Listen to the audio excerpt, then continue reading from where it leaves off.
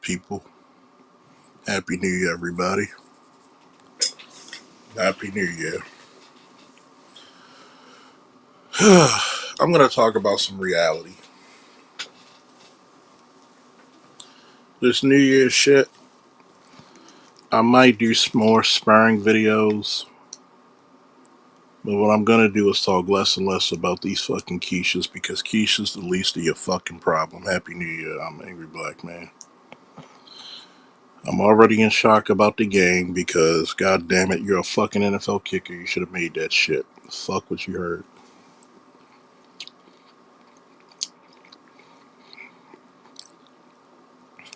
But I'm going to say this, especially in these YouTube streets, because 2026, I'm going to talk directly to the men.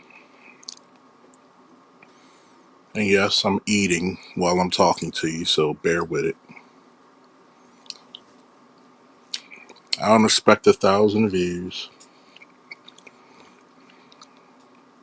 I don't expect a lot of people because, lo and behold, I might be changing platforms or including more platforms for my shit.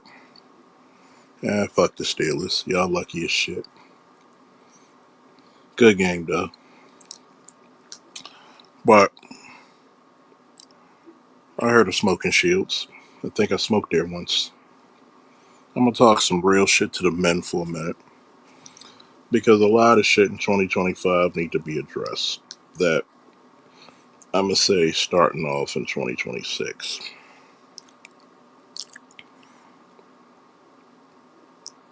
Shout out to the real men, because real men are going to feel what the fuck I say. See, in the last 40, maybe even 50 years, but definitely the last 30 to 40, a lot of motherfuckers talk tough Tony. You know? What's up, Snowman? A lot of motherfuckers talk this tough Tony shit. You know, last year, a lot of people brought my name in the shit that I didn't have anything to do with it. Because they're trying to get with BGS or anybody I associate with. You get a big enough channel, or you look at things from a different angle than other people, people are going to hate on you for it, especially black men. You know why? Because a lot of black men are bitch made. Let's just face it.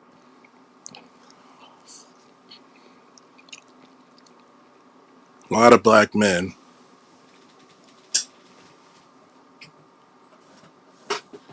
we don't choke. It's the fact that,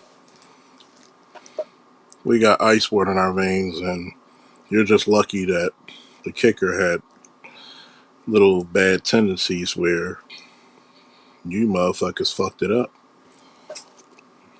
But I'm gonna talk some real shit.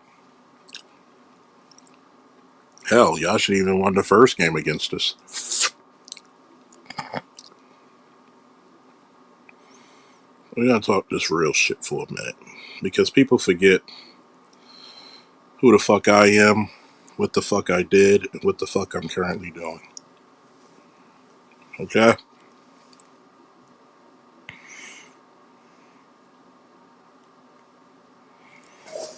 Number one, I'm gonna put this out for a lot of people.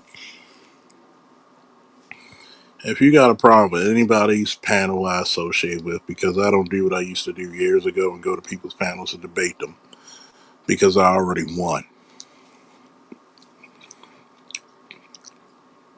99% of people in this space are no consequence to me intellectually,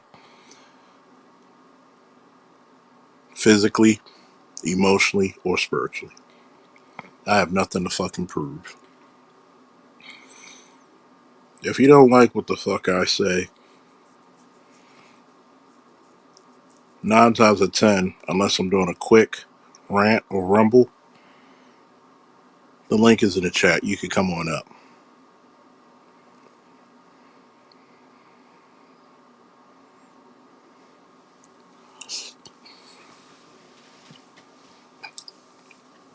I have to say this because the internet has made brave men out of cowards. I'm going to put this out there, and there might be some feelings hurt, but real men are not going to be assaulted. Real men are going to confirm what the fuck I'm saying. A lot of motherfuckers never been in a fight or a physical altercation in their life because you've been bitch made. You've been raised by your goddamn mothers. See, my father is a third-degree black belt in Shunryu karate, which is a very hard style of karate. He got his black belt from Riley Hawkins, Baltimore legend. If you ever see a picture with Bruce Lee in between a black man, a short, stubby black man, that's Riley Hawkins. So my father met Bruce Lee and Chuck Norris. My father got a second and third degree belt in Okinawa, the origin of karate. Vietnam vet, okay? Indian part of Vietnam, but guess what? Ask any Vietnam vet, there was never a good time of Vietnam. My mother was in a street gang. My mother's 5 feet tall. She was born until she got them surgically corrected with disformed thumbs. So she had to deal with a lot of teasing and hazing from people. And at 5 feet tall, my mother used to be known for putting motherfuckers to fuck to sleep. If she hit you more than 3 times, you're blessed. Most of the time, she would put your ass to sleep. She was in a street gang when street gangs didn't do this whole we gonna go get guns shit. You got your gang, you got your people, we're gonna rumble in the middle of the fucking street. Matter of fact, how tough my mother was, she did armed security with a 357 Magnum on her hip when she was pregnant with me. And the only reason she stopped because she started showing. My grandfather, who's a Korean War vet, was a boxer. My nephew has done jiu-jitsu. I taught him wrestling, taught him a little bit of boxing, went to other trainers, and even did submission wrestling. My son, I taught him how to wrestle, taught him a little bit of boxing, and went to other trainers. My son has no fear of anybody in a fair fight and will put your ass out cold. He's actually put people in the hospital.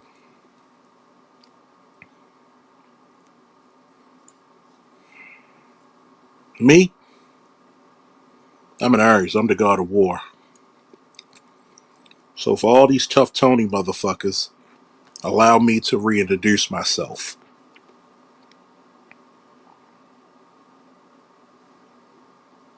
I won more championships in wrestling than tryouts you probably did in sports.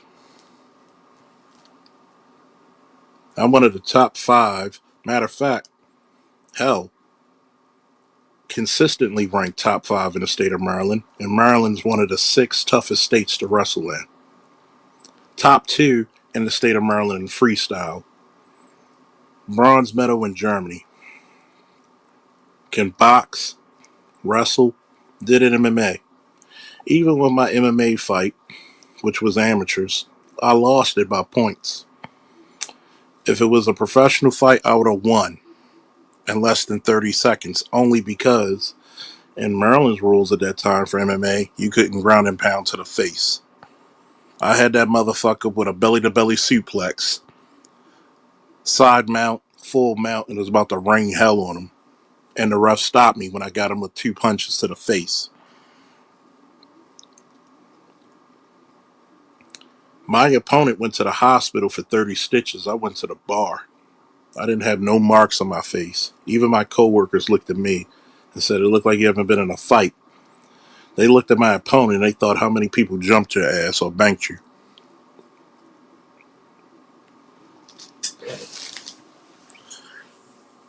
Let me get this more. I'm a war vet with over 354 documented successful missions in convoy security, reconnaissance, direct action, which means engaging the enemy in battle, both building and house raids, humanitarian missions, and taking down enemies who try to take out U.S. troops or interests. Fast forward to my time in the Baltimore Police Department. For those who think you're tough, go ask any officer who's been in the department since '07. Go to the Northern District with any officer who's been there since 2015 or 2007 and ask if they know a guy named Faulkner. And ask if this guy was bitch made. And they will tell you, I'd rather have that motherfucker by himself than 10 bitch made motherfuckers in a dark alley facing 100 people. See, there were times I was the motherfucker called when police officers asked for 911. I'm the guy's called when you got 6'6", 330-pound officers and a SWAT officer being attacked by a goddamn junkie, and I get on the scene. I fucking take the motherfucker down, put him in an arm lock, and tell him, you move, I break.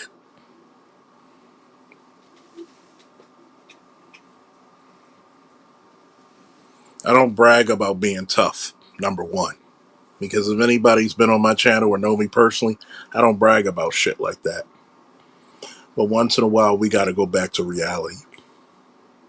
Once in a while, we got to sit down and have summit at Mount Zion before we meet the Almighty.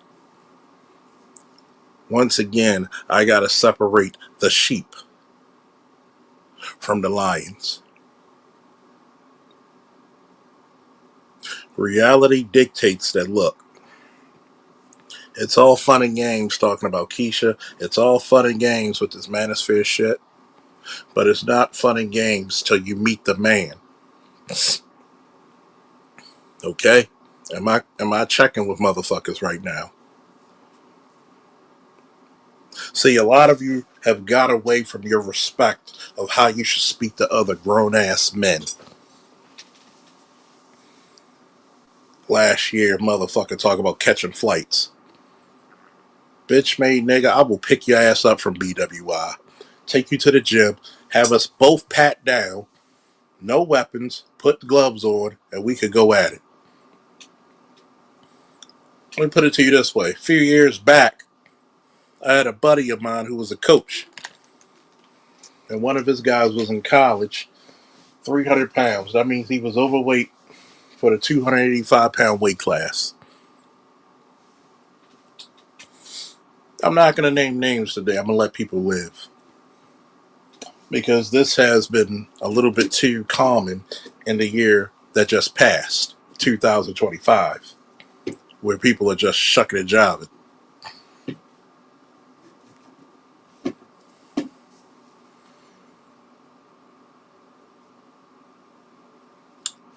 Me and that guy wrestled for 2 straight hours, to the point we both lost 10 pounds apiece. And we got him down below the 285 limit. And I'm holding my own against this guy. He went back to college and he became second in the nation. How many men can say that when they're not even in wrestling competition shape? I was gassed. My lungs weren't capable at that point. Won't even lie to you. But I held my own. He couldn't just pick me up and throw me around the room. I worked his ass the best way I could. Even he said, good God, if you were in shape, I couldn't take you. How many men can say that? And at that time, I was approaching 40. Even my son who boxes now,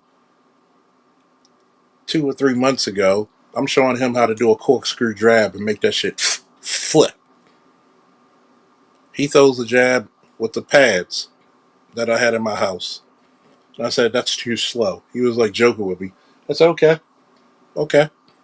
Here, you get the pads.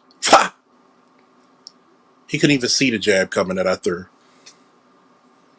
I said, okay, I'm going to give you 3 jabs and a right. That damn pad flew across the fucking floor, flew across the room, hit the wall. I don't need any validation from any man. Damn sure don't need validation of a masculinity from a woman.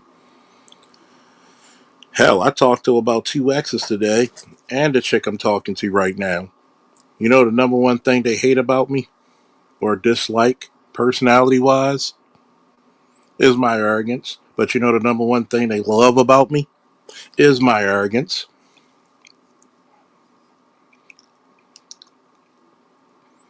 But I'm a man of peace before I'm a man of war.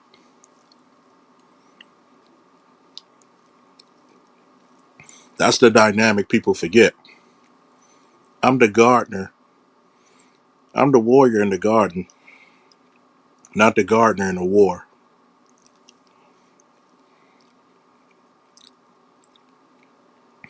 I'm writing fictional stories loosely based on my life, space flaring expeditions. You're going to love it. Hit me up on Facebook Messenger if you want a snippet of some of the shit I wrote. You see the Facebook in there, Charles L. Faulkner Jr. So you want a snippet of what I wrote? Give me your best critique because I'm not afraid of people challenging my thoughts. Because one thing men used to do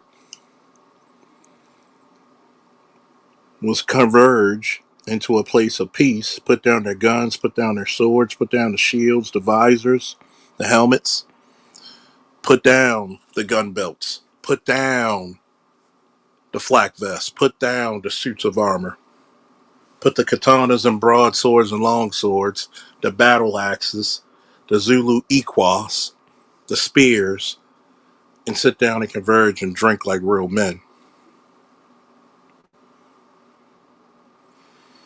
And converge. Why do you think we have so many styles of fighting? Because there's so many different philosophies. Why do you think Frenchmen who went to Asia developed savate? Because they had to learn how to do this kickboxing like style and had to learn balance on rocking ships.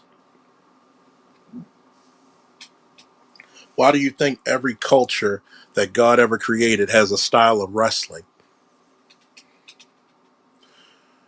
Why do you think the southern style of kung fu and the northern style of kung fu are different?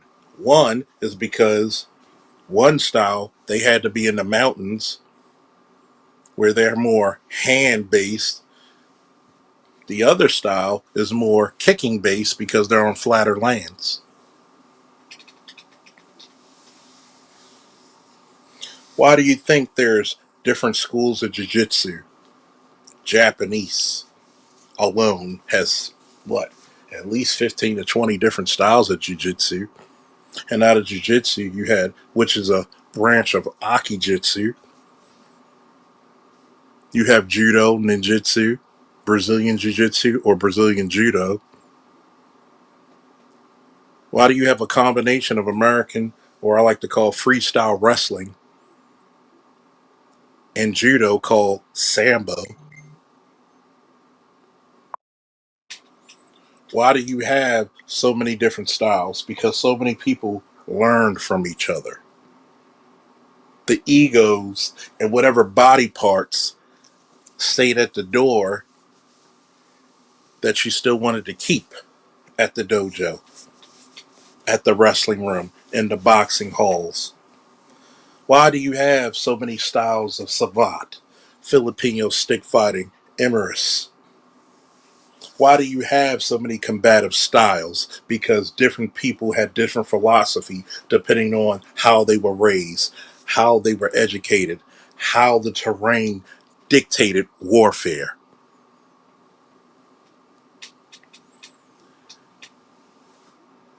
But we got to go once again. There are too many mice. You're not even elevated to the level of sheep, but too many mice have the audacity to talk about how lions lay their head in this mighty savannah. Literally, in an area that's dedicated of killing you, but you thrive in it. Give me a woo if you feeling what the fuck I'm saying.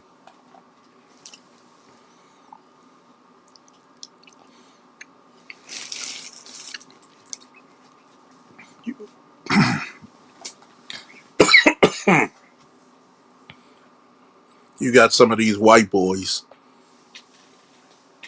who look like they live in their parents' basement coming over to manosphere shit,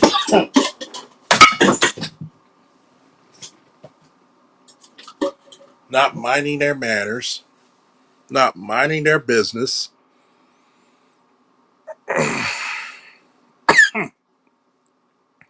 trying to troll, which they do poorly, by the way. But they wouldn't crush a grape if they were right in front of you.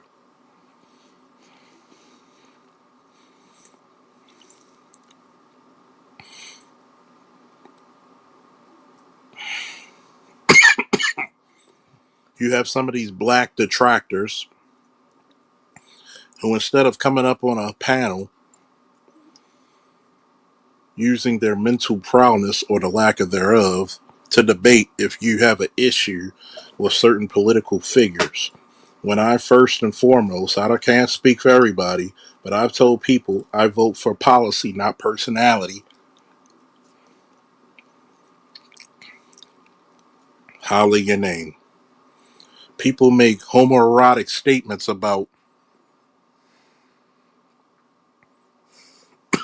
hey, one thing I respect about Tate, at least he got in the ring.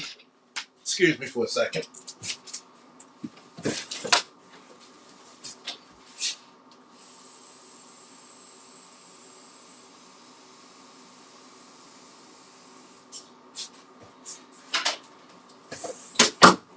I got more respect for Jake Paul taking that fight and getting knocked out and getting war wounds than most of these motherfuckers in the so-called manosphere streets who are pissed because you associate with people they don't agree with. That's man shit right there. I either come in my shield, I either hold my shield high in victory, or I'll die on that bitch.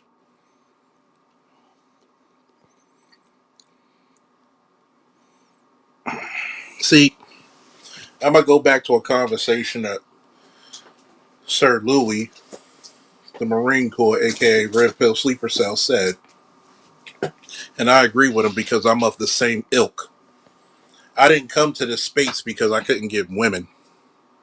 I came to this space because I had a similar ideology before I got here. See, I could call two or three of my exes and have philosophical conversations with them all the time. Happy, sad, or in between. I could be in the goddamn sublime or melancholy with these motherfuckers.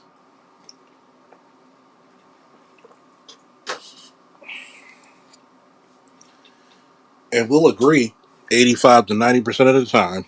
But I'm never somebody's enemy because of 10% we don't agree on. Hmm, that's man shit. How do females have more testicular fortitude than some of these niggas who claim they're presidents of the spear?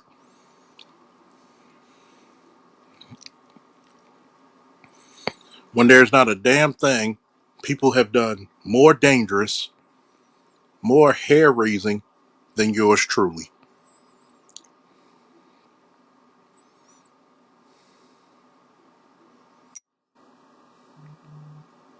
Let's get this shit straight. Some of my best friends this year is what, 2026? Friends for 30 years. 30 fucking years. Will disagree with me. But we're still friends. And even when they disagree with me, at some point, days, weeks, months, years later, they agree with me. Even if that agreement's come to a 90%, they get my points and I get theirs.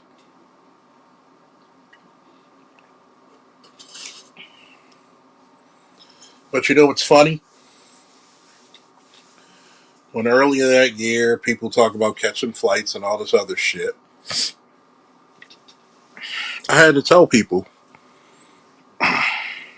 my son's 18 now. Let's say my son was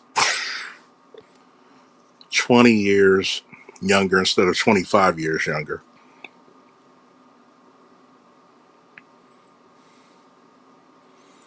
I'm old enough to be a grandparent. I have ex girlfriends who are grandparents, and they're younger than me. Some of my ex girlfriends were grandparents at 35, 36, 37. Some 40. You think that I give a fuck about other men who never even raised children? Which is one of the most difficult things you can do as a man. One of the most manly things you could do is pass down your information to the next generation.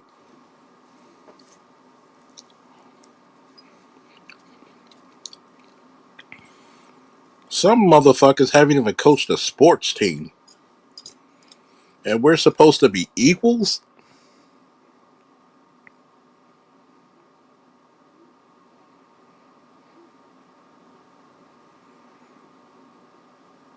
We're supposed to be equals, but yet there's a new respect from me from some of my friends who have younger children and said, Charles, I'm married.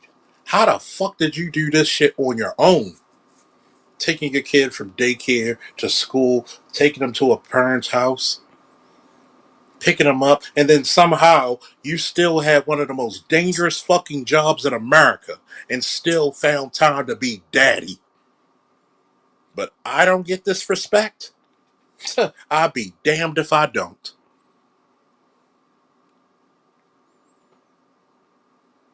I am the closest goddamn thing to a fucking superhero in this space that you'll ever see.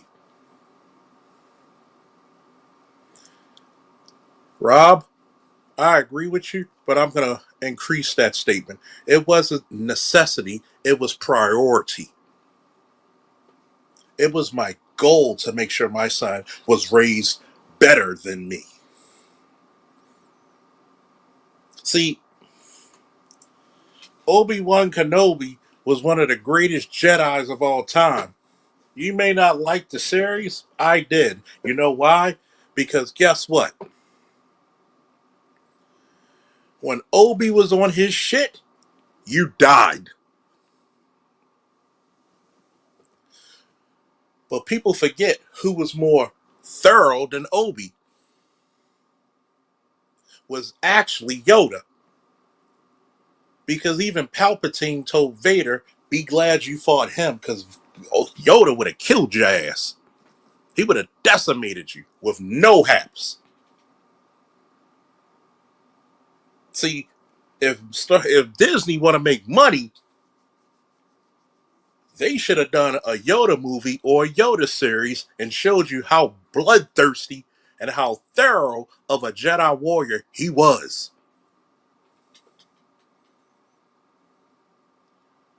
Shout out to my story because I'm telling the story with a little bit of influence from my real life experiences on why you create the man. It's because of the influences he have. See, a lot of motherfuckers come to this space never knowing the love of a good woman, whether if you both make it together or not. A lot of motherfuckers come to this space not knowing the love of good friends and family, regardless on how if you made it together or not. Because the goal was to make each other better. Diamonds cut diamonds, steel sharpens steel. But we forgot that because we lack our essence within masculinity.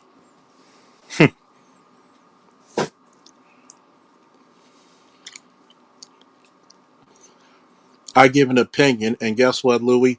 I'm going to give you credit as well because guess what? If my boys who are still in the military gave you credit, my brother, I'm giving you fucking credit. You deserve it. We showed you how many men, how many minorities, and how many women hold the rank of the star of the general in these United States military. We told you months in advance what the military was planning on doing, was rewriting the Monroe Doctrine, which, if you don't know, Asia, you're stay the fuck out of North America and South American business because we run that shit.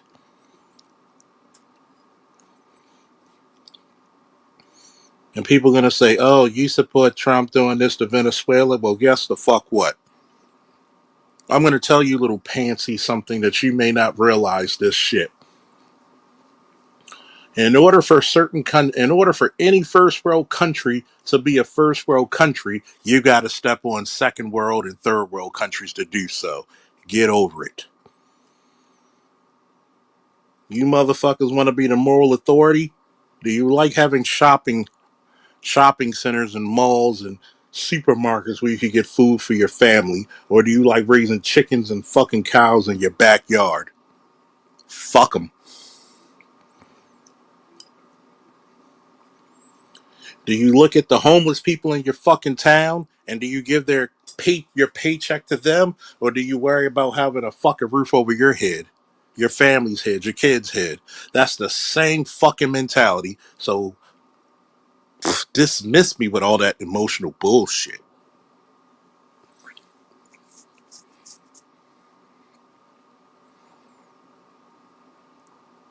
Lady, I'm talking to fought breast cancer. The fuck did you fight? Lesser motherfuckers trying to check me. Get the fuck out of here. I've dated women who fought way greater battles than you.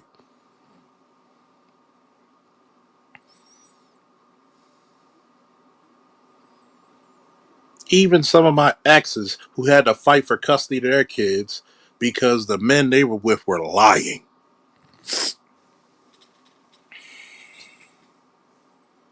They just didn't want to do their fair share and they lied because they had the audacity to listen to a wayward bitch instead of sitting down like a man and negotiating.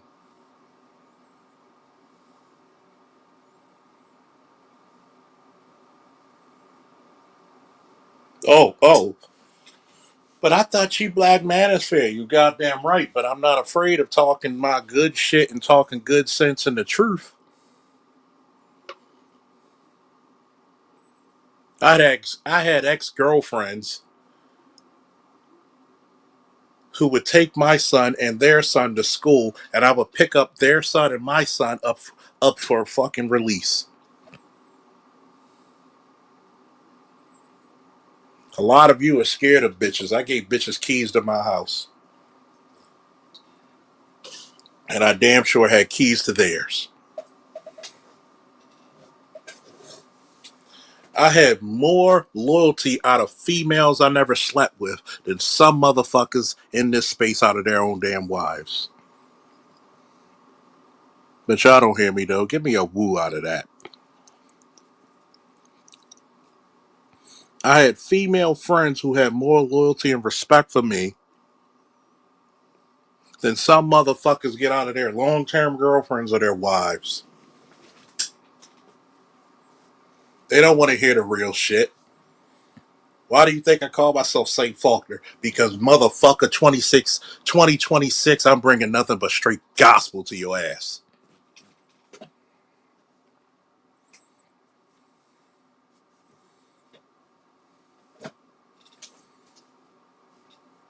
Yeah, I date black women. Yeah, I know what the fuck I'm dealing with, but at least I'm smart enough to know what the fuck I'm dealing with. You don't see me whining about the shit. I can talk to other men who've been through relationships and talk to younger men how to avoid. Get the woman that fucking fucks with you the most. Done, sealed, delivered. But at the same time, I'm not afraid to tell you, motherfucker, don't you ask for anything you can't produce yourself. I will never ask any woman, just like I've never asked any athlete to do anything I haven't done or still not willing to do. For example, I can't ask a recruit to go through basic training or the police academy if I never went. I'm not doing that shit again. But if I've done it, you better do it too.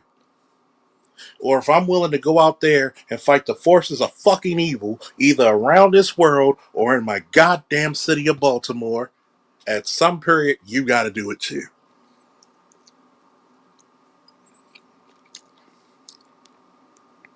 See, a lot of you motherfuckers are afraid to get your little hearts broken. And I think that's what's wrong with some niggas.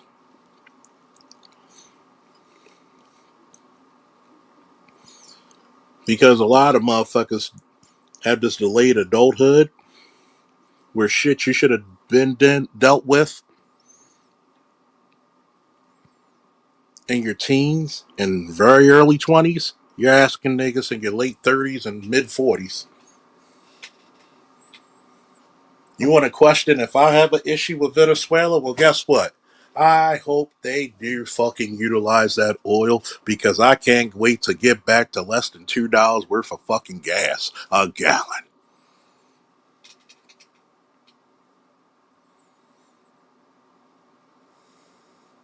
Oh, you motherfuckers like OPEC?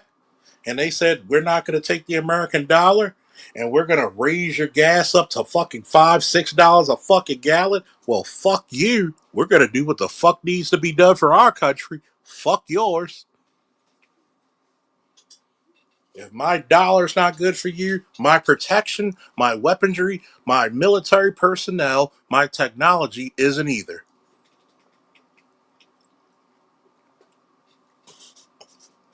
I hope like hell we utilize that gas. Hell, we might even make Venezuela even better than what the fuck they were doing with it.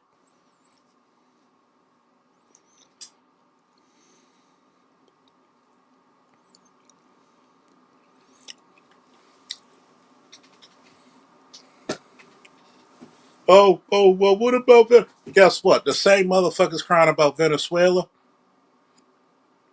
You didn't say shit about Ukraine when we gave them trillions of dollars, billions in weaponry, and they were kidnapping motherfuckers off the street. Thank you, TikTok.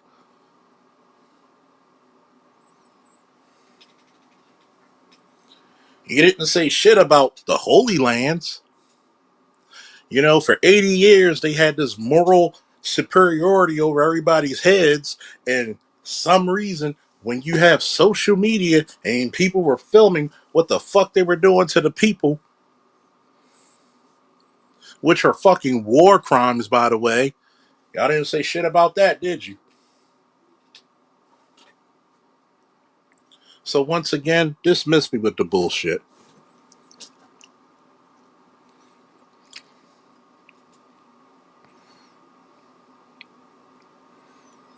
You're right, Rob.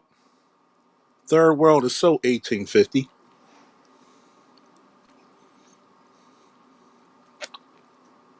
I like my Wi Fi. I like my not having roaming blackouts.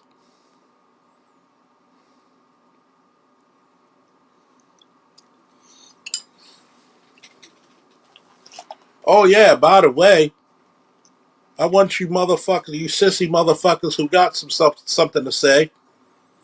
When you spent $4 trillion on fucking immigrants getting better benefits than your ass who was born here and had your ancestors died here.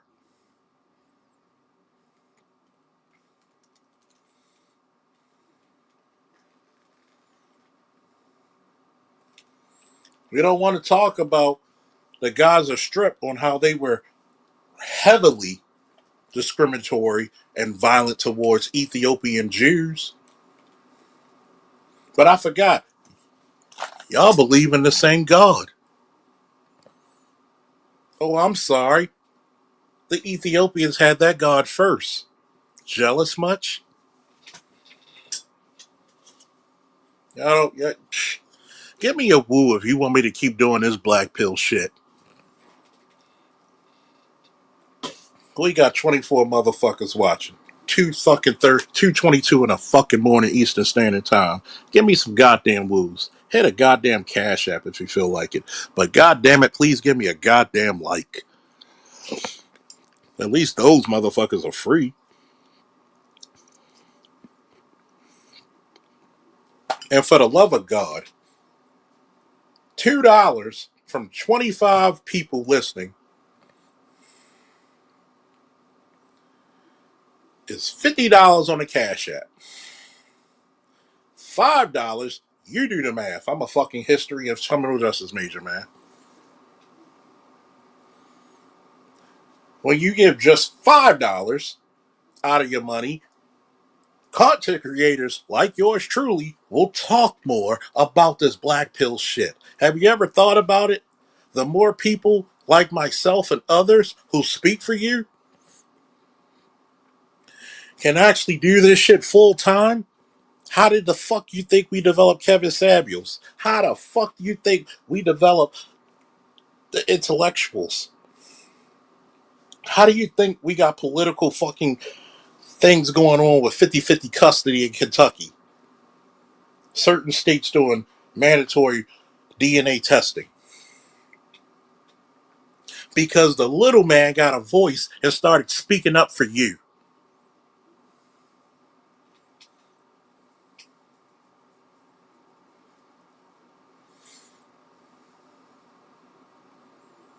See, historically, why Oprah, Ricky Lake, Sally Jesse Raphael, at least Donahue had the balls to bring Farrakhan on. Geraldo had the balls to do it. Y'all remember? Y'all remember young Farrakhan? Was young Farrakhan a coward or was he fearless? I'll let you answer that in the chat.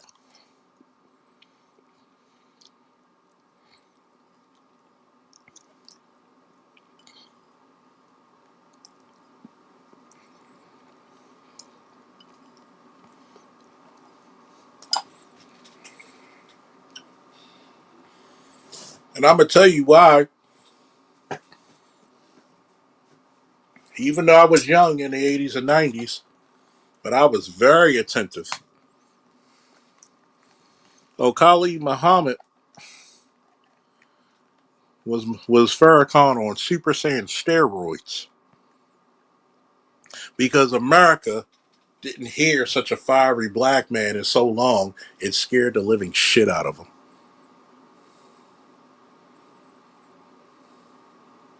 Because so many black men tuck their dicks underneath their fucking legs to the anus and tape them there to make everybody, especially their women, feel comfortable. Because it's so funny in 2026, I hear so many females, especially my exes, saying, I want the man that God will bless me with. But I said, what do you bless him with? Are you going to be able to bear him children?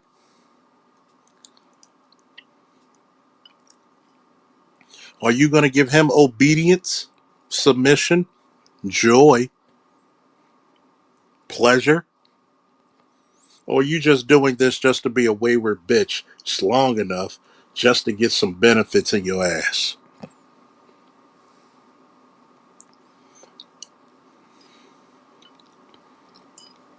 Even if he got compromised, That young motherfucker was something else, wasn't he?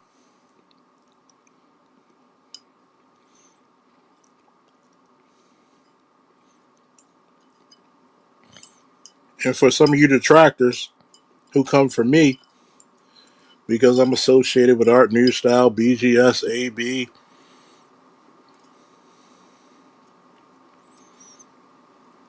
Dr. T, Dr. Dunbar, Dr. Neil.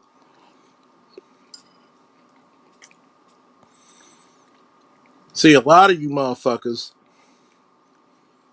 are mad at BGS because other people gave him the title of Master Teacher. Why aren't you replacing him when he retires? Ooh, ooh, ooh. Why don't you position yourself to take over when he retires from this shit? Because one, you're too scared and too lazy to do the work, to do the research, to carry on the battle.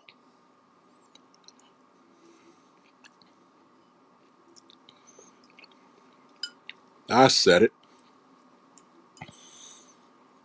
2026, fellas and ladies, don't be afraid to make enemies. You got enemies? Good. That meant you stood for something.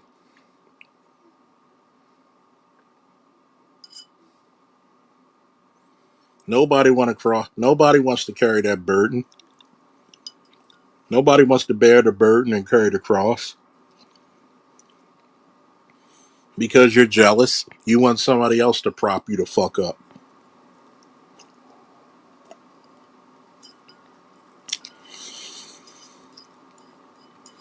People forget very quickly. I was not originally a content creator.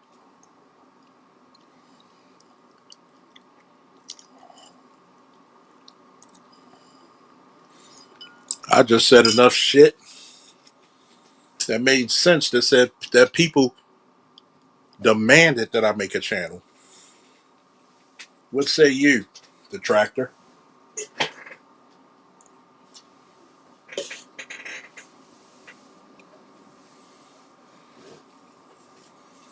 People forget because of recency bias when Cynthia G and all these other motherfuckers came around. Motherfuckers tucked their dicks between their asshole and connected it like a fucking Lego set. I just asked her, what's the opposite of a beta male coon? And she tucked tail, couldn't answer, and tucked tail and ran.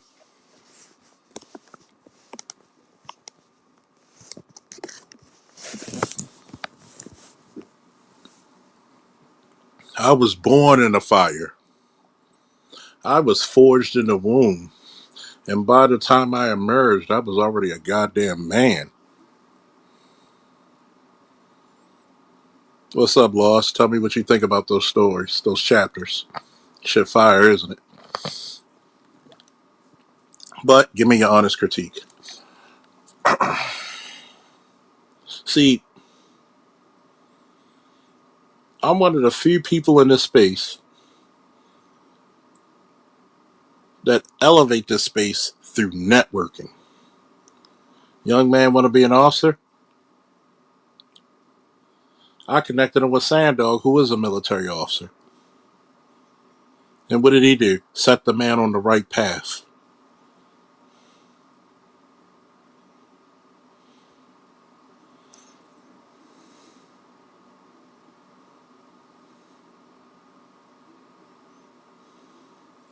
See, I'm one of the few motherfuckers that told black men, get your body right, get your cholesterol checked, your testosterone checked, your prostate checked, your blood pressure checked, your sugar.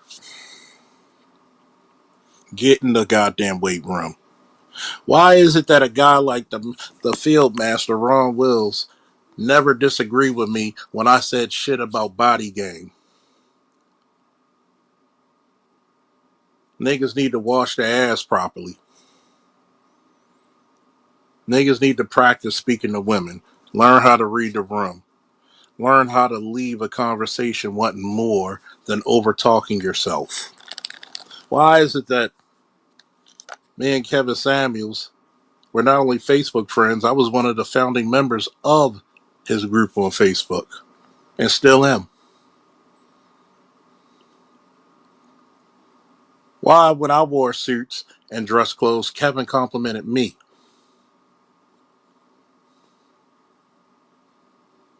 Why, when I go on other people's programs, live streams, and podcasts, why am I never lost in the sauce? Why is it that I can go on one of the PhD's channels and they're interviewing me? How come the PhDs never interviewed you? Because maybe you didn't have anything intellectually sound to fucking say. Maybe because you were never beneficial to your people in the first place. How about them apples?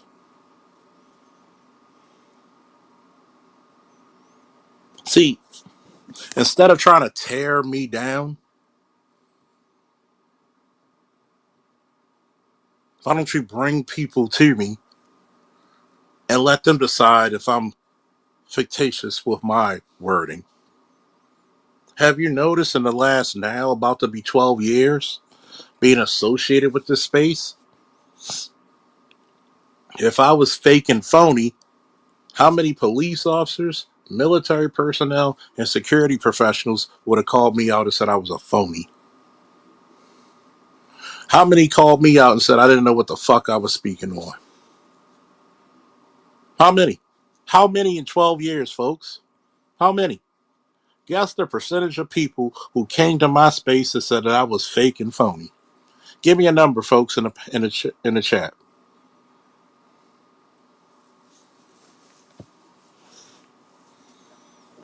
How many law enforcement officers said that I didn't know what the fuck I was talking? I have no experience. I have no idea or concept of what the hell I speak on.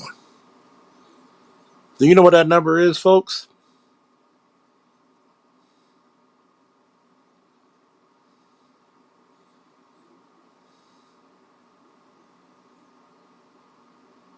The number is 0.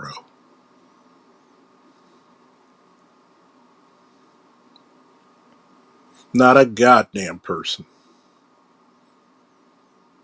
I had motherfuckers literally try to debate me when a fucking 250-pound female who was 16 years old tried to stab another female and the cop shot her. Unfortunately, or fortunately, depending on how you look at the situation, neutralized the threat to that other female, and I said, "Good job, he's a hero." No, but she's a little girl. No, you're not a little girl if you're trying to stab people. You're a threat. Not at 16 and 250 pounds, you're not. And then you had the audacity to call the police? Are you fucking stupid?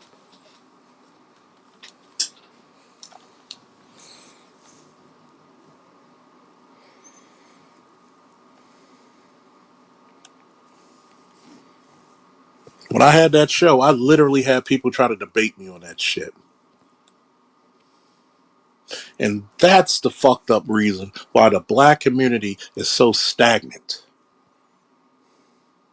You're right, LAPD squad. You're right. But yet, I don't hear anybody speaking up against chicks twerking in a restaurant. I don't even hear dudes speaking up against drug dealers on their fucking block.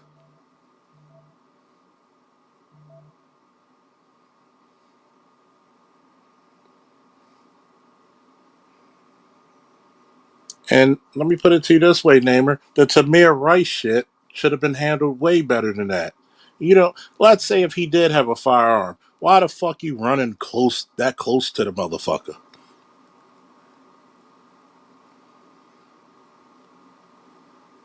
You could have got on your loudspeaker in your vehicle because it's a modern fucking police vehicle several yards away and spoke the guy down and told him, get on the ground right now.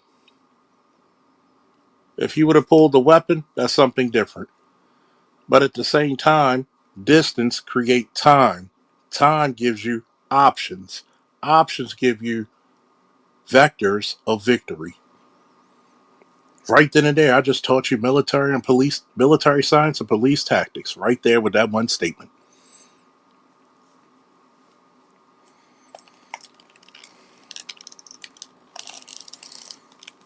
So you're telling me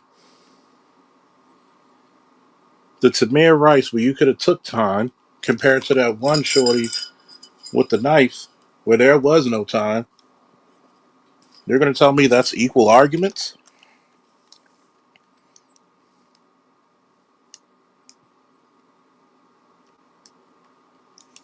People you used to respect, I used to respect in the space, I just find out very quickly. Despite all your rage, you're just still nothing but a rat in a cage.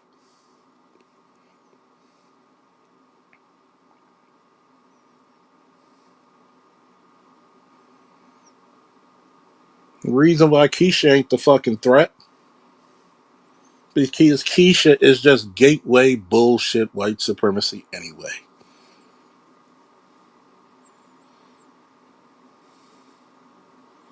It's easy to avoid Keisha. Don't date him, don't marry him, don't procreate with him.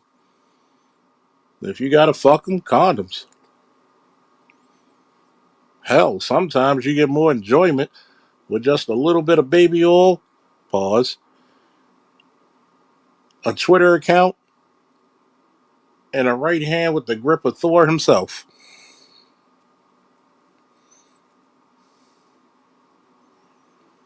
Oh, well, why does Pookie get to fuck all the bitches? Look who the fuck Pookie usually fucks. Pookie ain't fucking really the bad bitches of the neighborhood. The bad bitches of the neighborhood are fucking the drug dealers or the fucking professional men. Let's tell the fucking truth and shame the devil. Pookie's fucking the chicks you wouldn't even want to look at. Pookie's fucking the baby mama with 5 kids, 3 to 4 baby daddies, 300 pounds of iniquity.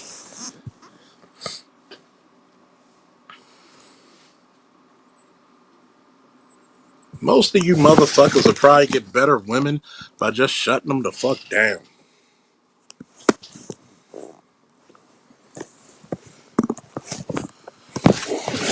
See, the problem of it is that a lot of you motherfuckers don't even know what a good woman is because you've been digging in the dirt for so goddamn long. Yes, I will agree with you. They're few and far between, but goddamn, they're a lot better than what the fuck you've been dealing with in the first place. Bet y'all don't hear me though. Give me a woo if you're still there. Audience participation.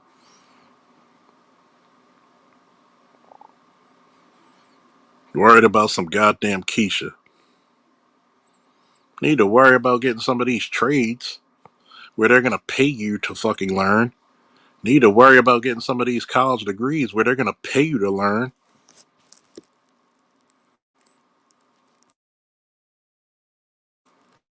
Well, let me get that cash app. Thank you, bro. Thank you.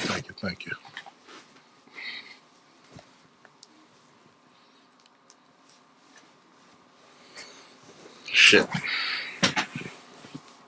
Forgot to charge up my goddamn phone. That's probably why I ain't get no calls. It's probably good because after that game, I ain't want nobody to speak to me. Ugh. Fire the kicker. Well, anyway, nah, I ain't gonna fuck it. He's a rookie. He ain't used to the big time shit. Shout out to Lamar Jackson because that fourth quarter, that motherfucker had ice in his veins, and it's a goddamn shame that Isaiah Likely make that clutch ass catch and we can't repay him. Bullshit.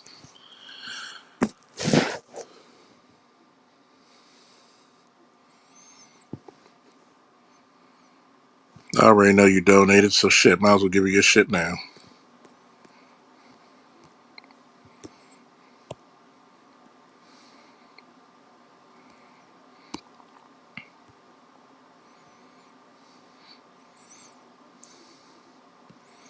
Thank you for the support, Angry Black Man. Thank you. Let's go. Woo!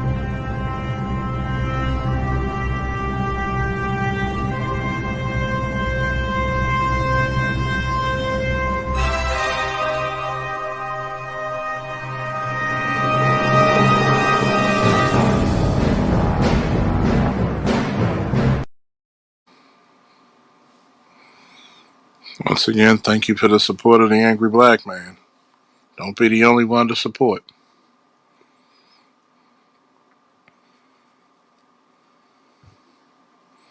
Have you noticed that very few channels talk about the good women that you need? If that woman's not doing right by you, if that woman's taking care of you, taking care of the house, taking care of the kids, leave it alone, shut the fuck up. My godson says that his wife's going to the Air Force. Hey, if she's doing right by him, I ain't got no complaints. You got a good woman. You did what you need to do. Just make sure if she's doing what she's supposed to do, make sure you keeping up. Make sure you got your shit in order. But a lot of motherfuckers want to praise whores.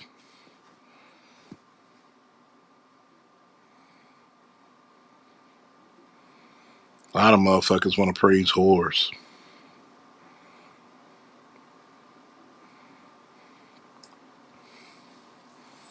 See, that's the problem. Worrying about a bunch of goddamn Keishas and shit. Fuck a Keisha. I said it, fuck a Keisha.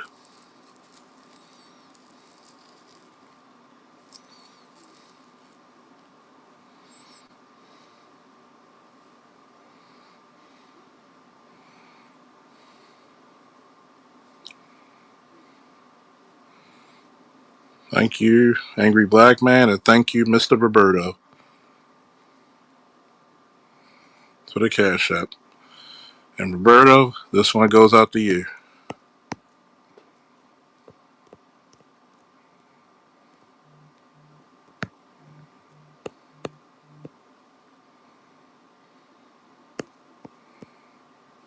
By the power of Grayskull.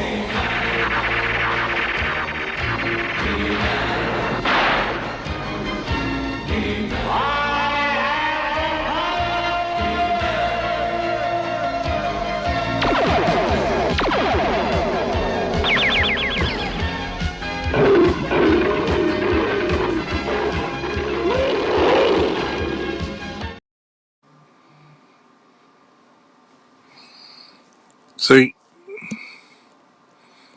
a lot of motherfuckers don't even know what the hell real thought and real men are about. But you know what's shameful about that?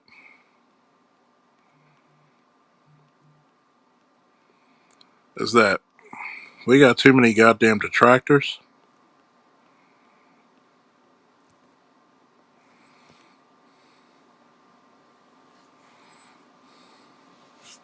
that don't want to see the world, don't want to make it better.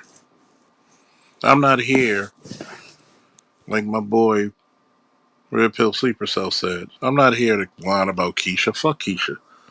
Nigga, some of you niggas can't afford a Keisha. You need to worry about survival of your own goddamn self coming this year. You heard what BGS said about silver? If silver's kind of hard to come by, how many of your electronics run on that shit? China hoarding their shit. Mexico's hoarding their shit. And you really worried about some goddamn Keisha?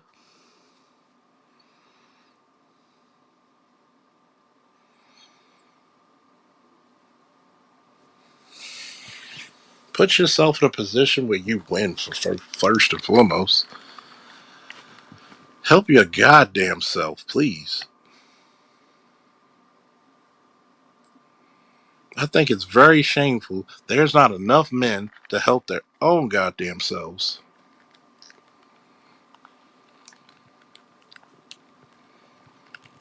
We're out here giving you all this information. Get your firearms training up. Get a deep freezer and start getting fucking meats. Get your canned goods together. Learn how to get those mason jars where you can store shit.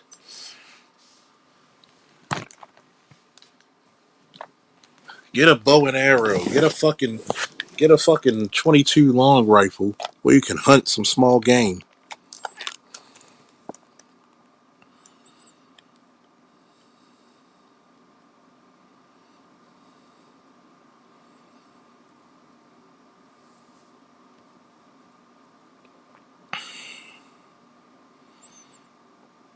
Get some shit together, man.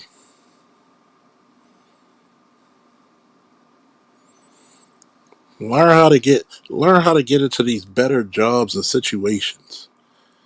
Because black men have an opportunity in 2026 to take over a lot of these high paying 80, 75 to 8 to 106 to these 75 to 6 figure jobs. And you worrying about bringing a chick together, a chick along where you're going to be splitting your fucking money.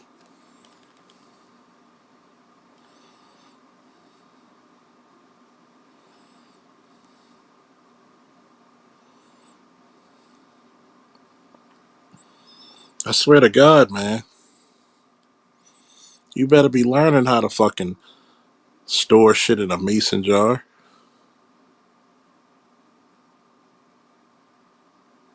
You better be learning how to go into the forest and hunt small game. And none of you niggas buying dogs. Number one, you need a cat to keep all the pests out of your house. Number two, if you're going to get a dog that can actually work. A dog that can actually protect. A dog that you can take somewhere and it can protect your family. A dog that can protect your goddamn house. We ain't doing that cute dog shit anymore because they're useless. People say, why are you a cat person? Do you see any mice in the house? No. Thank you. Why do you have a fucking dog that's smaller than my cat? That's useless. You're right, Namer. Drop the dead weight. We're not just talking about visceral fact, but we're talking about people that hold you back. That's bars.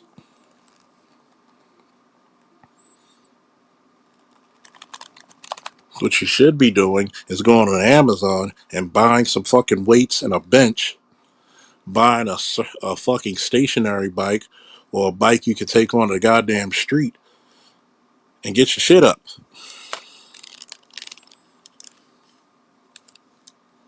But no, no.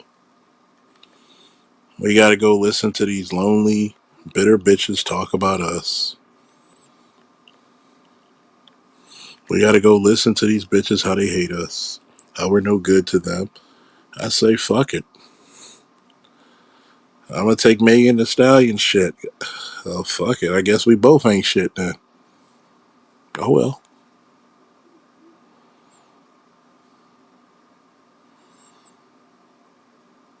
Learn how to put a book bag on your fucking back and walk 5 blocks. Walk 10 blocks. Live like you're in The Walking Dead for a week.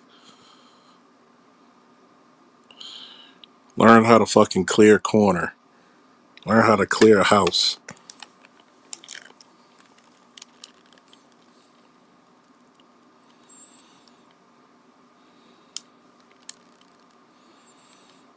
Make sure you and your buddies know how to fucking shoot a rifle or a shotgun and a pistol, which are the 3 fucking guns I always tell motherfuckers to have. Do a push up, do a pull up, get some resistance bands, do some stretches, some yoga. My friend is doing 2 mile walks, and she's 3 months from her last breast cancer surgery. So what the fuck is your excuse?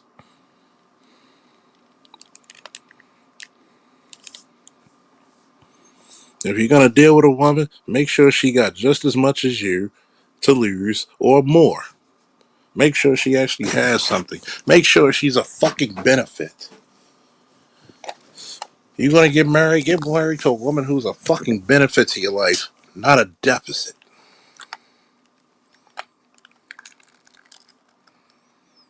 Like I said, Namer, you're right. We can't have no cute dogs guarding the fucking house. We need monsters. You're gonna get a fucking dog, get a fucking monster. Even if the bitch is soft, just by looks alone, nobody tried it. Learn how to swim if you haven't swam.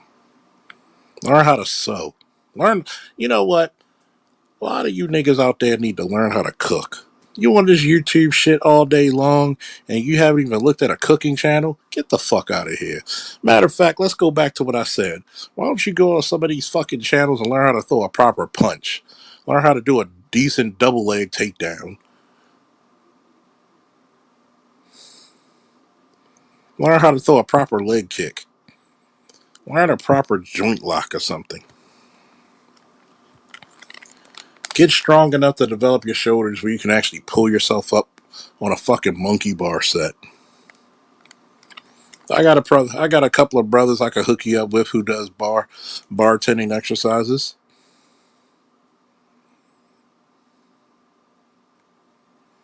You know, it's funny. A lot of you motherfuckers get mad with Hegseth, but I noticed the people who get mad with who mad about my shit with Hegseth, never did any physical fucking fitness in their life.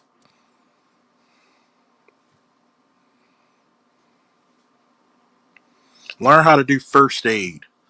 A lot of you motherfuckers in your 30s and 40s need to go fucking join the Boy Scouts and learn something other than being a grown ass man who doesn't know anything but to be underneath his mama's skirt. A Connie Corso is the ultimate fucking guard dog, by the way. And if I could get a dog, I'll get a Connie Corso.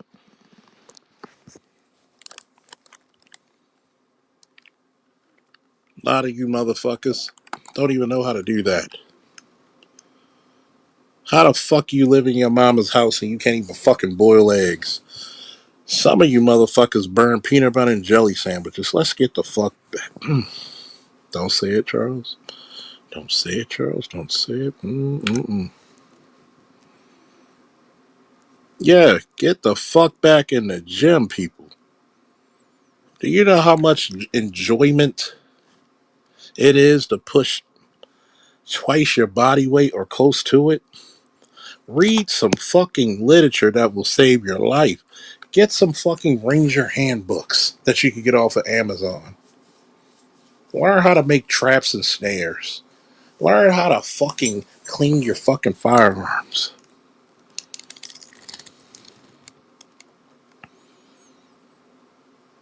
Learn how to fish. If you don't know how to fish, get you a country girl who can teach you how to do it. See, that's the problem with a lot of niggas. If you're going to get a chick, at least get a chick that could teach you something. Well, I'm saying too much because I'm Black Manosphere. I'm sorry. I'm sorry. I'm saying too much right now.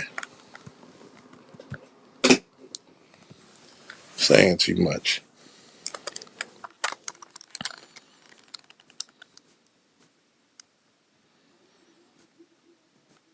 You're right, LEPDs. Play some goddamn chess. Matter of fact, some of you need to start a fucking Connect 4 and elevate the checkers. Then go to chess. And when you have a certain mastery of chess, go play Risk. Get download on your little tablets and your computer the game of Risk. Or at least a Risk-like game like Worlds at War, where it takes you 24 to 48 hours to beat, if you could do it in that time, and learn how to give up something to gain the world.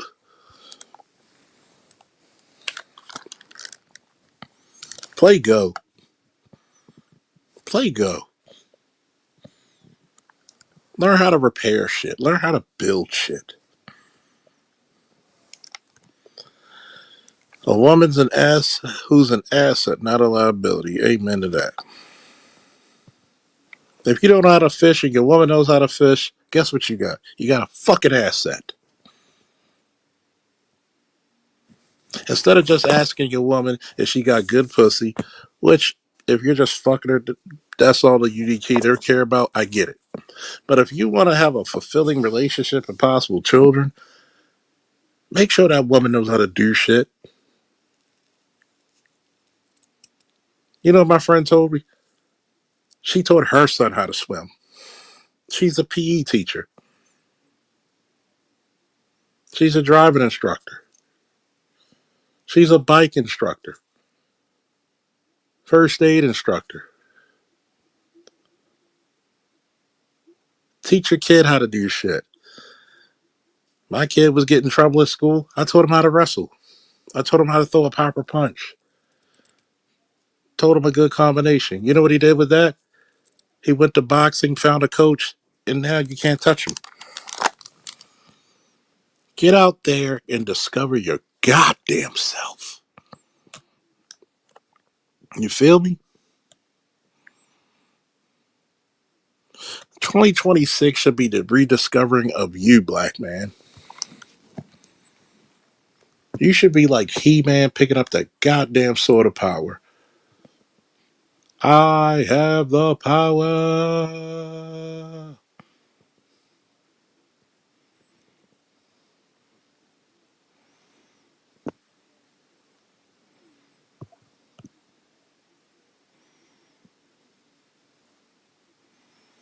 That's what the fuck it should be about.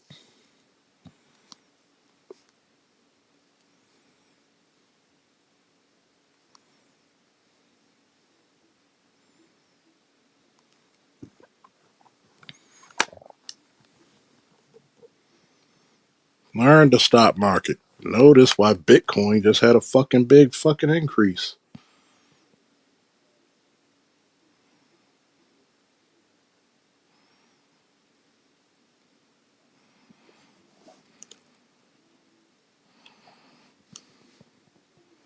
Learn how to be a man again and be proud of it. It's a damn shame I know 21 and 22-year-olds who drive a car and don't know how to change the tire because they're single mother raised.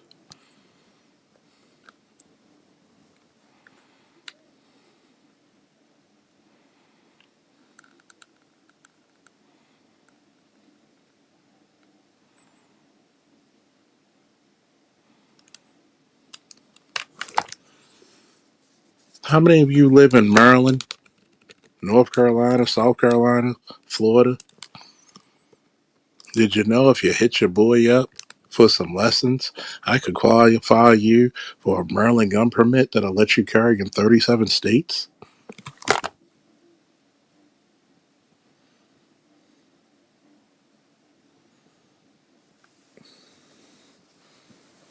But y'all don't hear me, though. Y'all don't hear me. Hold on.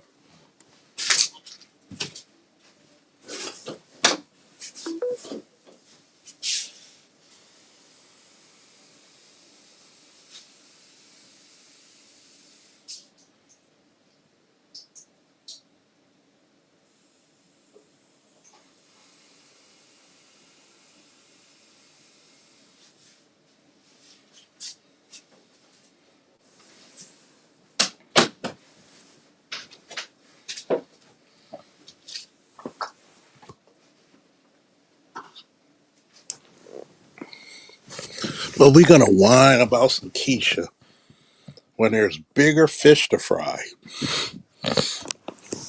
And that's if you can catch the motherfuckers.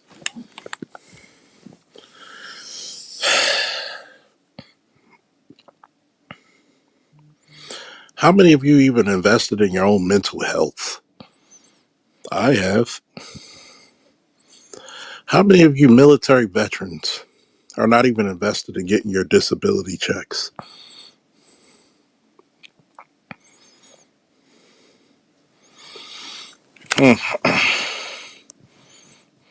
Let me know. You got my number.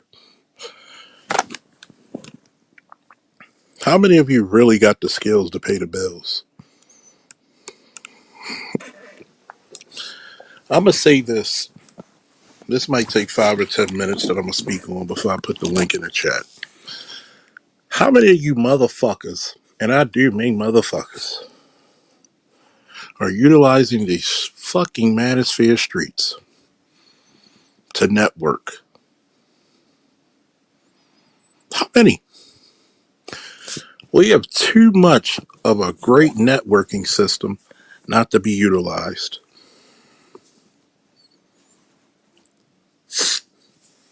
Too much of a great networking system not to be utilized. The women do it. See, a lot of you are not taking the positive traits from black women and using it as your own. Oh my God, what does he mean? We got to be more like the women? In some ways, yes. Have you noticed how black women always got a friend in HR? At least they used to, because, them bitches are losing their jobs left and right. But you know how they're using their friends to get jobs? Using their friends to get Section 8 and all these benefits they got? Why haven't you taken the same philosophy for black men in this space and done the same for yourself? Give me a woo if you feel that. Give me a woo. That's the reason why this show is called Let's Talk About Reality. How many of you brothers out there are realistically using this space to network? Shout out to Obsidian and the Conclave. Shout out to Angry Man and his book. Even Grinch with his book. Dr. T with his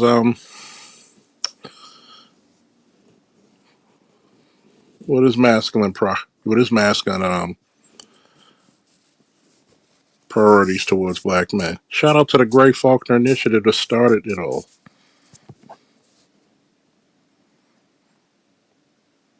And we're not going to utilize this shit? You're fucking crazy. We're not going to utilize this beautiful gift we call the Black Manosphere to become better men? You're fucking crazy. If women had the black fucking woman spear, they would utilize this shit down to the minuscule fucking molecule. You are fucking crazy. If you do not, in 2026,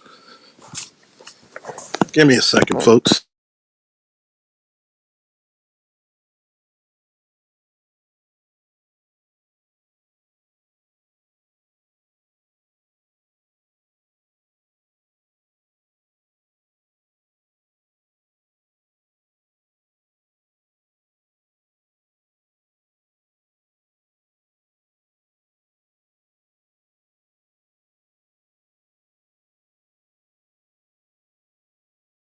The link is right here for anybody who want to come up.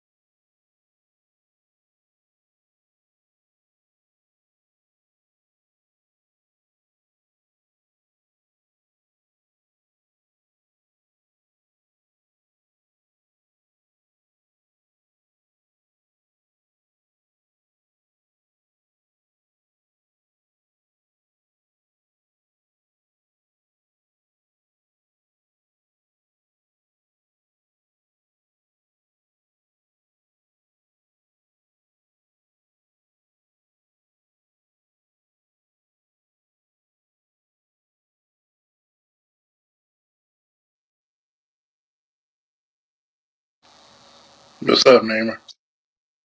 Ooh, yeah. Yo, Do you have speaking of dogs, any disagreement or agreement with what I was saying for the past hour and a half? I've had some agreements, but there are some things I would like kind of slightly disagree on certain things.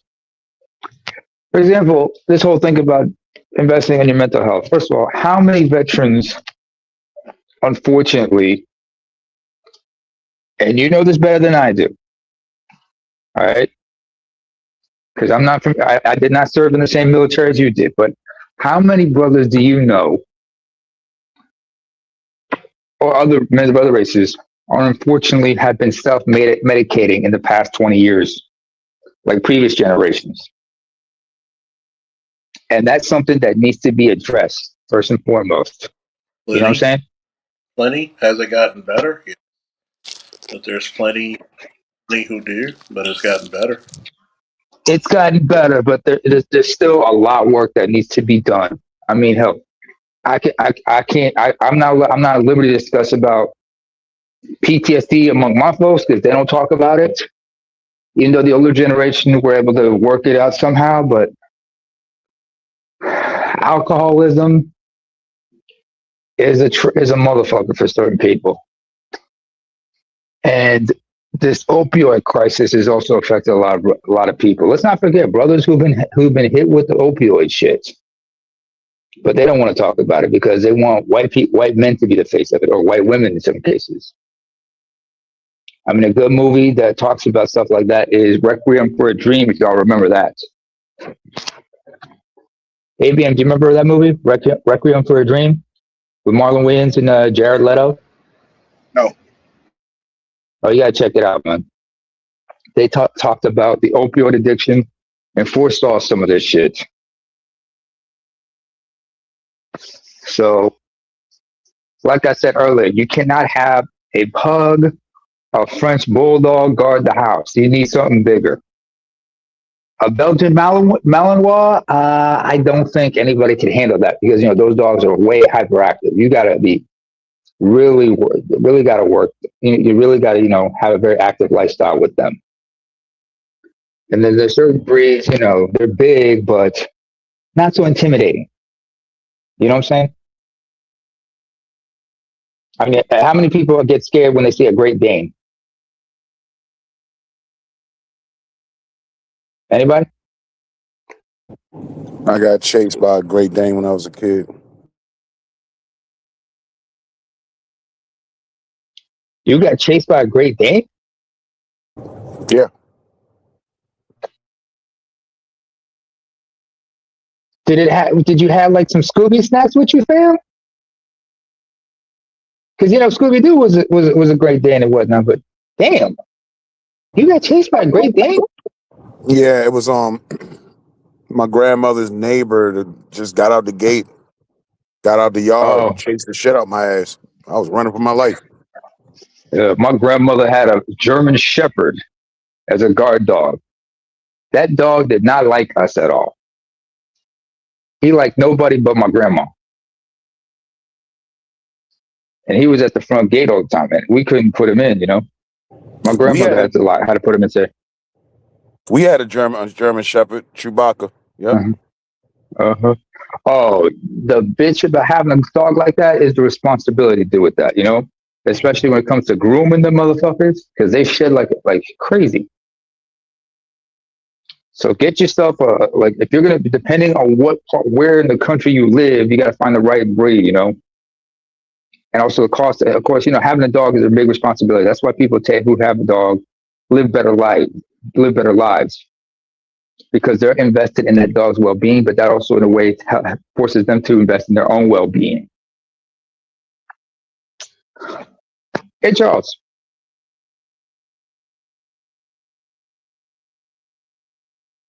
Charles? I just want to say I hate football. I don't blame you. It's always the time of year I hate football. I fucking hate it. Yes, I do. I hate kickers the most. But well, I always realize, I know everybody hates the kicker or the punter, but they're important in certain areas. Like Adam Vinatieri is the reason why Tom Brady has two of his first Super Bowl rings. You kicker and you put him within the balance of what NFL kicker. I think that's changed. Hey, by the way, Charles, since we're talking about people's health and well-being, I did not hear you once mention dental health and how important that is. Well, it's very, because some people don't understand things like gum disease, scurvy, gingivitis. How many people who are taking up martial arts classes have learned to invest in a good mouthpiece to protect their teeth? Well, you learn quickly. You learn quickly why. Mm-hmm. Oh, I had a chief. Hell, not just that. You got guys in combat from grappling artists who have to like wear protective mouthgear nowadays. Hell, I had a chief crack because of Mm-hmm. sports. So I know it's funny because when we talk about these subjects, and Mm-hmm. do you disagree with anything I spoke about the last half of an hour and a half? Mm. Not at all, nah, man. Because I'm gonna do a lot less Keisha talk, and I'm gonna do a lot jumping in niggas' asses this year. A lot more of that. That's why Keisha's the least problem. And like I told niggas, y'all mad about Venezuela? Y'all don't understand how capitalism works. Y'all don't How understand. many people understand petroleum science, first of all? Because not all oil is the same, it is of the same quality. You know what I'm saying? And not to mention the cost benefits into refining certain oil. That's the one thing people do not consider. Now, unfortunately, going back to the years of Chavez, when they nationalized the oil industry in Venezuela, it got stagnant. Because understand, in certain times, regimes will purposely stagnate an economy if it means they stay in power. Because priority one, stay in power. Priority two, manage the wealth in your best interest. So my question is, how big is the vacuum once you extract the leader?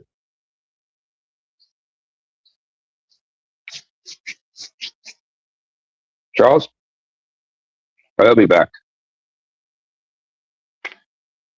ABM, you want to get down on this? What'd you say? My question was like, how big of a vacuum after they got Maduro is left? Dude, I don't know, because my wife asked me about this and I told her the truth. I said, look, I don't know nothing about Venezuela.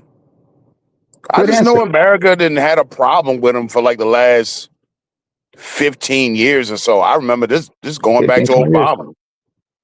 Yeah, 15, 20. No, you got to go back further. You got to go back further. You got to go back to like around 2000. This is 25 years in the making. It started with, Hugo Chavez was first elected president. And he talked about a Bolivar style of revolution. And I'm like, how does that work? All I know is dude started talking trash about America and then he turned up dead. It was like, oh yeah, by the way, he had a heart attack. I was just Died of like, cancer, supposedly. Yeah, died of supposedly cancer. yeah, something. He kept just calling it. died Yeah, suddenly. Like, I'm like, okay, that's this interesting. motherfucker, Hugo Chavez was. First of all, people forget Hugo Chavez before he was elected president, when he was still an army general, tried to pull off a coup that was unsuccessful. He did time for it. I don't want to hear about presidents getting being convicted of shit when you have presidents in other countries who did actual time. Oh, Charles Taylor did time in a U.S. prison before he became president of Liberia. Who remembers that shit? I do. Mm-hmm. I remember the story. He said they broke him out. He said he broke his ass out. I believe every word of it. He passed away, didn't he? Charles Taylor. Did he? Hang on, let me look it up. Let me check. I know he had to do his war crime shit, and Naomi Campbell had to go testify.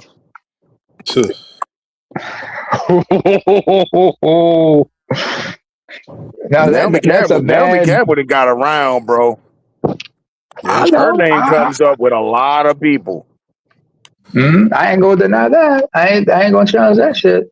I'm gonna tell you what. Fine ass. She's still fine. Yes, Lord. She's still fine. She's still fine. Just don't trust her with a cell phone or remote control. I'm gonna tell you one thing about it. You find me a pretty bitch, and I find you a bitch who's ready to testify on you. Well, all this colorism shit. Everybody want to talk colorism. Man, stop. Y'all bitches just ugly. Shit. You know, that's the part about it.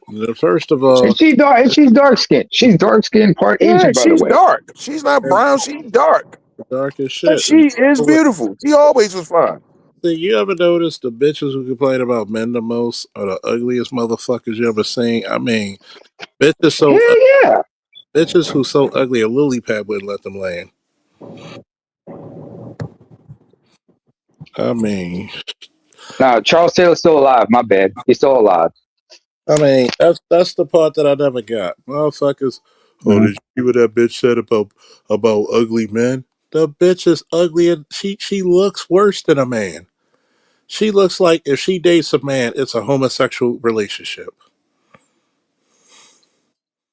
Or That's some what type of arrangement.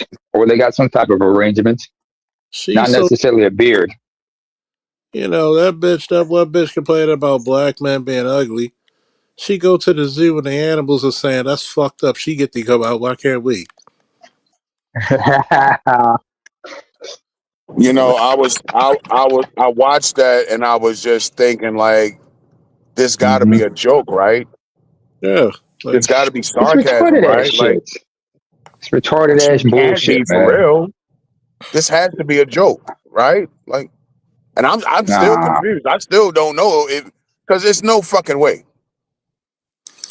I don't listen. I don't listen to women hmm who have nothing to say unless you can make me money, fuck me,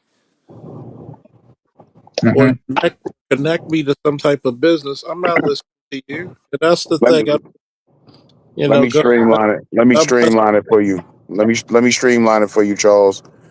If you don't feed me, finance me, or fuck me, shut the fuck up. Exactly. I even told I Mrs. knew. God Yeah, go bless ahead. Sorry. because I told him to start his channel. You know, like when hmm BPS, Angry Man, and a couple of people told me to start mine. I told Mr. Z to start his. I told him, I said, Mr. Z, this is my thing. I don't listen to you bitches anymore. You know why? They need us before we need them. you don't hmm hear. You don't hear the news. Black men lose jobs. No. Gaining. Brothers, here's, by the way, to your point earlier about the importance of networking. Let me give y'all a couple examples. And ABM knows where I'm going with this as a blue collar brother. There's a hardware store about several blocks from where I live. At the front desk where the cash register and everything is at, they have stacks of business cards of some of the local businesses. And I've kept a couple of those numbers just in case. Secondly, there's some brothers out here with blue collar who know some people who are also involved in blue collar. When they're called in to do a job, they're gonna assess the project, and they're gonna realize, and they're gonna see something in there. Like, say you're a carpenter, you called in to do some work, right? But you see something wrong with the plumbing, and then you're gonna look at the owner and say, you got some issues with your plumbing, right? And then that's when they hand him that his associate's business card and say, call this brother, tell him I recommended you,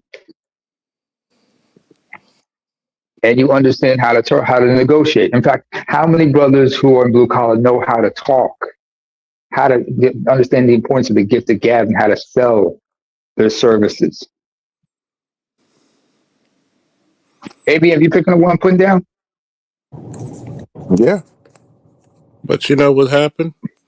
A Mm-hmm. lot of men stop being men. You start. This is what this fucking thing is. Men need to go for custody of their kids, Uh huh. even if you got to pay that bitch child support. Tell her, look, I'll pay you. Take me off of child support.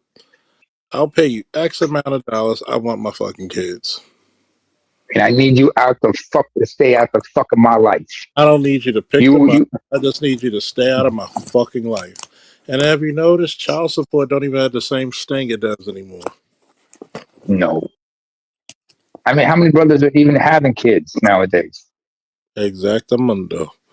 The leverage game is over. What did Kentucky show you? City boys, city boys, city boys, city boys. City boys, city boys, city boys. We need to talk to Mudbone about that one. Number one, I'm going to tell you how stupid. This is the reason why you can't listen to women, right? I want you to Google how many states it's illegal for abortion. Yeah. Go ahead, neighbor. Google how many states it is illegal to have abortion. Let me look it up.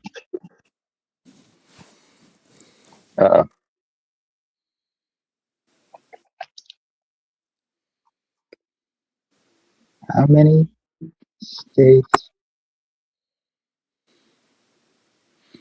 abortion illegal? Okay, interactive map from the Gutter Match Institute. Let me look at this. Tracking abortion laws across counties, neighborhood towns. Consumer Shield. Let's check this out. You know what? Some people don't even bother to look up the internet except for fuckery. Because if you look online for certain things, you'll find out, in a certain state, this state, you can find whatever you need. Okay, abortion laws by state. Oh, no. Let me look it up here. We're looking at, let me see, which states? Oh, you know what? It's a bit of it's on a spectrum actually, Charles, because it has most restrictive, very restrictive, restrictive, and then you have various degrees. You know what I'm saying? So let's see. Just to look it up. Can you hear me? I hear you. Just to let you Can you hear know. me? 12 states out of 50. Where it's illegal. Would have absolute restriction. And the restriction is unless your mom's about to die, incest, or a victim of. So let me tell you something. Who's the majority voting populace in the Americas? White women, especially Gen Xers and Boomers. So when I hear it, and by the way, and they're past reproductive years. Let's not that most of them are the majority of them are postmenopausal when you think about that. And by the way, right? I was talking to a chick who has a degree in legal study, and she said, "Well, abortion is illegal in the United States." So what does that teach us, folks? Just because she got the degree doesn't mean she's smart. No, it just says she's qualified. Doesn't mean she's competent. And here's the bad part. I said, so who's the number one voting class? Well, women. I said, so let me ask you this question. In all these states where the women outnumber the men, because abortion is not our argument, so I'm not going to vote for it, or I'm just going to be like, fuck your abortion. Why do y'all vote for it? Because most of you bitches follow your men anyway. Y'all not even smart enough to vote for a law where it would benefit you in your own damn state. The next time I hear Trump's a racist, I'm going to ask, prove it. Would a racist fund Jesse Jackson? Why? Only if it's in his benefit to do so. People don't like facts.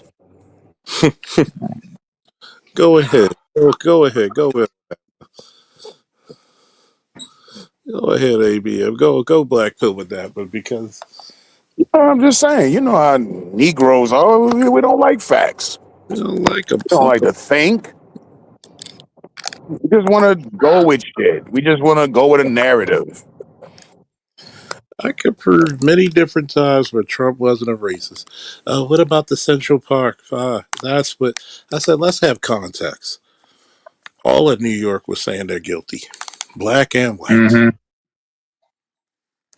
I said, a bunch of 14 and 15-year-old boys. None of them were, None of them sexually active. And it wasn't, and they didn't get out. You know what cleared their names, by the way? Does anybody remember? Huh? In the case of the Central Park Five, they had to wait until 2002 to get their names cleared. Well, initially 2002. That's when the actual perpetrator fessed up. Yeah. And took took the blame. And the good thing for him was because statute of limitation, they couldn't charge him because he was already doing time for a few other similar cases at that same park. And but they had to wait until like 2014 to get their convictions overturned or technically disqualified.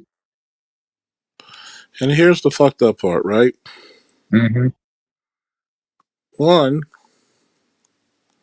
you didn't hear none of the Trump racist shit till 2007, 2008. Two, nobody goes back into history and how much Trump was best friends with Oprah.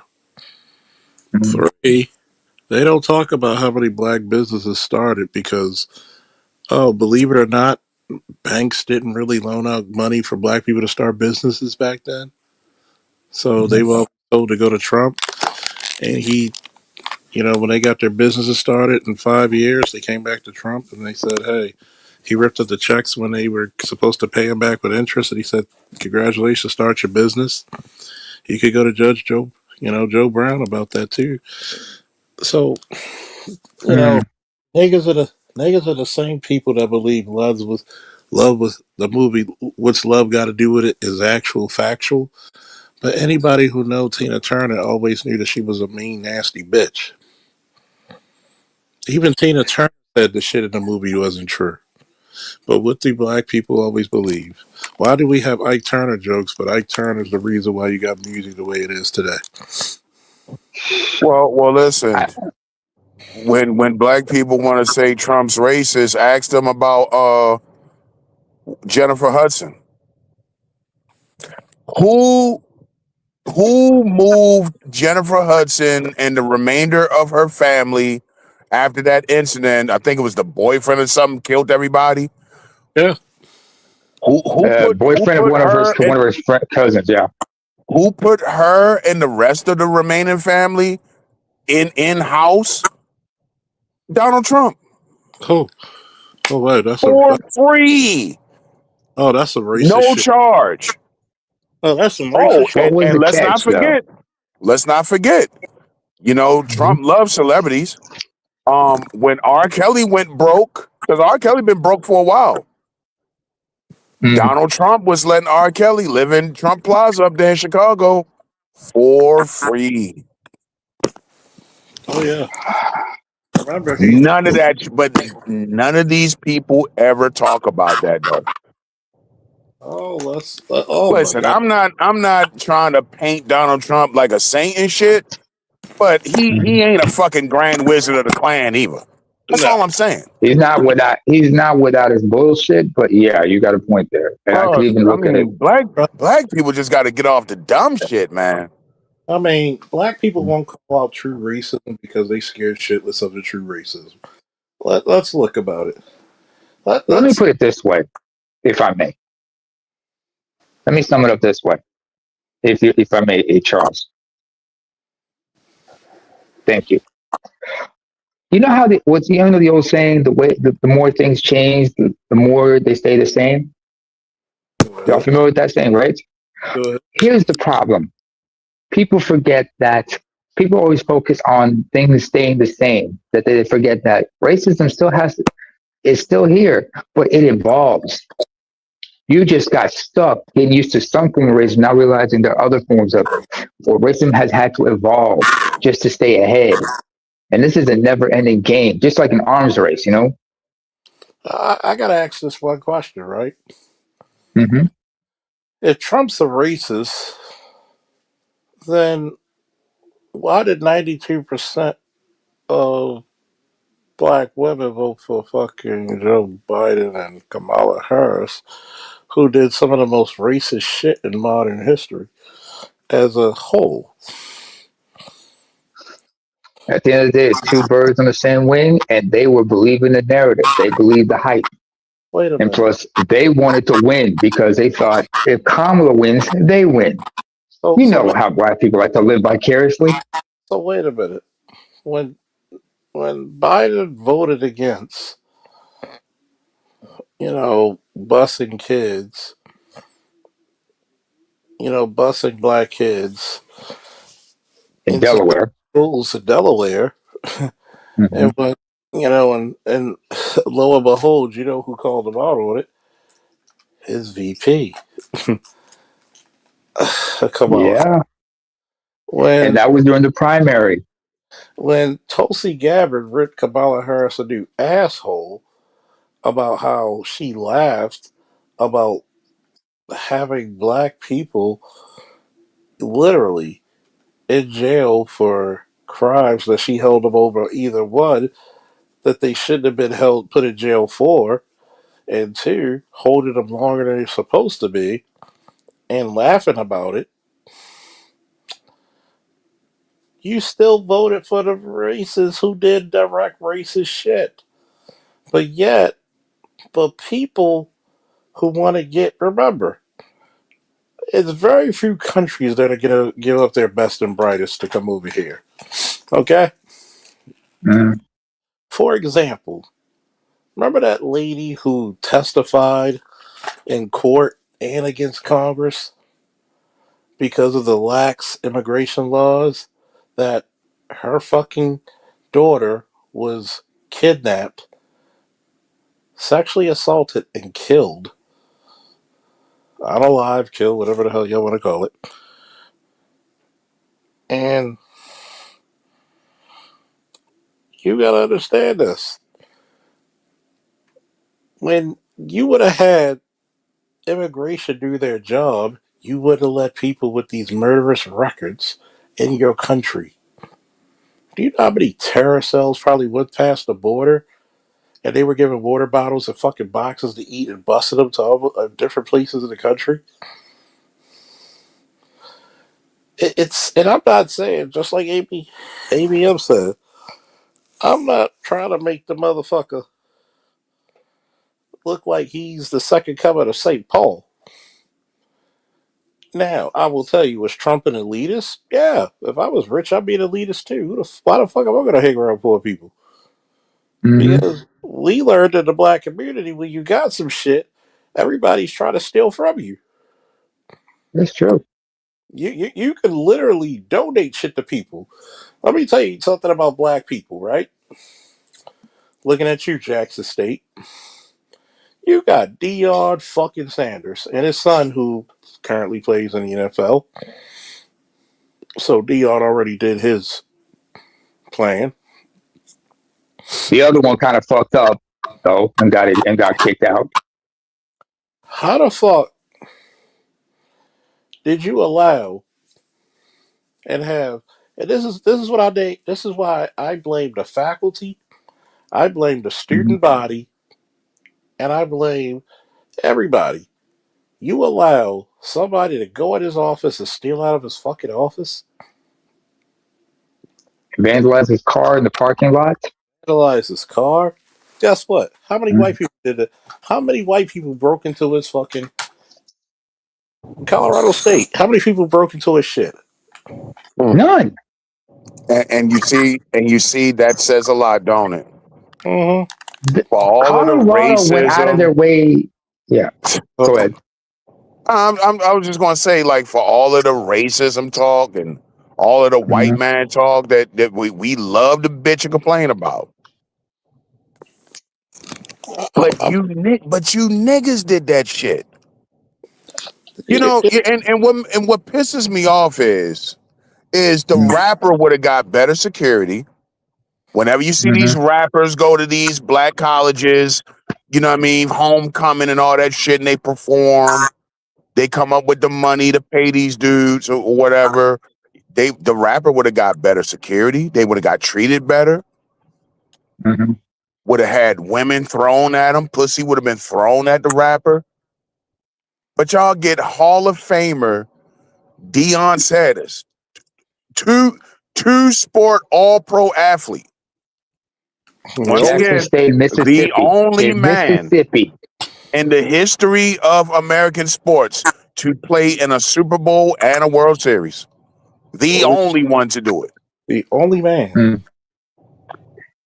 And And not that's your only that, fucking gratitude. And I really blame the young generation for that, Gen Z and mm, shit, because the circle of life is so screwed up in black society in America. mm, Young don't respect the old. Old don't respect the young. But you can't to your bitch about the white man and then mm, y'all do the same shit.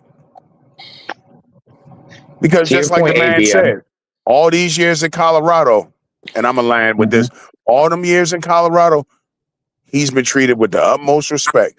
They came up with the money, they paid him, he had a good season, he brought in all the money, he brought in the excitement, ticket sales went up, enrollment has went up. More people want Hmm. to go to Colorado now, thanks to Deion Sanders. TV He's money got that pouring star in, power. and they, Star you know what I power. mean? And they gave him even more money. Mm-hmm. And Hmm. nobody's breaks into his office, and nobody's going to vandalize his car. Think about Not that. just that. Not just that. Not just that. Think about this. Because I remember, because if y'all remember when he did the interview with Shannon Sharp, right? Now, Shannon, that's his brother, but he known him for a long time. And he ain't no good. We know Shannon ain't no good, but God bless him. But what did he say when Shannon asked him, why'd you leave Jackson State? I said, I didn't make a commitment that's needed for forever. What I did was what needed to be done. I helped them rebuild their program and I gave them the blueprint. I gave you the foundation. Now you got to, now whoever comes behind me had to build. And remember, he gave, remember some of his staff wanted to stay at Jackson State, letters of recommendation so they could get uplifted. He didn't leave them asked out. He made sure there were some people there to make sure that they would carry on tradition. On top of that, and this is why, he had two toes amputated. While he was recovering from having two toes amputated. And on top of that, he talked about like, where is the money going? Instead of going around with these faculty meetings, kissing ass and whatnot, I'd rather do something more productive with my time. Like checking my team, like checking on my players, making sure everything's working out for them, and checking the books. Somebody needs to audit these schools, these HBCUs, you know what I'm saying? If you actually audit the HBCUs, there wouldn't be any. Okay? Because I'm going to tell you the one thing about it. Or the PWIs for that matter. This is the reason why the whole Asian thing was bullshit. Because, Hmm. one, and I agree with you, All Star God, good black men are hated in black America. You can't have a superstar, Hall of Fame athlete, now coach, and you fuck him over like that. This is the reason why I say to black men, you don't owe the black community the black community doesn't owe you shit. But let's juxtapose that. The black community, you don't owe the black community shit. Because guess what? Guys like Dion, guys like Lost, guys like ABM, guys like myself, guys like Darla Wash, guys like, All Star G, guys like a lot of guys of this shit. LAPD SWAT, our But brother Sand Dog, a lot of brothers oh, hey, and for better or for worse, Jay you Shine. I know what happened between him, but let's give the brother give credit where credit's due. We don't even hate on anybody here. him, here's the point I'm making. You're not great Hmm. because of, you're great despite of. In spite of, yeah, In in spite spite of the bullshit. and you're telling me the first thing people always ask, how come the black police don't live in the black neighborhoods? Because you're gonna fucking break in their houses. You're going to target their kids if they go to the same schools in those areas as well. And this is the fucked up part about it. You wanna know Hmm. what true racism is? True racism is not just the white man. True racism is Mhm. the mentality that you got against yourself and your brethren. Because The victim mentality. before Crab in a barrel. before I gotta Mm, before I gotta go compete in the white man's world, I gotta somehow go through the Royal Rumble called the black community and try not to get tossed over the goddamn rope, which is the what? The school to prison over the pipe. top rope. Yeah. I gotta walk down my street after catching a rowdy ass, stinking ass bus, if not walking, and I gotta go through some of the worst neighborhoods with some of the worst drug dealers and gang members who wants to fuck with you because they can't fuck with the rival gangs. Guess what? I went to Lake Clifton 3 weeks before graduation. No, about a month or two, or a month and a half. I'll say Hmm. about 3 months. I get robbed at gunpoint behind the school. What? I'm a four-time wrestling champion. I'm one of the people that made your school look great. You can't even keep the school protected.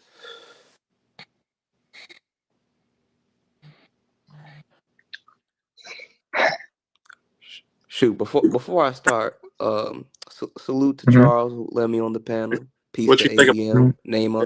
about before you start? Man. How do you like them stories? Yo, you might release that book before BGS. That shit fire. Did you read the ones I sent you today? I gotta read. Gotta read that last one you sent me, but the other ones, yeah, I read it. I was like, yo, That like story time alone, the background stories alone were fire, weren't they? yeah, yeah. I was like, yo, like I could cause remember I already told I already tried I was like, hey, I would love to if I got this like, hey, it's already in the storyline. Hey, it's already in the works. And I was like, yo, you just taking ideas out my head. I was like, yo, You didn't think it was What gonna is be it? that. WWE? No, Come no, on now. you didn't think it was gonna be that. That was just the beginning out of fire, and that was just the he admitted Mm, himself in younger years. You got to be like. shit. So, who's your favorite character so far? so me being the young man, it's your character. Cause I was like, cause he's the youngest one. He's the cub. You gotta like how I put that how I put that in there. How everybody teased him about that. Like, cause that's what the older people around me. I'm the youngest one at my job. One of the youngest people at my job.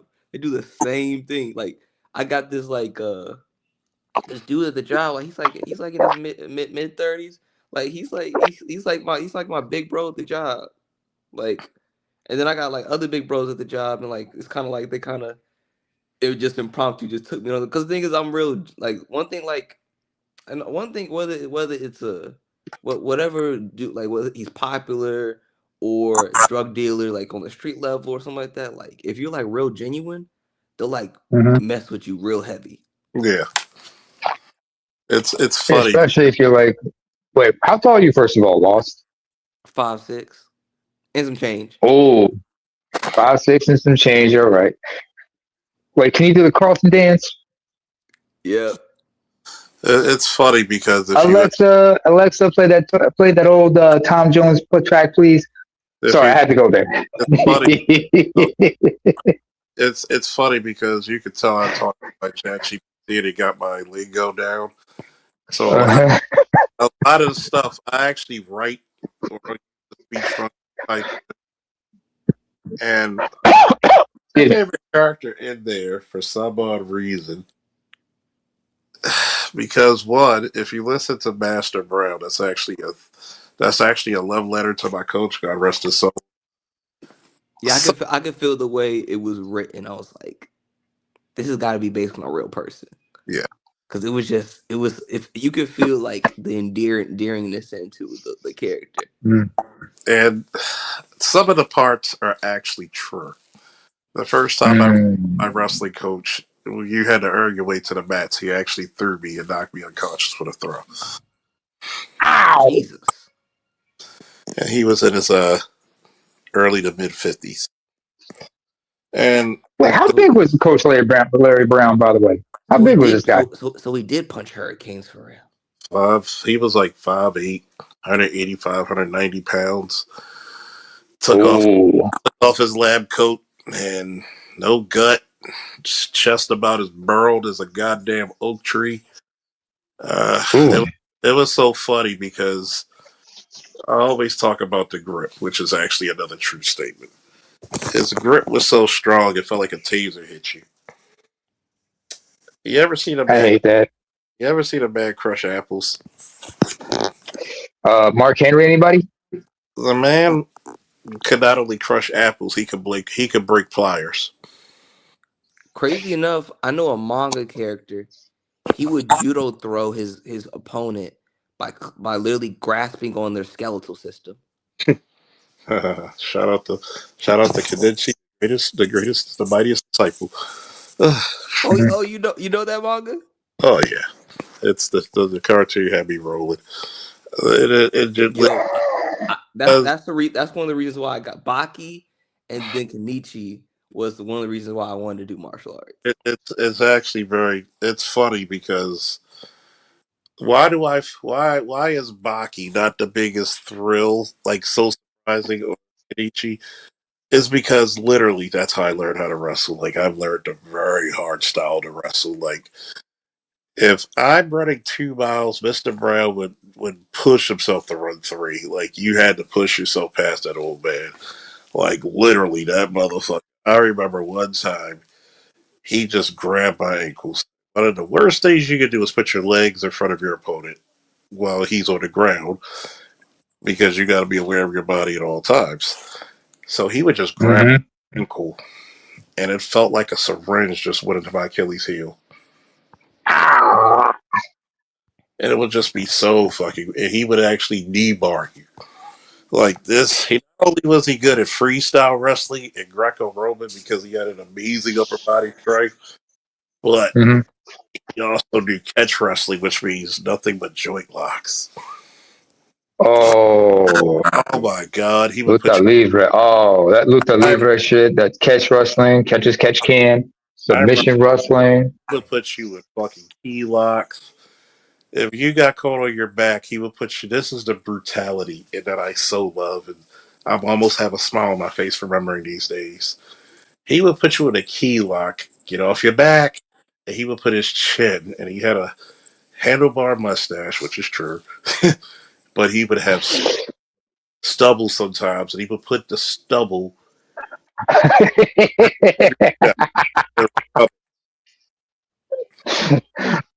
He would like one time he would put you in a banana and Oh imagine shit!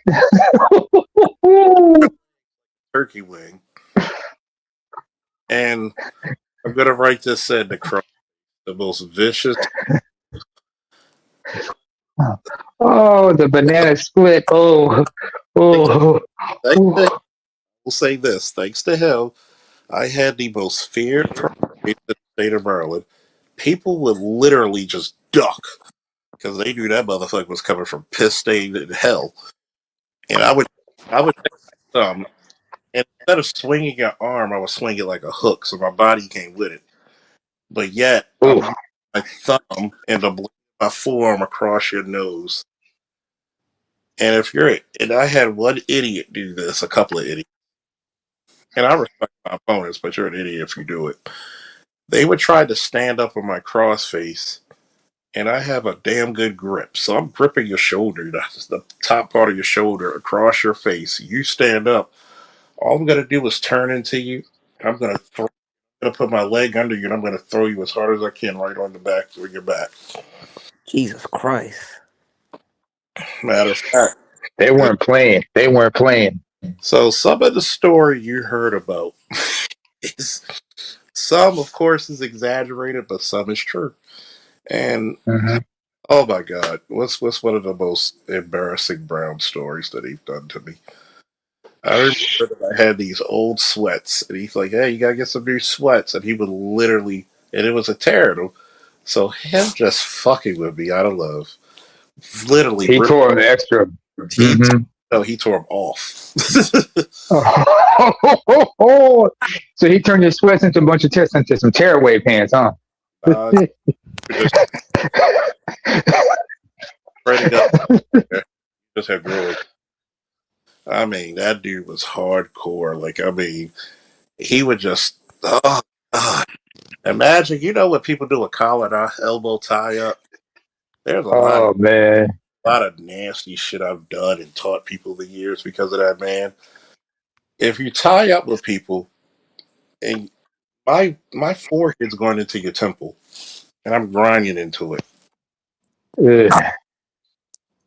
If you come into me a certain way, try to tie up, I'm gonna uppercut you with my elbow.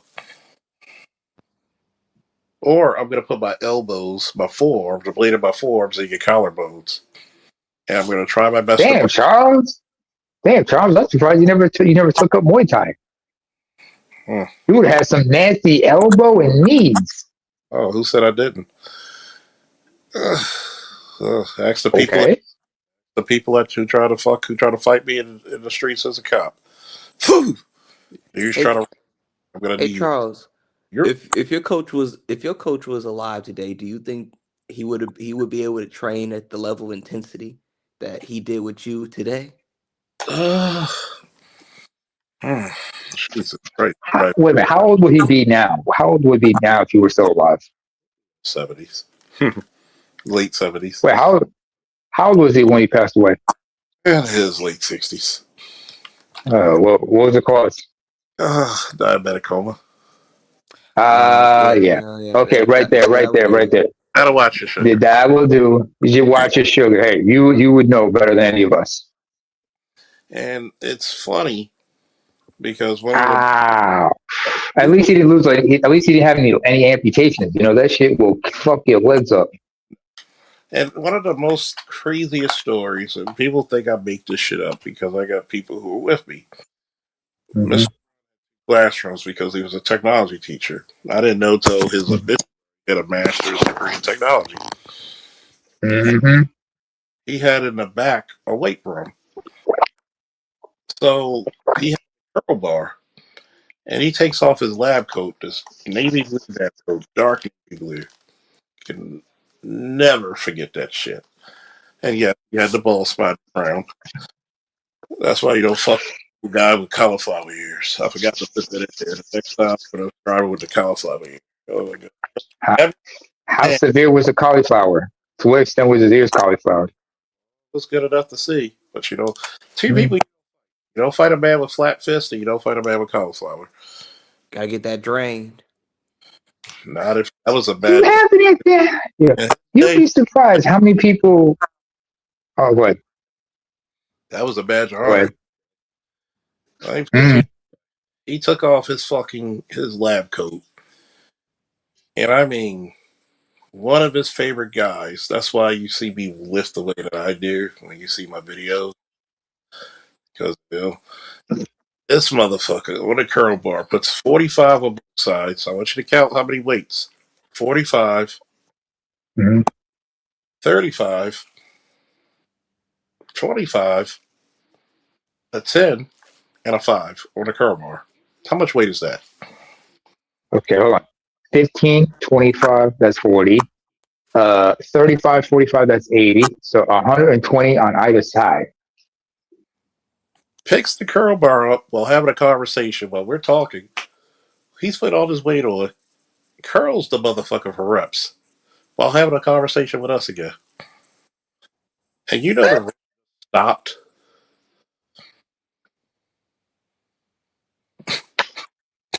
I'm like, talk about this is a monster.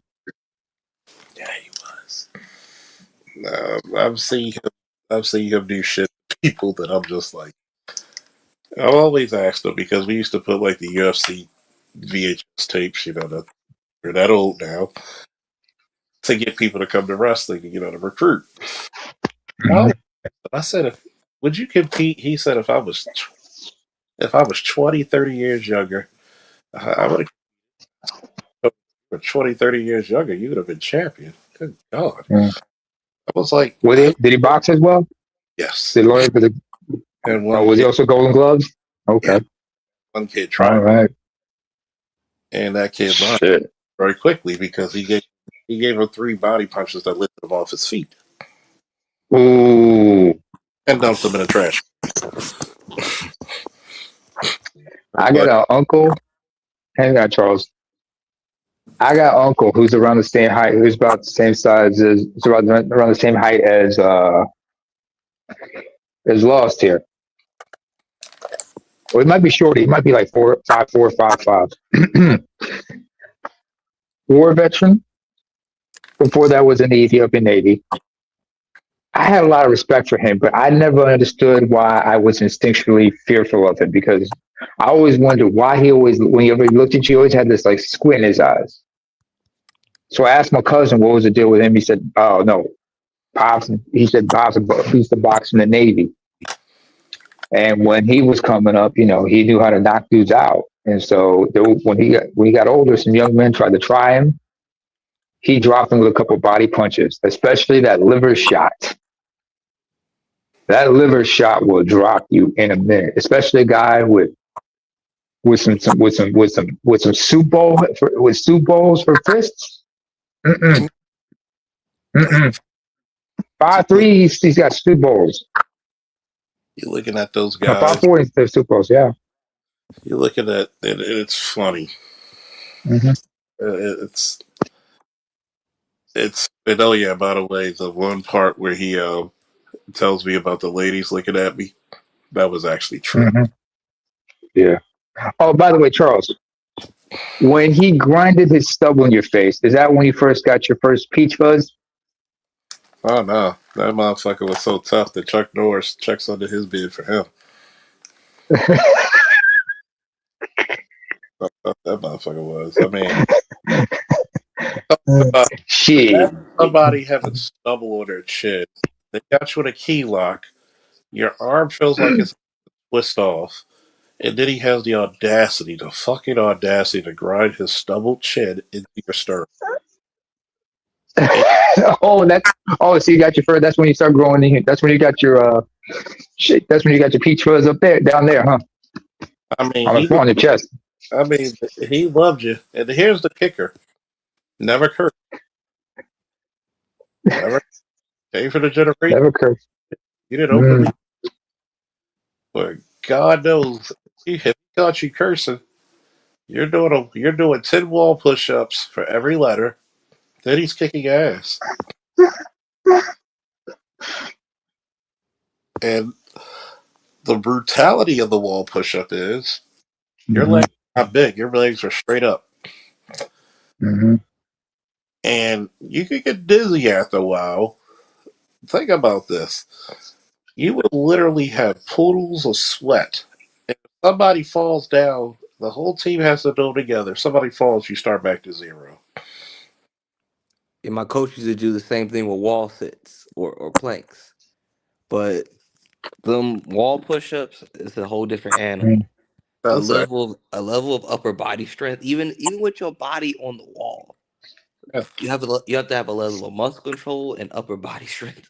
Yeah. That's just Why do you think we were ridiculously strong? And we used to do sit-ups, right? And we wouldn't do full sit-ups. We would do halfway sit-ups, which are oof. which are worse because all the tension are in your abdominals, all of it. And midway, let's say you do a good 30, and he says punch your chest, and if you're not doing it hard enough, he's walking around punching your stomach for you. Oh, So oh, when people oh. talk about toughness, I went through training and practice for wrestling that's tougher than some of the shit I've done in the military and police department. And I'm like, we would do jump outs that are commonly called burpees, but we call them jump outs years before they were known. So Right. you would have to, Oh, I hate burpees. you have to, and see, the purpose of them for the jump outs is that you split because you're simulating sprawls. So your legs are like a V, like an A. And Mm-hmm. if everybody doesn't stay on cadence in a row, and especially somebody fucked up in class. We did Hmm. 50 in a row, and somebody fucked up, so it was 0. Oh, It's a 4 count exercise. 1, 2, 3, 1. 1, 2, 3, 2. So God knows you're doing all these exercises because, like what he said, if you can't, he's like, I'm gonna teach you to fight, then I'm gonna teach you to wrestle, which I do that. shit. I Did mean, you did you guys ever train in gymnastics as well? well, we did fireman's carries. Like, imagine being 160 Back pounds. flips, front flips, you Yeah, know. you had to learn how to fall, so you had to do rolls, sit outs, Yeah. roll. All right. So imagine Because with a mhm. fireman's carry with a 270-pound heavyweight, and you're only 160 pounds. Oh shit. So I don't want to hear nobody. I don't want to hear no athletes' complaints. I've done worse shit than some college. You're talking. Well, we got to. Like, there's a reason why you don't use weights and fucking because one, the recovery time is all god awful long, and two, weights put you're in a weight class sport, meaning you got to stay. If you Hmm. put much fucking muscle on, you're gonna be out your weight class. So if you do enough wall push-ups and you do enough fucking you know, what is it, fireman carry runs or going up a flight of 3 flights of stairs with fucking firemen. If I'm literally taking your body, let's say your back is, and I roll you up to my chest, and I dip you back down between my legs and roll you back up. Do I really need to lift weights? Nah. That's the reason why I get to the mat and I'm just tossing motherfuckers my way.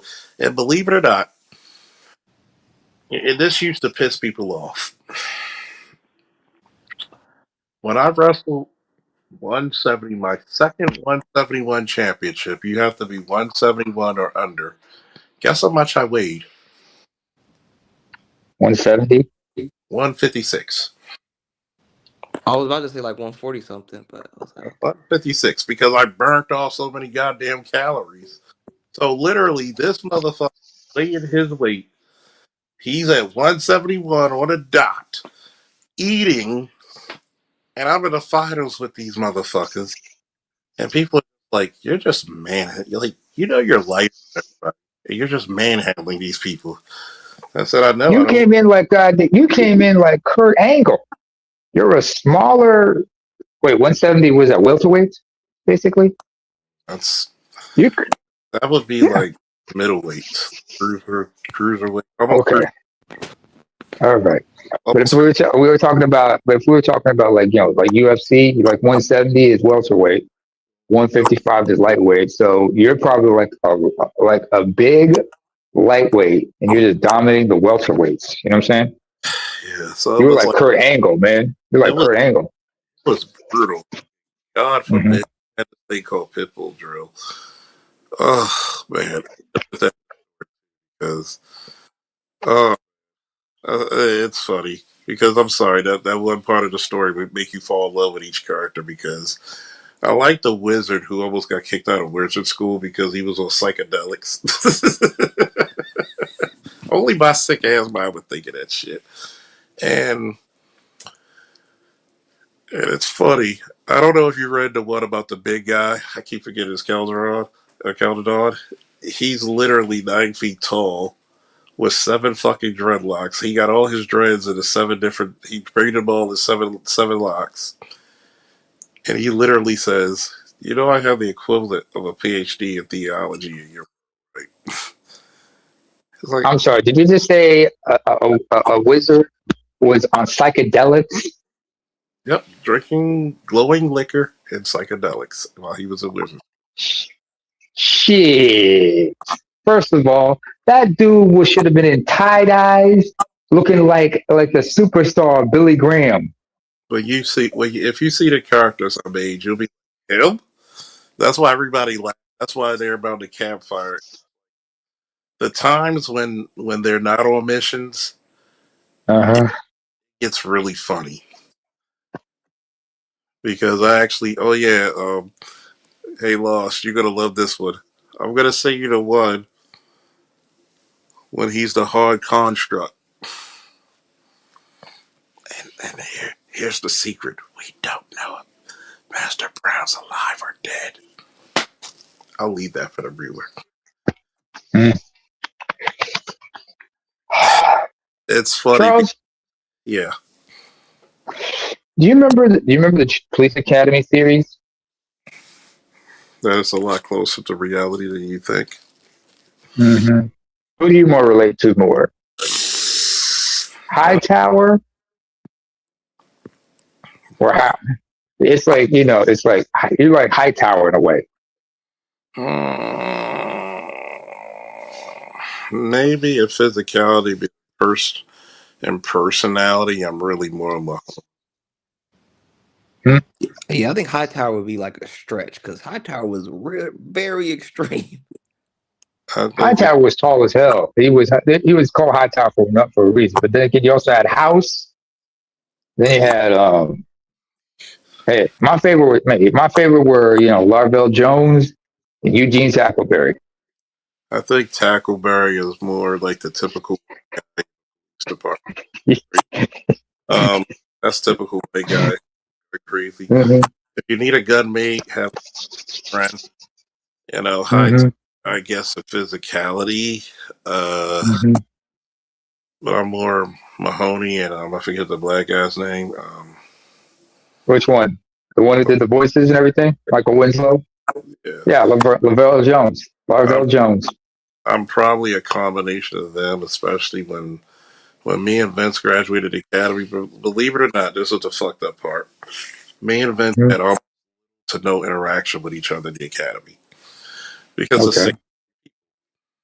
But when Okay. me and Vince got on field training, and Vince is like he's 40 and I'm 43, so he's like if I was 25, 26, he was around 20, and Okay. they put us in the worst place you could put a 22 and 26-year-old out the academy, downtown Baltimore in the summer. Oh shit. Why is that the worst place you put a 26 and 22-year-old in downtown Baltimore with shiny badges and guns out the academy? Do you know the answer, ABM? Do you know the answer, Loss? No. Do you know the answer? No. Let Do me you, think. Let me think.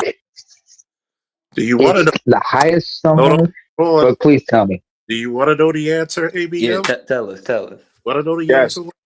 You want to know the answer, chat? Yeah. That is the best time to go womanizing in the world. You Every, motherfucker.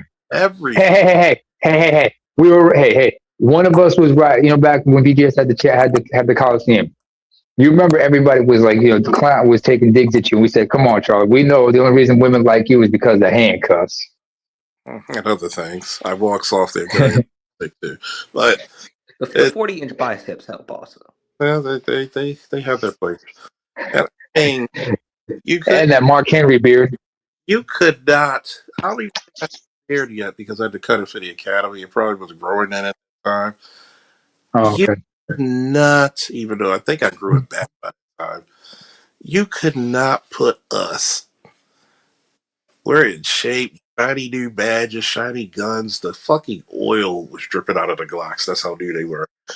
I mean, God damn. We, A we lot of fine ass, huh? I love those fine misses and those skin tight Mm-hmm. driving folks in ditches, leaving home in stitches. Mm-hmm. Skin tight. Mm-hmm. Oh my God. You put us in downtown the harbor and Federal Hill. And it was funny because everybody loved this movie. We went to M&S Grill and ate for free. Both of us had. We went to the Renaissance Hotel, and they have gourmet chefs working upstairs, making people food for their hotels. Literally, 5-star quality shit, 4 to 5 star quality shit for free. Mm-hmm. Walking down Light Street and Pratt Street, and we're like the aquarium, that place. And it's funny, the Japanese Navy came, I mean, and took pictures with us. We went to Ohayou gozaimasu. Federal Hill, and all these chicks Uh-huh. walked up on the hill. And God knows, one time I had to check my pockets because I was going to take my uniforms to the cleaners, and I had like 20 numbers in my pocket. I had to call Vince, like, you got one too? It was like, yeah, you got, hey, what you doing tonight? I ain't doing nothing, even though Vince is. So we can tell these stories because this is almost like goddamn 20 years ago. So don't get mad with him because Vince is an honest guy. He probably told his wife these stories anyway. He was like, yeah, I got this chick and her friend. You already had me and this chick and her friend. Yeah, we just having some drinks coming over. And of course, my ignorant ass would do the same damn thing. And it's so bad. Oh my God, I need a Patreon to talk about this shit. It was so, Yeah, I think he do. Definitely. it was so bad. The Falk Tales. Oh yeah, shit. This is better than the Rockford. I'll say that much. It was so Dun, bad dun. that how do you have 2 to 4 different girls and we're sitting in my house and they're sitting on both of our they're sitting on our laps and they're like, okay, I like this guy now. Okay, I'm going to that guy. I'm coming back to this guy. I'm going. You're mad. We'll run wild like Hulkamania with that one. People may think I'm lying, but I can verify this shit. Okay. Shit. Leave. He said I had to get married to calm down. I said, shit, you see, I've never begun to fight. Trust me, there are sometimes. Hey, that's the truest words. Some men get married so they can save themselves and calm down. I'm not smart enough. It was, Hey, I remember the original Bad Boys movie. Martin Lawrence's character said, I'm the reason I got married so I don't have to be lying. I'm tired of lying. well, the older you get, The the reason I more. got married so I could stop lying. I'm tired. Well, the reasons, well, sometimes you just don't even lie. You just tell the truth, and they just don't believe you anyway. Yeah. Like, tell you what it is. At some point, you just tell the truth. One chick, she Yeah. asked, I got a number from Facebook. Are you talking to other chicks? Yes. I was considering because I'm not talking. I said, that's on you. I'm sorry. Yo, I'm you. yo, Charles, I had a chick in my kitchen. We was talking shit to each other. And she was like, "Why don't you go? Why don't you go on your phone and talk to your girlfriend?" I was like, "Which one?" Mm. She was like, "Yeah, oh, you whore," and I was like, "No such thing." I'm a man. You womanizer. Men can't be whores. Remember that. I said, No. no, she was low key she was low key expecting you. I don't have a girlfriend. Shit. What? I mean, shit. What's today's day? Oh, I gotta spend time with that one. I'd have been like, look, why? I mean, if you really want to This say nigga had a rotation. This motherfucker had a rotation. a hotation, I got He better- what's my favorite? One of my favorites. I got a whole selection of a host. You know, Well, there's a reason we call him the whoremonger. I mean, shit, Allegedly. I've slowed down in my gracious years. The Honestier. Yeah, I'm a hoacier. You know, a connoisseur. Uh, People be like, encourage young men to be hoes like you. Goddamn right. Shit, y'all offered. Like I asked the woman this. I said, if I give you $100 bill, would you take it? Would there be any strings attached? No. That's the same thing pussy is. If there's no strings attached, is it clean? Yeah. I don't have to kill anybody, right? Yeah. I don't have to work for it. Yeah. Okay, then come on down to the price is right. Shit. I Yeah, mean, that's the biggest question. I was like, okay, what type of strings come with this? Because You nothing always in this gotta be world is sure about free. that. if there's no Yeah. attached to this $100 bill and I'm giving it to you, are you going to take it? Yeah, that's pussy for young men. Here's the problem. The reason why I value pussy is because in your 20s, dick is plentiful. I mean, y'all could literally fly outside, the wind could blow, and a dick will hit you right in the face. For us, dick is, puss, excuse me, Some men do take dick, not too many, but if that's your thing, God bless you. You know, but Always use protection no matter what. pussy for us, and guess what? No matter what you get, it's still a pain in the ass. But anyway, Yeah, like OG, like remember the situation I was telling you about with Josh on the phone? hmm Mm, oh yeah, you definitely got a type, boy. mm. Then Wait a minute, wait a minute. Yeah, you tell me later on the phone. We've had yeah, our discussions on the yeah, phone. I'll send you some photos. I'll send you some photos. I tell you, Oh, by the way, before we continue, Charles, do you have my number? Because I've been trying to call you on WhatsApp a couple times. I don't know if you got my yeah, messages. yeah. Sometimes you call me, I'm like dead ass. But I'm I'm sorry. trying Yeah, to I know the Ricky Williams That picture time kind of zone of scares mud. people. My bad. try to be. Hey, it's 6 hours between him and I. I know. Go ahead, Lost. But Go ahead. one of the reasons why I was awake tonight is Shorty called me up in the middle of the night and some shit popped off. Mm. And now I'm kind of low key on standby because I was like, fuck. Oh, that's why I tried. That's why I tried to call you. Like I didn't know you was streaming, so I was like, shoot. He doing something right Yeah. now. Because I was like, like, I'm talking like I'm gonna tell you one of the worst times of my life. One of the best worst times of my life. I got people listening. Hit me up, hit me up with a woo because I like audience participation. Wake up, hit me with the woo. If anybody feel like hit me with a cash, hey, $5 help. You know, three five So dollars those, help hey, for the people. those cigars ain't cheap. Those Those cigars ain't cheap. things, trust and me, that brown liquor ain't cheap. that brown liquor is definitely not. I'm gonna tell you this one story that's fading. Mm-hmm. The worst best times and the best worst time of my life. Mm. Remember what I told you about being downtown on foot? Oh shit. It was this chick who I know from high school. Uh-huh.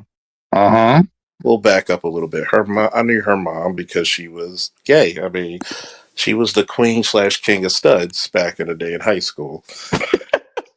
All right. And I knew her mom because I was at the library and I was like, hey, you're such and such mom. And she was like, who? And she said her first name because, of course, we at school call her by her last name. But she was like, and the mom looked at me and she's like, you're a handsome young man. And you know what that means. Oh, Uh-oh. that means mom is like, oh, you gonna get my daughter. Oh, no. You look like a decent guy. So she made it a point and wrote down her daughter's number and got to find out her daughter went straight and was married, getting divorced. Well, she got divorced Ooh. because ex-husband was kind of abusive, actually so abusive he actually ruptured her eardrum. Um, Oh. so she was out Jersey at the time, and we were talking on the phone, conversing, and I was working the foot detail, and I was just bullshitting. She came down to visit for the weekend, and I was off that weekend like a pair of drawers. So I gave her the key to my house, which wasn't bad because I got the key anyway. So you ain't gonna do shit. Um, so This Charles Falker really has a good heart on him, doesn't he? hard coded in this ass again, but it gets funnier. So I go home. I got the mailbox. I know the technique how to look at my mail, look inside the house if I wanted to, because I had one of them heavy ass mailboxes. Like you had to do it at the right end. So Uh, I smell food coming out the mailbox. mhm. And I'm just fucking. I knock on the door. Hey, it's me. So she comes out the kitchen in a white beater, no shoes, and boy shorts.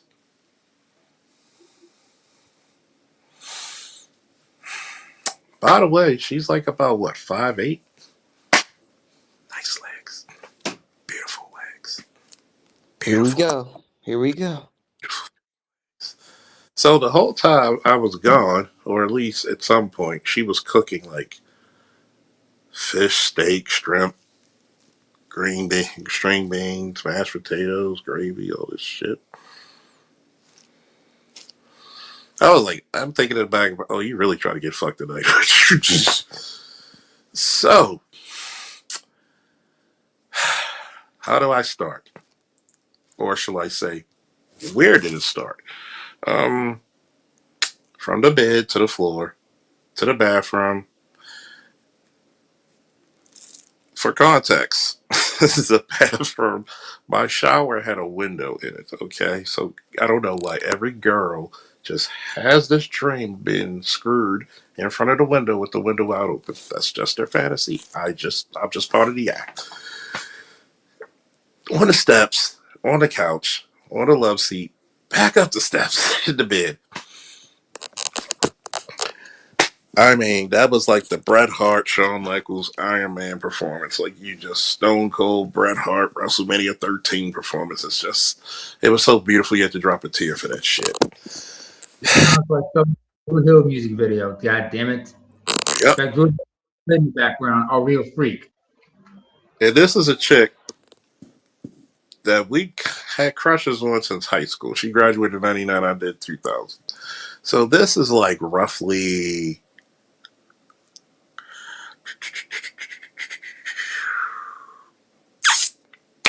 9 years later, 8 years later. So great time, you would say, right? Great time had by all, right, Loss? Right, Namer? This is why it's the worst, best day of my life. I had Goes I around. knew there was gonna be a butt. It's gonna come back to haunt you.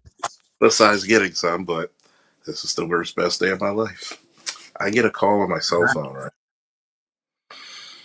I get a call. Do you know who that call was? There's 3 women I always said I wanted to hit.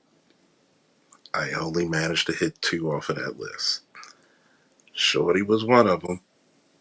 The other chick was a firefighter. The third one from 5th and 6th grade, Kimberly Jackson. I'll say her name here. Kimberly Jackson. That motherfucker in 5th grade and 6th grade was built like a grown ass woman then. You talk about waking up. Some motherfuckers are just genetically gifted with beauty. Would you agree? Of course you agree, because we have beauty pageants. I've seen it in person with some people I grew up with. This bitch was so fucking pretty. She could literally go into a fucking farm and slip in hog shit and you would still want to fuck her. Like, god damn. Damn. How tall are we talking here? How tall was she? 5'3", 5'4", 150 pounds stacked. Stacked like Legos and dominoes. Oh, Like, you put in the work on that one, but you got it easy because she's compact like a motherfucker. But the thing is, Nama, if she built like a grown woman at that age, he's gonna have to fight like you're gonna other fight, dudes offer. you're If you fight, know what I mean. you're fighting everybody. this this this bitch was so bad. The perfume she sprayed on herself every morning would arouse you. Oh my god, I'm having flashbacks. After giving that type of performance, and I hear the best worst words I could ever hear. Hey, it's just Kimberly. Can you come over to my house and fuck the shit out of me?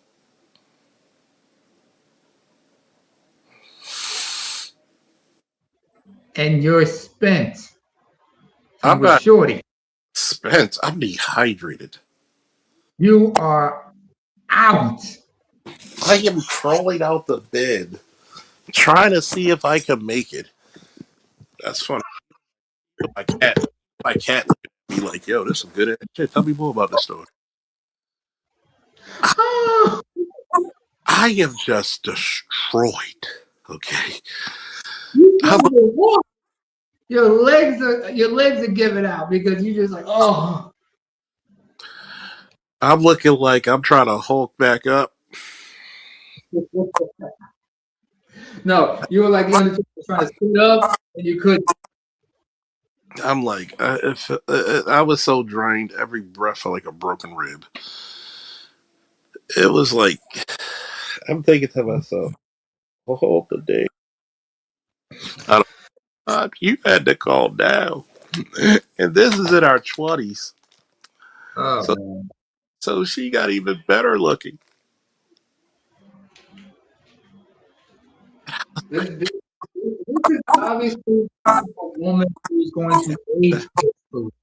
And that's the only one of the three I never hit. But wait. Rewind a little bit. What's the reason for you not going over there after she asked you to come over there and just He hitting? was fucking shorty. He just fucked shorty, and then Kim just calls him. He's I, exhausted. He trying to I, get up. I am not only tired, I tried to get out the bed and I fell. My legs are shot. So you couldn't even physically. Oh, okay. I was about to say, if you don't get your ass a He Red Bull, was I, hard, like, yeah, let's and put it this way, right? It felt like I took a fucking PT test. I was shot.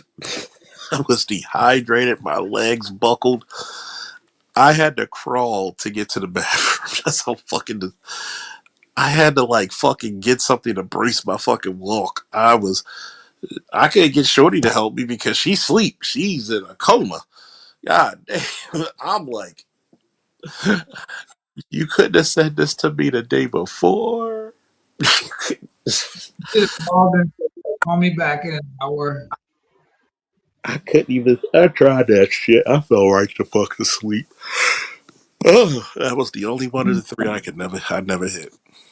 Charles, I'm gonna say something right now. Somewhere there is a young man who's listening to this, and he's realizing it's always important to have a mini fridge in the bedroom, I have. packed with powder, Gatorade, and water. Whenever you got to deal with shit with this, as well as stacks of condoms in. Unless you had pure adrenaline to shoot at my ass, I was spent. I Mm-hmm. fucking Plenty of spent. water. When I mean Yeah. fucking spent, I was spent fucking. Okay. I mean, I was like struggling. When people be like, "Yeah, I could go for," not the way we were fucking. No, we were. It wasn't making love. You were fucking. You you put your back into it. You came back with fucking jumped up in the air, did the Hulk Hogan leg drop, went for the sharpshooter, the torture rack, all kinds of. Shorty hit me with the clothesline from hell, all kinds of shit. Fuck. It is wild. I mean, any other time, of course, you just given like some subpar or average dick. I'd have been cool to go over there, but maybe it was the excitement because never hit the girl before. But the number one out of the three,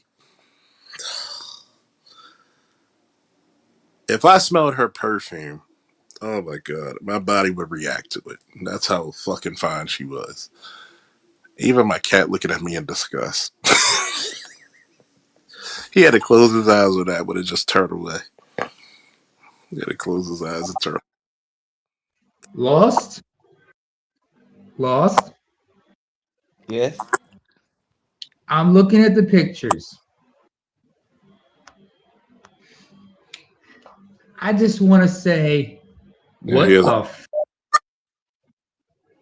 god damn. yeah, We're that's gonna what talk about this later, youngin. everybody said. I looked at that shit. She built like a shit brick house. Ugh. Wait, how tall is this one? First of all, oh Lord. They both taller than me. Even better. Like Oh man, Mount five, Everest, huh? like 5'8", 5'9", 5'10", around that range.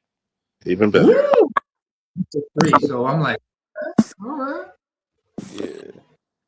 That So yeah, just like okay, like the first one, like that's the one that called me in the middle of the night tonight. Like like OG, like it's on some like roommate put hands on her type shit. So like I'm literally like reason I'm still like real like charged up right now. It's like yo, like I just can't go to sleep now.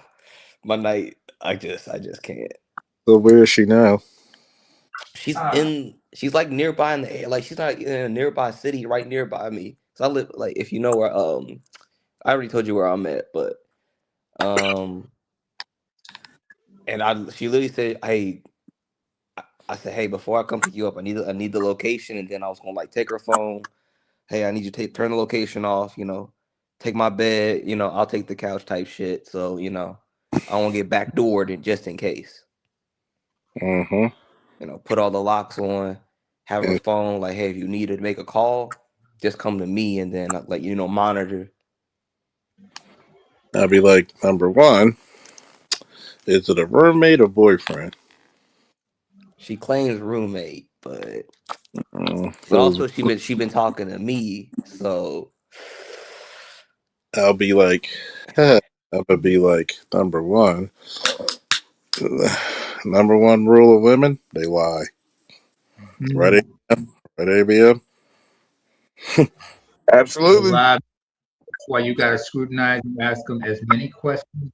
Right, ask the right questions, and eventually they're gonna spill the beans on it. yeah, They'll See, because spill the. literally like name it. She literally called me at like 2 a.m. in the morning, and I was like, I was fast asleep. Phone buzzing. It's like, hey, can you come pick me up? I was like, wait. Wait, no explanation or nothing. I was like, before I go, I had to like press it. Like, before I come pick you up, I need to know what I'm coming into. and then number one, am I Mhm. fucking? Number two, is it dangerous? Number three, why? Uh, because one, you saying it's a roommate and your roommate's male. What percentage, namer ABM, would you say that she's fucking? Almost for certain. Almost for sure. Unless dude. Wait. I mean, And is he a straight man? Is he straight? I is it, don't know Yeah. those details. That's and the if thing, ABM. I'm like, I'm coming into this blind, so we that's don't why I had to press her. I was like, yo, okay, you want me to come pick you up? I need to know what is happening put it to you this, here. I'll put it to you in military terms. There's very few times I'm going through that building, whether I'm a cop or a soldier, and I don't know something. Are the people in there armed? That's all I need to know. At least give me something. Yeah, I told her like, hey, if I'm coming to pick you up, you need to be outside. I need to like, and we just need to like, you need to Not just lock the outside. door, pop You, in. We gonna drive off. Like, not just outside. You need to be around the block, up the street, because number one, motherfucker got a gun. I would have been telling you. I, I can't help. I can't help you unless you keep me funky. Because I'm gonna Mhm. tell her, you gotta keep it funky with me, shorty. Because I'm potentially going into a bad situation, and you telling me homeboy put hands on you, and roommates usually don't put hands on each other unless there's some type of sexual chemistry that previously happened. And even if it's like, let's say if it's somewhere like DC and Atlanta, dude could be gay, and y'all still fucking gay dudes. exactly. And So, I've seen, and I've like I told you, Charles. Like, I told you on the phone with Josh. Like, they be throwing it at like if the dude look good enough, they going. and I'm gonna tell you what, my personal opinion, if you want it, I'm not playing Captain Save a Ho. Oh yeah, I wasn't trying to. No, I wasn't trying to save it, but I was like, damn, did I almost become a side nigga? I'm okay being a side nigga as long as you tell me the truth. Cause I didn't know nothing about. Like, you didn't mention nothing about homeboy. ABM. What's the first rule of women? The first rule of women or the first rule of protection? First rule of women. They lie. They lie.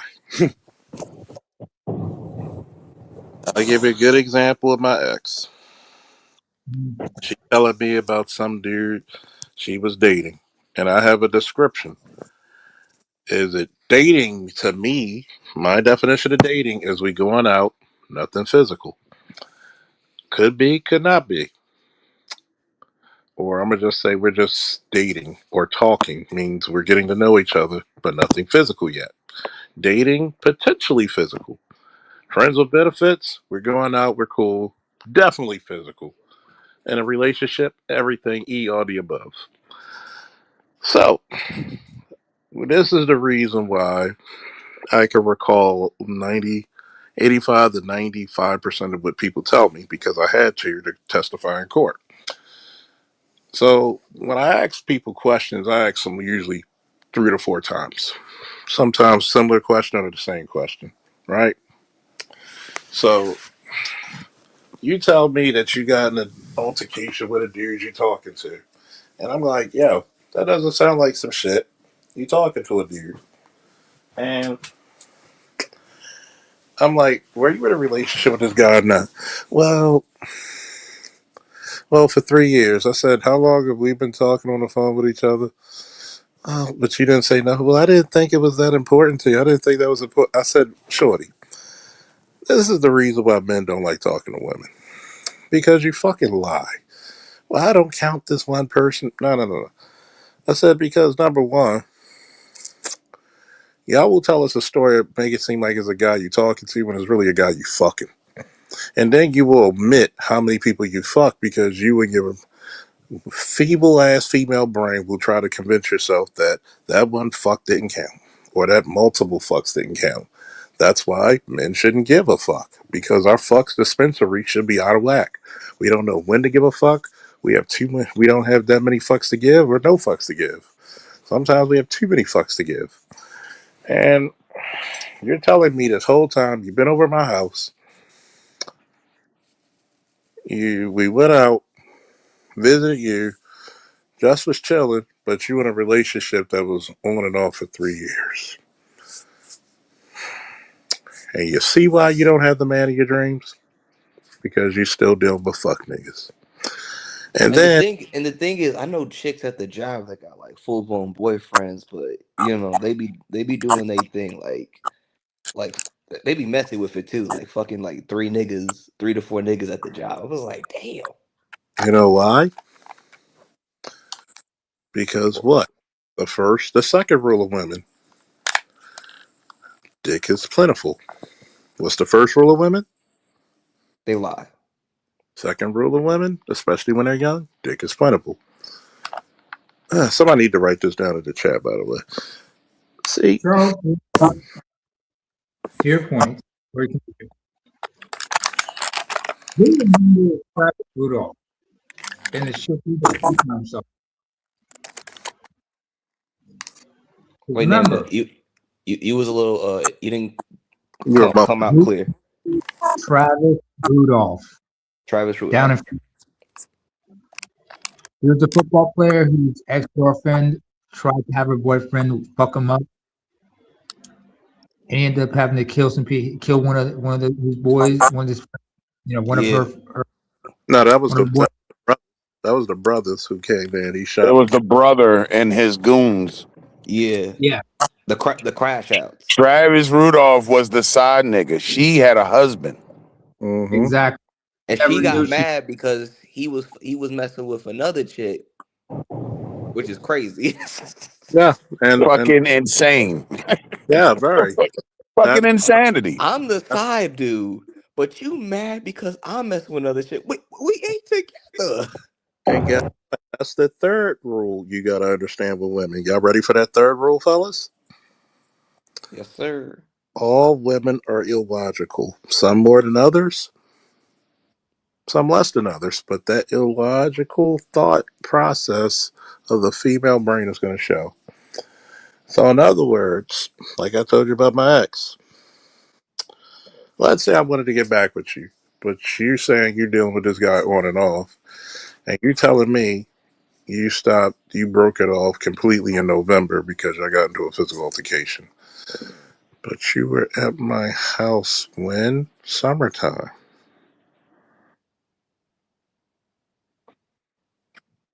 So, shorty, if we went out somewhere and this guy peeped up and he's trying to go ballistic or do anything, I'm going to stab, shoot, and hit him. Not in the old same order. But you didn't keep me, what? This is the reason why women are illogical. They're okay with you being a side nigga, but they're not okay with you getting other bitches. For example, do you know why women get upset with why you cheat?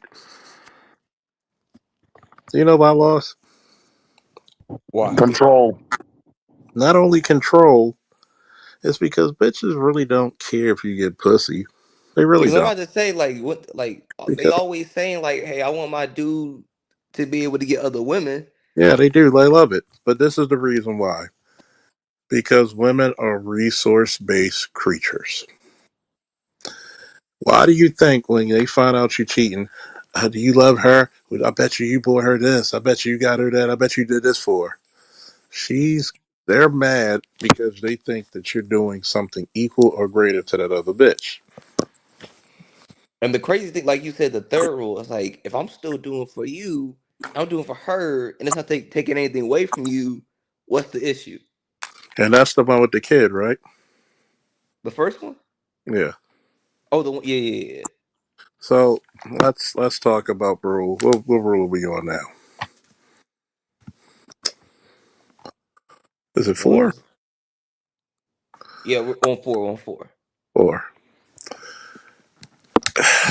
Until proven otherwise, all chicks with kids are fun girls.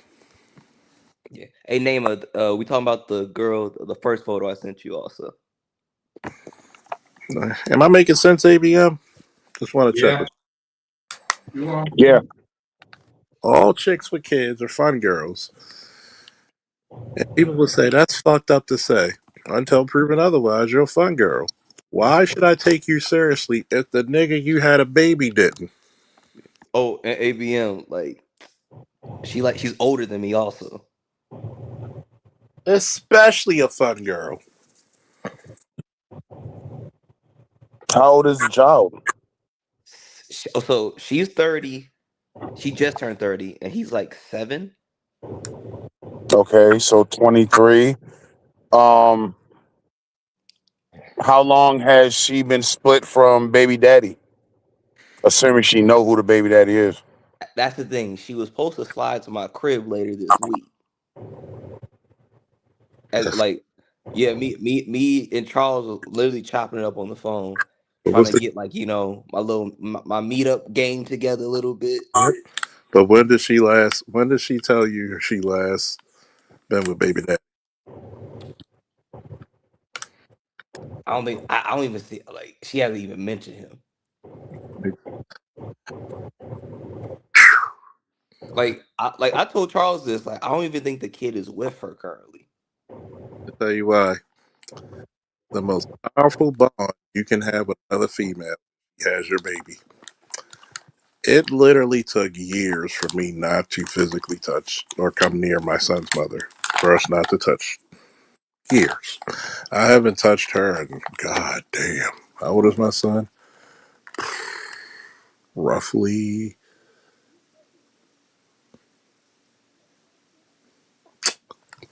11 years. So in other words, I had to physically stay away because that bond is there. Yeah, because I was about to ask like, what are you talking about by touch? Like on a like just physical like physical touch in I mean, general. see, this is the reason why I have this channel, and we gonna gang you up like no other. You know, give me a Hold whole. on. So is this the same chick that got beat up by the roommate? Yep. Yep. So she has a male roommate. Wait a minute. Let me walk through this. So she has a male roommate and she has a child. Yes, but I don't know if the child is currently with her. I believe that currently the child is in a different location. You sure this roommate ain't the baby daddy? That's number two. Sure, Shorty. I don't know. But like I Shorty said, sound messy, I think man. the kid is back in like, so she's from another state, and she moved. She's been down here like for like a year, and Uh-huh. I don't even think the kid is with her. That's what I'm saying. So I don't even think it might not even be the baby dad. I'm gonna tell you. Yikes. I'm gonna tell you where you messed up. I'm gonna Excuse me. tell you where you messed up. You're gonna have me. Trust me, all of us messed up. That's why we have the manosphere to teach and to learn. I'm gonna tell you. There's a dossier you can bring up on every chick. I need to know. I don't give a fuck. At least if you lie to me, when the last time you had sex? At least give me a roundabout number. Where's your baby daddy? Where's your kid? Because I don't want to hear this. Oh, I can't make the babysitter, especially if I make plans for you. Dude, you got a room. What's the relationship in his room? Are you fucking him? Literally, if when I would have picked her up, that was like if whether the crib or in the car on the ride back, I was like, you fucking this nigga. Because I could have told her in the car. Okay. Number one. This is why a lot of chicks get over on dudes because they want to play the sympathy. Because I'd have been like, okay, number one, you got a kid, which you 25 and young man yourself and agreed. You're kind of beneath me in a way. I hate. Is that the right word to use, Namer and ABM? Yeah, it's perfect. Crazy enough, I had a chick like she's like a little. Wait. She's like way older, but she even said like a lot of the chicks at my job were beneath me. Like she self admitted that. Yeah. When a woman tells you shit, see, I might have to do a show Mm. where the stuff that you need to listen to women. I think a lot of men don't know the difference in when a We don't know woman. how to filter the bullshit. That's the problem. A lot of young men do not know how to filter the bullshit because women talking. Because remember, there's dude talk and then there's vaginal talk. and A and lot and of dude, but when it comes to the vaginal talk, we don't understand it completely. well, we do with age and experience, time and Youngins need have not, but how old are we when we start catching on and such? depends on your experience with women. Now you see why us. Just a And moment, Charles. hold on. Please. Now you gotta hold on. Now you gotta see why I always tell men, young men, you gotta go through a little bit of your womanizing days safely because one, you'll be able to smell the bullshit quicker and a mile away. Okay, shorty, if I come get you, what are we doing? Where do I benefit in this? Because all the benefits, if you look at shorty right now, right, are in her ball court, right? Yep. You burning your gas, and she's how many minutes away? Like so, she's like literally like right next door. Right next door. Okay. Um, So I would say like less than 10 minutes. you're 10 minutes away. Never been to your house before. You started talking to her when? I met her at the. She came in at the job like around like November. Cause like I know, cause like she's a Scorpio, so her birthday, she literally had her birthday just recently before she started the job. So let me do a little bit of math. She's a Scorpio, and what's your zodiac again?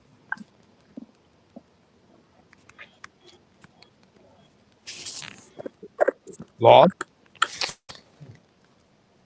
Let's go with like mid-November. Well, salute to your sons, but I don't know. Why would I say a lot of people? Why are you talking about weak? Forgive me if I choose not to subscribe. I mean, if you don't want to subscribe, I'm not forcing nobody's hand. Trust me, shorty. Number one. This is why she lives 10 minutes away, and you've been talking to her since November. That's what, 2 whole months. Ain't no way in hell you gonna call me when you literally a hop, skip, and a jump away. And the only time I need you calling me 2 o'clock in the morning, and if it ain't coming to see me, and the only time I hear you from trouble, because I'm gonna tell you the same thing I told my godson about a chick. And this chick, I mean, don't get me wrong, when I saw the chick, finding a motherfucker. Yeah. But she And the got, crazy thing is, like, we was chopping it up like a day or two ago, and like I said, she was already about to come to the crib like this mhm, week. yeah. And here's the crazy part. I'm gonna tell you one thing about women. You listening? Yep. If a woman's interested in you, there ain't no natural force in the universe stopping to come see you. Am I lying, fellas? Nope. ABM, name her. Name is gonna be right back. I Uh, Nah, gotta you step away. good. You good. You right. because I'm gonna tell you one thing about it. I had chicks from Jersey, North Carolina, Nebraska, Oklahoma come see me. Okay, or if I drove to see them.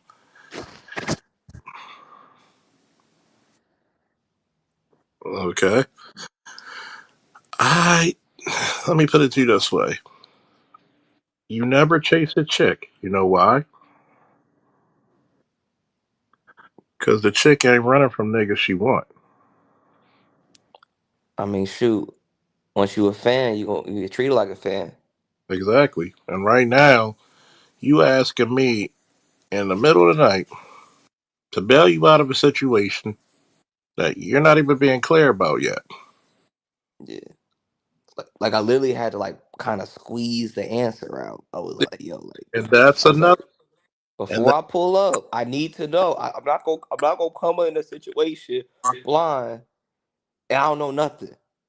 and don't feel embarrassed about this because there's probably some dudes younger, same age, or even older going through the same shit who probably don't have the balls to come up here and talk about it. So I appreciate that. But I'd rather you be safe than sorry. Because I had to tell them with a similar situation. Girls fine as fuck. To be that young and that fine, fine as fuck. Abusive little boyfriend. I had to put this bug in their ear, him and his boy. I said, how come you hear from this chick when everything's wrong, but when everything's okay, you can't even get a whistle out of her? Yeah, that you hit her before, twice. She's a hedonist, meaning that she likes to get fucked by multiple dudes. The only good thing you got about it is that you actually got the hit. So here's my thing. If you're really in trouble and you're in danger and I gotta squeeze information out of you, something not right. Because how long are you staying? Did you call the police? Is this person armed? Do they have access to weapons? Because if That's I'm the up, thing. That's the thing, OG. I was gonna ask all these questions. I was like, yo, like I need to like and I need what was her reaction to this? like no, I was gonna act like after I got secured everything, like okay, I secured a little bit of information. when I would have picked her up, I would have took her phone like, hey, I need you to turn off your location. No. Prior, Uh, like prior, hmm? how much information was she giving you? Because we here's we we was just like we was just vibing really. Like, she was like when she got to the job, like most of the chicks had like the two chicks two pictures I showed you and Naima and Josh. Like, and then there's another chick, but she don't got social. But like what she said. they kind of came to me, and we just like on some genuine stuff, like chop it Yeah, up, they're gonna be and genuine. then It's yeah, just that. like Go ahead. we'll chop it up, and then like okay, like you cute, like we vibing, and like I'm pretty much filling her out, but like pretty much with Shorty right now, it's been the sexual tension been like crazy. Of I've course. been like slowly but surely kind of dig. I would like if I would have everything would have gone right and I would have brought her to the crib later, I would have kind of got these questions answered. Oh yeah, you're gonna get because I'm gonna tell you why. This is the reason why. BGS said it before, but I was saying that even before he said it on this thing. It's similar to my philosophy as well. I need to talk your head off because I got to get certain things out. Because, like, Shorty, are you talking to somebody for real? Let me know. Are you dating somebody? Let me know. I will say I did peep she was like I did peep she was mixy. Yeah, right there, right there. There's certain things you're into. Every girl you meet is the fun girl till she proves otherwise, especially if she's a kid. Because one, I know black people hate to use the word beneath them, but some people are beneath you. You're a degree guy, nice looking guy, athletic. You can offer her more than what she can offer you. And this is just me being me. I'd rather lie for you than tell you. That situation, if she's really in trouble, a bitch gonna tell you everything. Number two, if you're insulted and you don't call the police, hmm, because I should be the second motherfuckers you call. The first is the Yeah, I police. was like, damn, like that's what I was saying. I was like, that's why I hit you up because I was like, yo, like what do I do with this situation? Because right now, when we talking about assault, you don't even know if she started the shit. Like, that's one of the things I was going to ask her if I would have picked her up. Like, Because what first, happened? if it's 2 o'clock in the morning and you ain't got money or open legs for me, why the fuck am I coming out my house? Yeah, You better damn good reason. It's like if somebody calls you 2 o'clock in the morning and somebody calls me, it better be a damn good reason because I'm not answering my phone for a few people. And it has to be a super emergency and you 10 minutes away. Because first of all, yeah, meet me down the block, shorty. because I was like, yo, like this could go wrong. Like this could be on some backdoor setup type shit. So Yeah, that's why I was like, let me, yeah. that's why I said, hey, I need to know the situation. I said, hey, drop a location. You know, I need you to be out the crib, so And I can just scoop you, and where's then she at now? so I tried. Like I told her, hey, drop the location, and then I was already thinking, I was already putting the plans in my head, like what I was going to do when I scooped her up, and like take the phone, and everything. Hey, the bed is all yours. Like like all my cash, all my spare cash, I hid in my closet. Um, no Because money out, no nothing. All my because valuables, I put in a secondary location. because first Um, because first of all, if you coming over my house, only thing open at 2 o'clock in the morning. What's that? some legs and Actually, bad decisions. three things: rural farms, 7-Elevens, and legs. Ain't no woman sleeping in my bed and I'm not in it unless she related to me.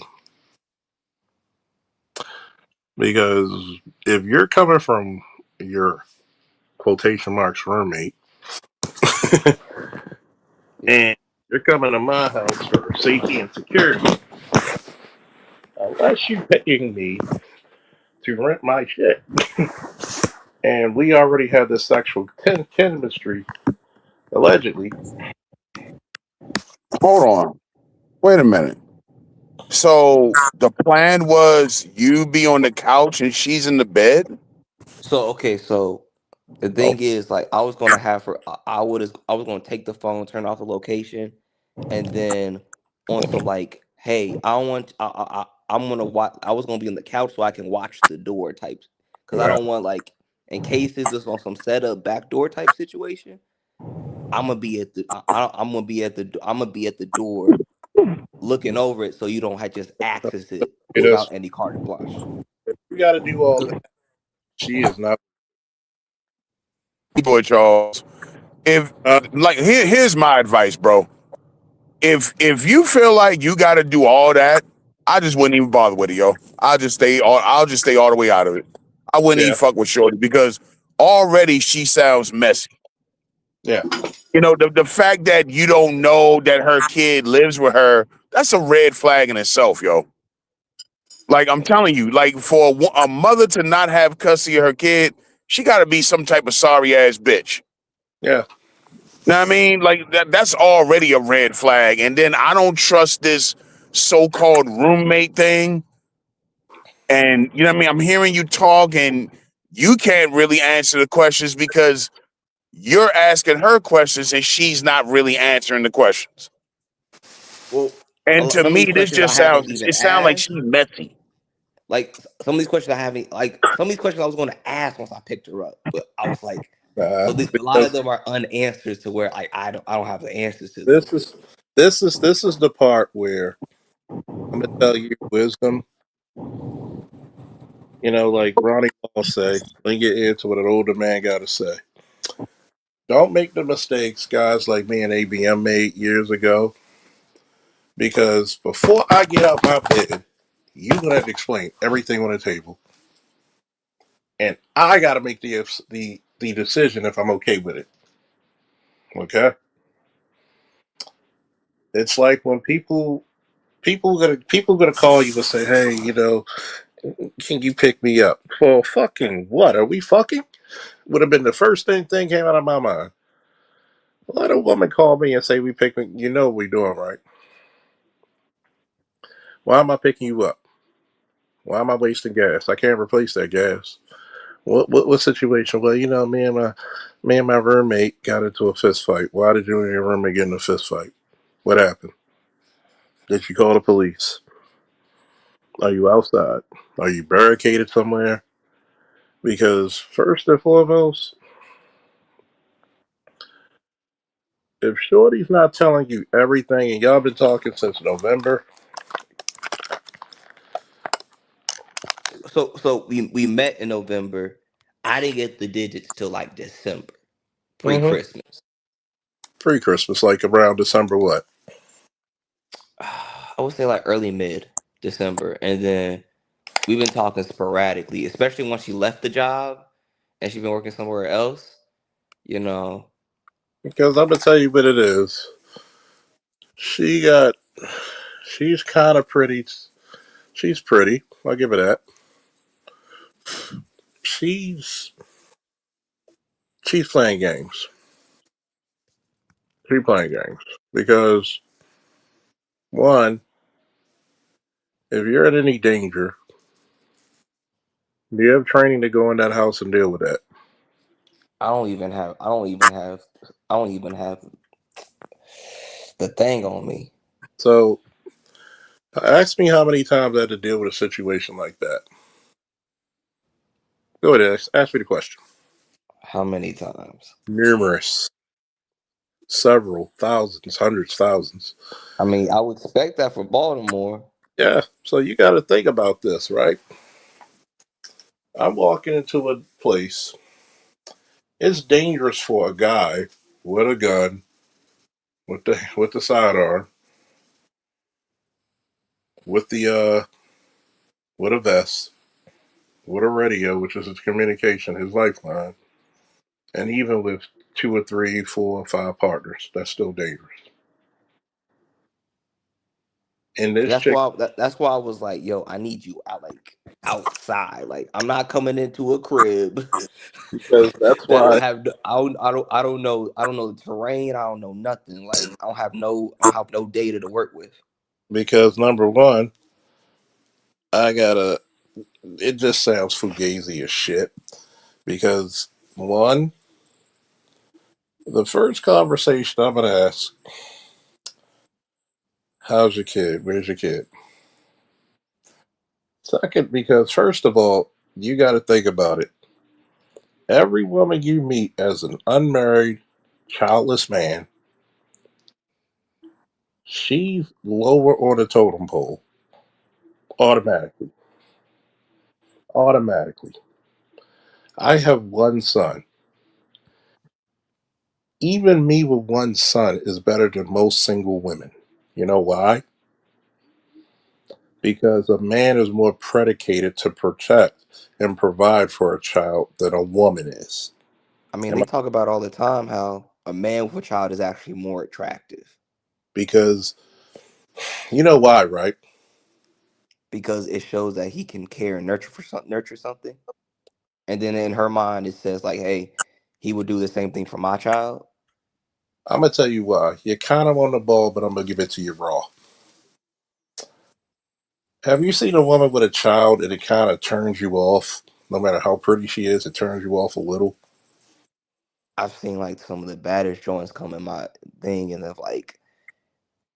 then I see like a kid like run around something like that. I was like, See the kid around it, yeah. kind of turns you off. You know why?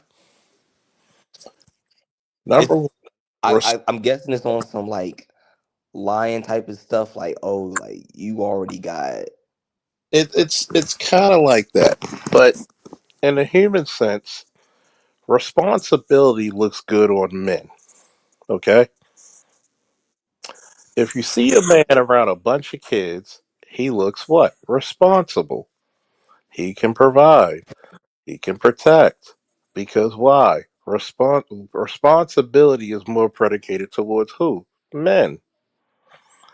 When you see a woman with kids, you get a little adverse to it. Naturally, biologically, men are averse to that. You really have to convince yourself, like,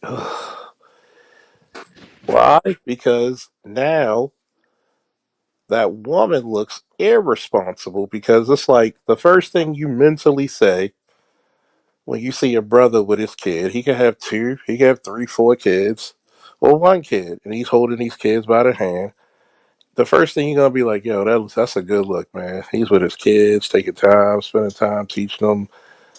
But when you see a woman with a bunch of kids, the first thing you think, damn, where their father? You just naturally do. Am I lying, ABM? No, sir. Your body naturally tells you this because guess what?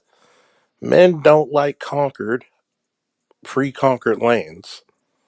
You feel me?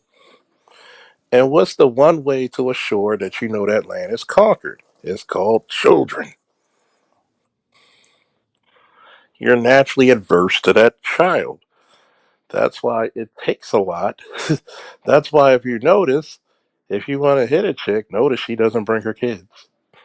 Typically, she does not bring her. You have to literally be downright into that chick's relationship for the kids.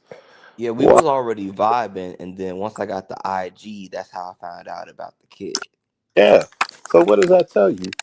The first thing you could have told me, because we can vibe and I know younger people, get the IG then the number, but it's your thing. I don't knock it.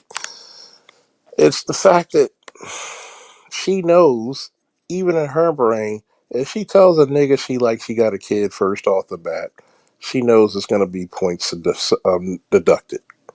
She knows that. She knows she's pretty, and she's hoping that her prettiness will override that natural, aversion.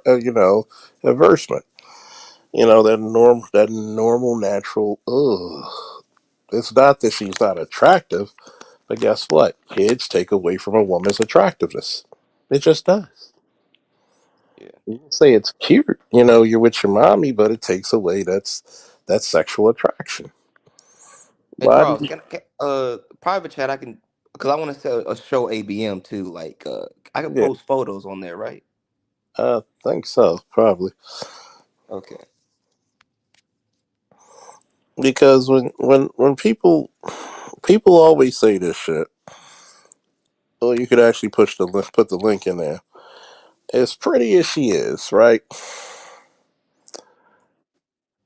You gotta understand that even as a younger guy, women were dime a dozen to me at one point. You really have to endear yourself to me to be considering what you were to deal with you hot and heavy. To the point where sex is not on the table, and I kind of just like being in your presence mutually. And I know even November sporadically, I know people work and all this. I can tell a woman who's really feeling me because she'll break her fucking neck to see me. She'll break her fucking neck to spend time with me. She'll break her fucking neck. She will push every goddamn thing out of. If a woman wants to spend time with a man, she will literally have superhuman godlike strength and move heaven and earth for that nigga just to spend time with him. And tell me if I'm wrong, folks. Please, chat. Please tell me I'm wrong. I mean, shoot, I would come into work and she would be asking around if I'm working today. See, it's one thing at work. If a woman wants to be in your presence where it's just you and her, there ain't nothing. She will. I'll give you a perfect example, right? And everybody knows I don't mind telling my embarrassing stories. You know, I had one chick who was always in the street. Okay, come see me. Well, I'm going out. All right, come see me.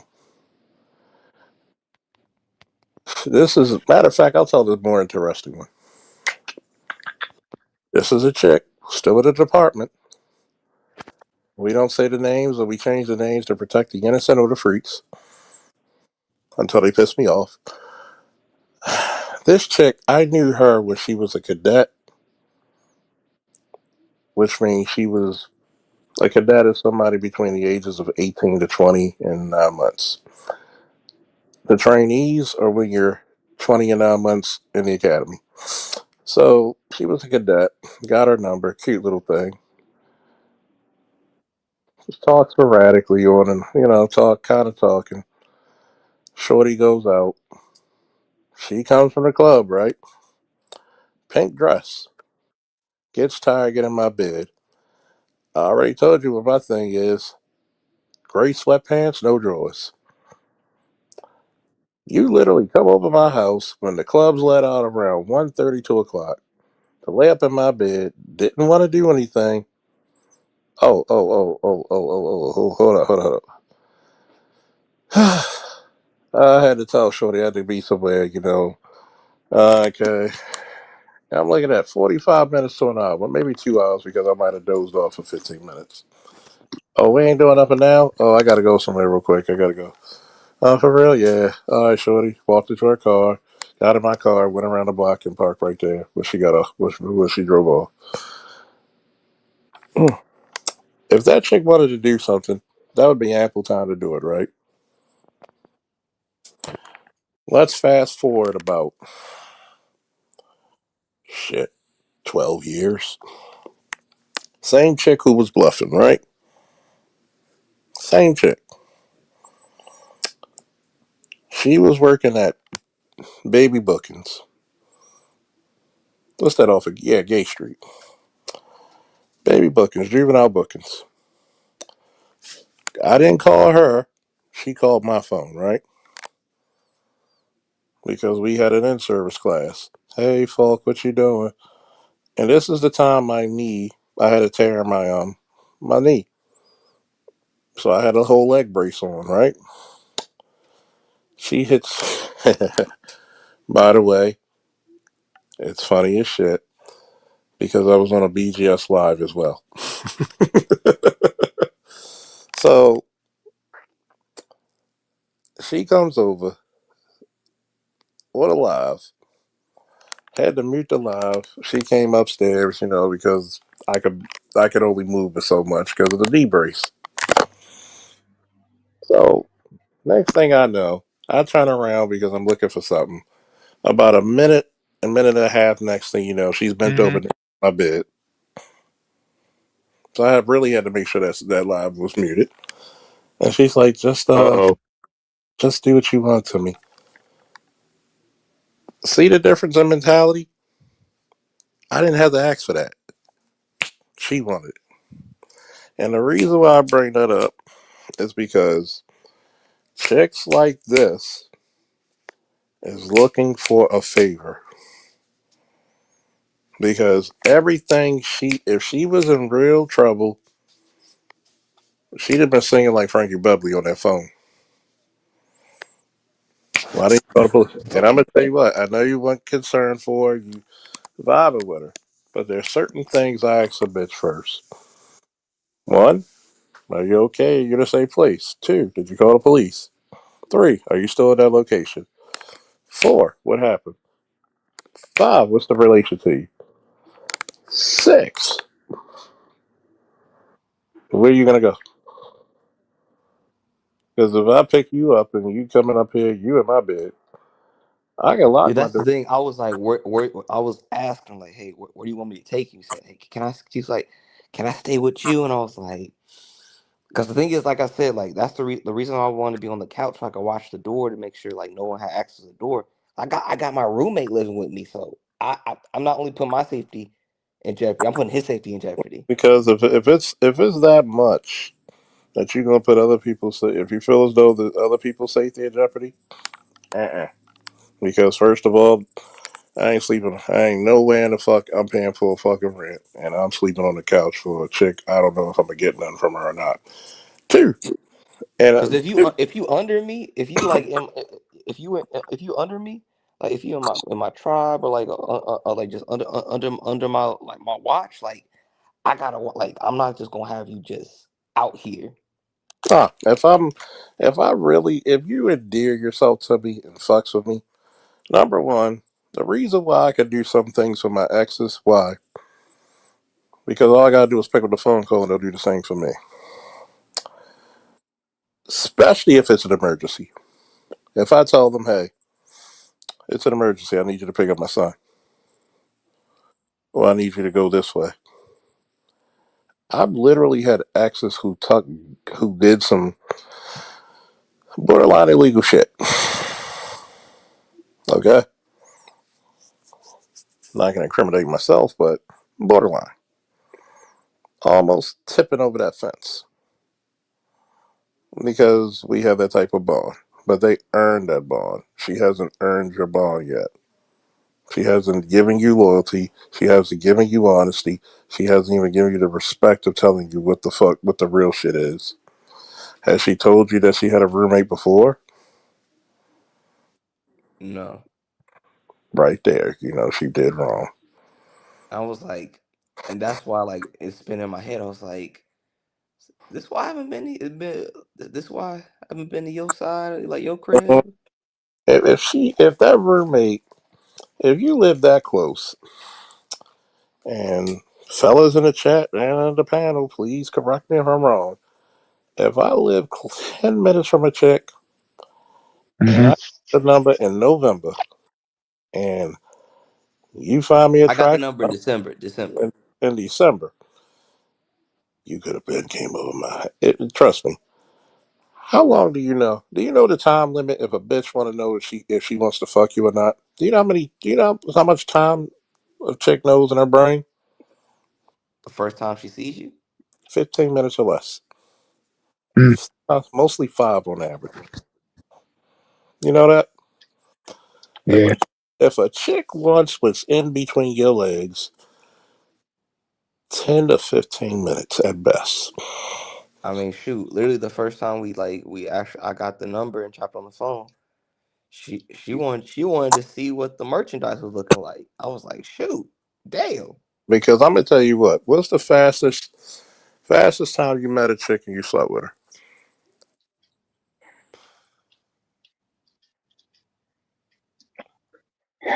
Let's see. My fastest time was 30 minutes. 45. I met a chick at a 7-Eleven one morning, getting off work, and within 30 minutes, I was banging. Yeah. Because if this chick lives as close as you say, she could have met you. She could have met you at your house. She could have walked to your house. You think her baby daddy? I want you to think about this. You don't even know if the baby daddy got the baby,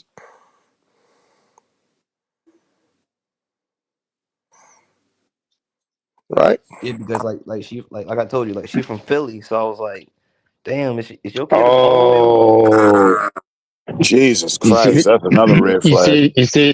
Georgia. That's another red flag. You don't know if that kid is in protective services or Oh, in the custody of family that members. kid, You don't know. that kid probably got a felony already. That is a tough kid. Oh, you know what this sounds like? Honestly, this sounds like this chick is really in between living situations. Sound like she don't have her living shit together. Nah. Hmm. Hell, Because the thing is, like, I if dealt she, with this before. I dealt with lost. this before. Yeah, lost. Yeah, lost. Let me explain something to you. If she's in PA, you immediately know it's a red flag, especially if she was in Philly or even worse, some places like Harrisburg, or if you're in like parts of Pittsburgh, you're like, oh They don't shit, call Pittsburgh or the Shadows Pittsburgh. Number that one, too. I've dealt with Harrisburg chicks. They damn near almost as bad as Philly chicks. Hmm. Then on top of that, you got to realize this. This chick has a lot of question marks about her that could have been answered in 2 phone calls. Really, one. I mean, shoot, Hmm. name like Charles, y'all already peeped the tattoo where the tattoos and everything. I was like, Yeah, those I saw the pictures. Those tats are a red flag right there. You know what kind of chick she is with those tats. Most tats, I'm going to say this. I'm a little forgiving for tats if I can't see them in a dress. Now, you talking about a chick who had her baby at 23.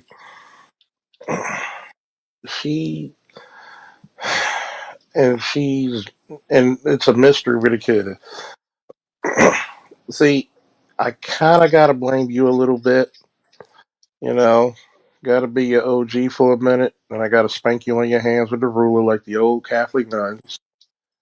You didn't write. Ah. You didn't ask the right questions at the right time because Mm-hmm. the right questions early on will save you a lot of mess. Because first of all, category one, fun girl. You can't say if you want to see my dick that close now. There are special occasions where some chicks are just that fucking attracted to you. It could be the je ne sais quoi. Most girls who are grabbing for my dick want to see my dick that quick. You looking just to fuck. Very few times you looking to be a wife. that's what I was peeping. I was like, okay, And because tension been crazy. I was like, okay, you wanna. yeah, you gotta think about it. When I know even my homeboy who was married, one of my homeboys was married, and he didn't have kids before he met his wife. And he said, I know I did it the backwards way. He knows it. Fortunately for him, it turned out good. I became his wife. But even he knows that not everybody's like that. That's rare. So for me, Shorty has a lot of fucking flags. A lot Short, of red flags.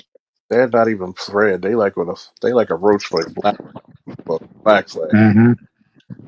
And in the first conversation, you can't tell the background. There's certain questions even on fucking dating apps. What's your background? What's your hobbies? What you do for fun? What's your turn ons and turn offs? If I can't get that out of you, I don't need to talk to you Yep. because now you're hiding shit from me. And if you're starting our relationship, I mean, a relationship could just be a friendship. A relationship is a business. You starting our relationship, no matter what level it is, on deceit. That's a house built of cards, and it's gonna fall over. Because It, you Mm. because usually before I even go like for like a little bit more, that's the thing. Like a lot of chicks are like falling through because like I like to feel them out first before like I really get to mess with you for real Which for you real. should do. Which you But should yeah, do. You should gotta but like feel them out. It's like recon. this It's one recon basically. this girl in particular, like this is like unusual for me because it just moves so fast. I'm gonna tell you why it's unusual, and I'm gonna give you the little Charlesisms. It's because the little head is more thinking than the big head. Mm-hmm. We've all been there. Yeah, that's why you Like laugh. like she was so heavy on me. I was like, damn, Yeah, like and she's this the don't Oh happen a yeah, she was lot. putting it on heavy. She was putting welcome. on heavy on you, son. Welcome to your Kimberly Jackson, son. Welcome to your Kimberly Jackson. She a fine motherfucker, and she's putting it on thick. I mean, she laying that mayo on top of them goddamn on that Italian cold cut real thick. And see, Thicker than some barbecue sauce. Shit. and see, And honestly, one of the biggest red flags, because Naima Charles, if you peep in the pictures, you could see that she got some scars. mhm. And so Mm. I mean, I was like, there's things you got to think about. For me to talk to a chick, get back, we got to sit down and talk about some heavy shit. Even I got a story to tell you later, or Lost, after we go offline. We're gonna talk about this. even when I went to Shorty, there's heavy conversations talking back to her again that we have. And there's things, if I talk to a chick I haven't talked to in 2 years again, and this chick, yeah, it's cool conversations because guess what? You're not gonna just hit me off with the 1-2 and hey, I'm gonna come over. No, shorty. What are you looking to do? Like for real, what are you looking for? What situation you in? Because right now, can you stay with me? You don't know my living arrangements. She doesn't even know your living arrangements, right? she know I got a roommate because I told her like she was about to fly to the crib, and so I was like kind of making like I was just like okay I gotta like get everything cleaned up and everything. We was chopping it up about it like hey, get the smell good, Yeah, get some yeah. eats. What you supposed to? What you supposed to? But Gotta be a good host. But I was like, and also 'cause the thing is like, Yeah, it, but what kind it of a guest you invite in is the problem, also, son. because yeah. you also got to say to yourself, there has to be some type of mutual arrangement because it's one thing. Can I come over to your house sometime? Like you got to understand, there's certain things for context. I got to drive to PG to go see Shorty, which I know she would come see me if she wasn't recovering from the surgeries. So Mm. I want to see her. I got to go see her because that's going to be very hard for her to do. Now, if you're talking about Shorty who's 10 minutes, there's women I've who drove 4 hours to see me to do whatever the fuck we wanted to do, grown folk style. Yeah. Also, she ain't got no whip on her. Every Her license got expired and every female. Uh, That is another red flag. no, that's not a red flag. I'm gonna tell you why. Here's the test of a female. No, did you hear what he just said? Her license got what? Expired. I know. I'm gonna tell you why that's not even a real big factor. Here's a big factor, right? And I'm gonna be very black pill with it. Hmm.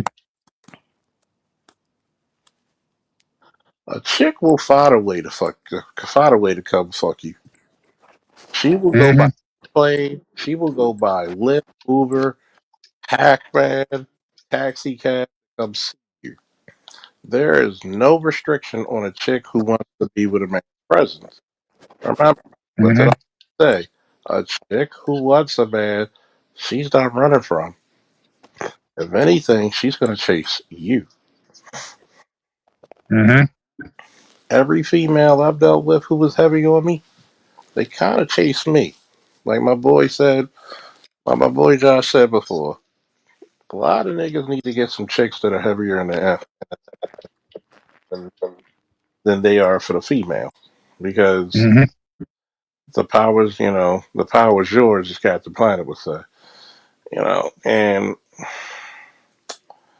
you got to think about it. At some point, you might want to chill at Shorty's joint. Like, Shorty, you didn't tell me you had a roommate? That'd have been a real red flag right there. How come I can't go to your shit? But I kind of lean into ABM when it's like, yo, you telling me that you sound like you're unsituated because you automatically just volunteered my house, and I get it. You may not have family here, but I'm pretty sure you got friends and shit. Yeah, I got my aunt and my cousin down here. Yeah, I'm talking about her, Oh yeah. I don't think she has any family down here. and I think all her family is like still in Philly. I'm just thinking to myself like, hmm, there's a lot you got to excuse from your life to make her more comfortable.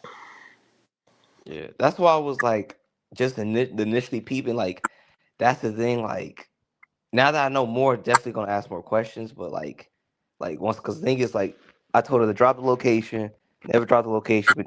I have been trying to call her and nothing. I said, okay, maybe this is a sign that I should stay my ass home.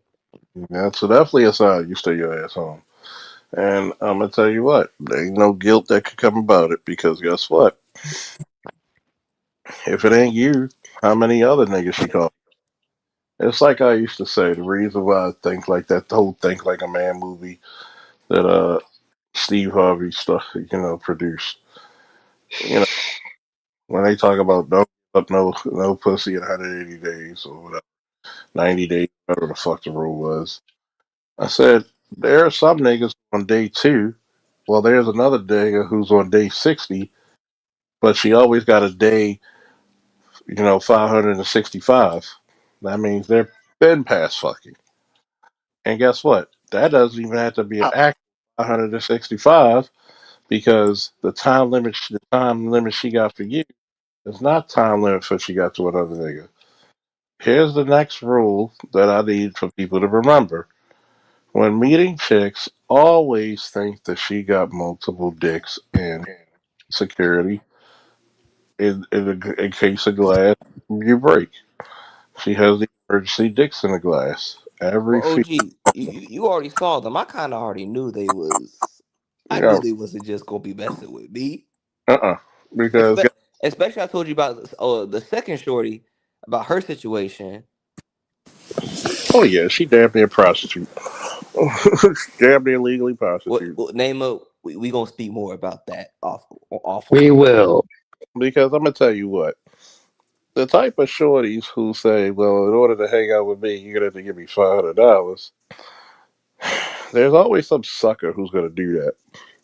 And the crazy thing is, I got the shit for free. Like I got the number for free. Yeah. Exactly. So if she gives you the number for free, that's one thing. Let's test the waters a little bit. Okay, let's come over. Okay, either you ain't or you not. Because first things you look on these dating apps or even chicks in real life. I'm not the first time. I'm not coming over no nigga's house. Alright, shorty, talk that good shit. But if it's a nigga you trying to fuck, you coming over his house. There ain't nothing you could talk. If chicks came 3, 4, 5, 6, 7 hours to my fucking house to fuck me, and this is the first time we physically meet in person, what the fuck does that tell you? You wanted it. If a chick wants it, you ain't gotta ask questions. She's gonna make a way. And that's the thing. Like, damn, if I'm the other nigga in the situation, damn, you with a dude, but you ready to slide the crib to just potentially give me some cheeks. I was like, damn. It's called "Have Your Cake and Eat It Too." I will say my ego is very inflated right now. That's what. You got to That's keep that ego in check too, because sometimes you don't want it to get too big headed in that situation. You might get a and, little cocky, start feeling yourself a little too much. and even though you're trying to get some cocky, but the craziness about it is that at some point, because I know how it is, especially when young, a lot of these chicks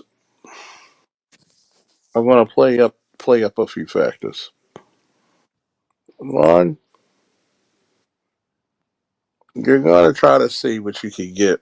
It's a woman's job to get the most benefits without giving up the most sex. The opposite for men is to get the most sex with putting out the least amount of benefits. So when you look at a chick, you want money, but you ain't got shit going for you. Hmm. But she could go out there in the street and literally run somebody's pockets or suck a dick or get bent over for 5-10 minutes. She could get that type of shit.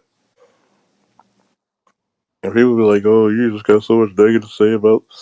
No, it's actually the truth. That chick is looking for the best benefit she can. And OG, like, I'm honestly glad this happened, because the thing is, when she would have came to the crib, Mm-hmm. now I got more questions. Like, yo, now I gotta like, hey, yo, when's the last time you've been tested? Like, now I gotta ask those questions, type Mm-hmm. shit. Exactly, Cause the thing because is, you don't know who she been with or where she been. I'm gonna be real. I was trying to, I was trying to get a taste. You feel me? But I was like, damn. Hey. Sometimes you gotta look at that and realize it's good to see, but not touch. Because sometimes, because what do they say? Things are too good to be true, and it's not. Yeah, name. I thought it was just gonna be a quick, easy little something. Then Nah, I could nah, have a little. nah. I could, every now and then have a little I bit. got stories to tell you, fam. I got stories to tell I was like, damn. with I my was like, dumb ass yo. and then I was like, some. yeah. Hey, I was like, yo, your boy about to do. I was like, ah, shit. It had to be something.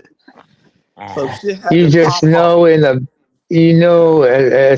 back of your mind, something's up, and you got to understand, trust your gut, because It's you be too like, good to wait a be minute, true. you just too good to be true. Frankie Valley wasn't bullshitting about that song, but hey, I mean, Sean Connery explained that to Wesley Snipes, Rising Sun. You know, it's too good to be true. Something that appears too good to be true, and it's not. Nope. Now There I'm are a in my lot bed. because Now I'm remember, in my bed at the 5 greatest weapon a a.m. woman has is that, hey, I'd rather sleep alone and wake up with a clear conscience than to be in bed with somebody and wake up feeling some kind of way.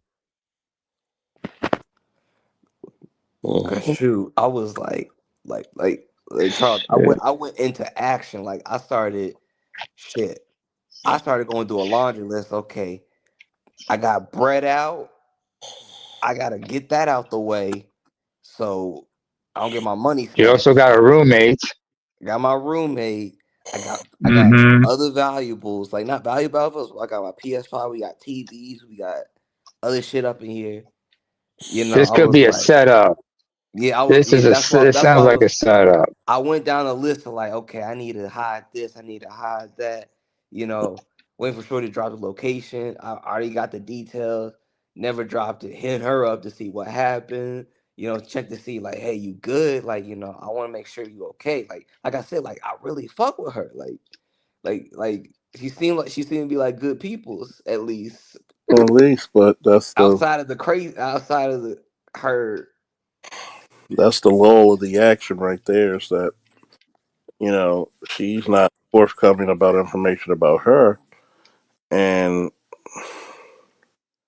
here's my shit. Like At some point,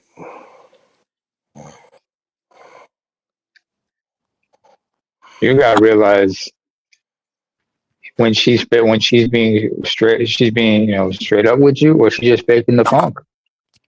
You'd be Yeah. surprised how many guys got themselves in all kinds of shit because the female lied to them that I was in a situation, only get set up and be jumped or some shit like that. Like name a like shorty breaking my sleep in the middle of the night. I'm discombobulated. Bruh, Phone just buzzing. I was like, bruh, what the hell? bruh. You're learning, first of all. It's good that you're talking to us because you're learning.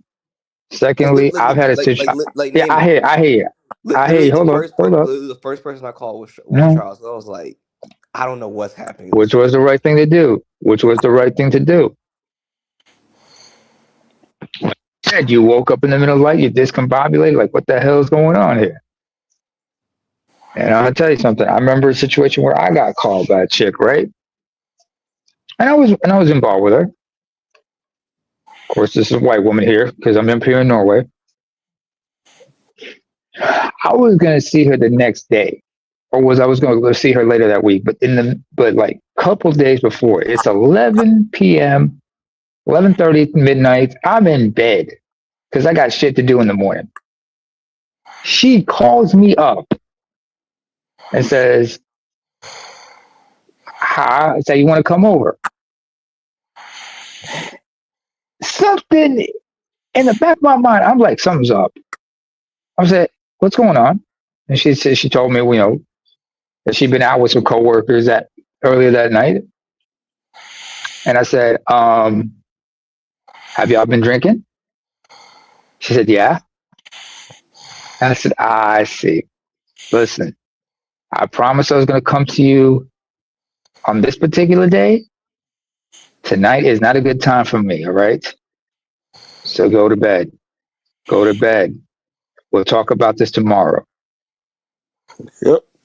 I talked to her because I understood the situation. I go there, and plus it's the middle of the night, and plus she lived in it, like she lived like in the next municipality over, which was a 20 some, which was like about half hour by bus, and I don't have a car, so I gotta get up, change my clothes. I gotta go walk about 15 minutes to the central bus terminal just to catch a bus, knowing the buses don't are few and infrequent at this hour, just to go see her.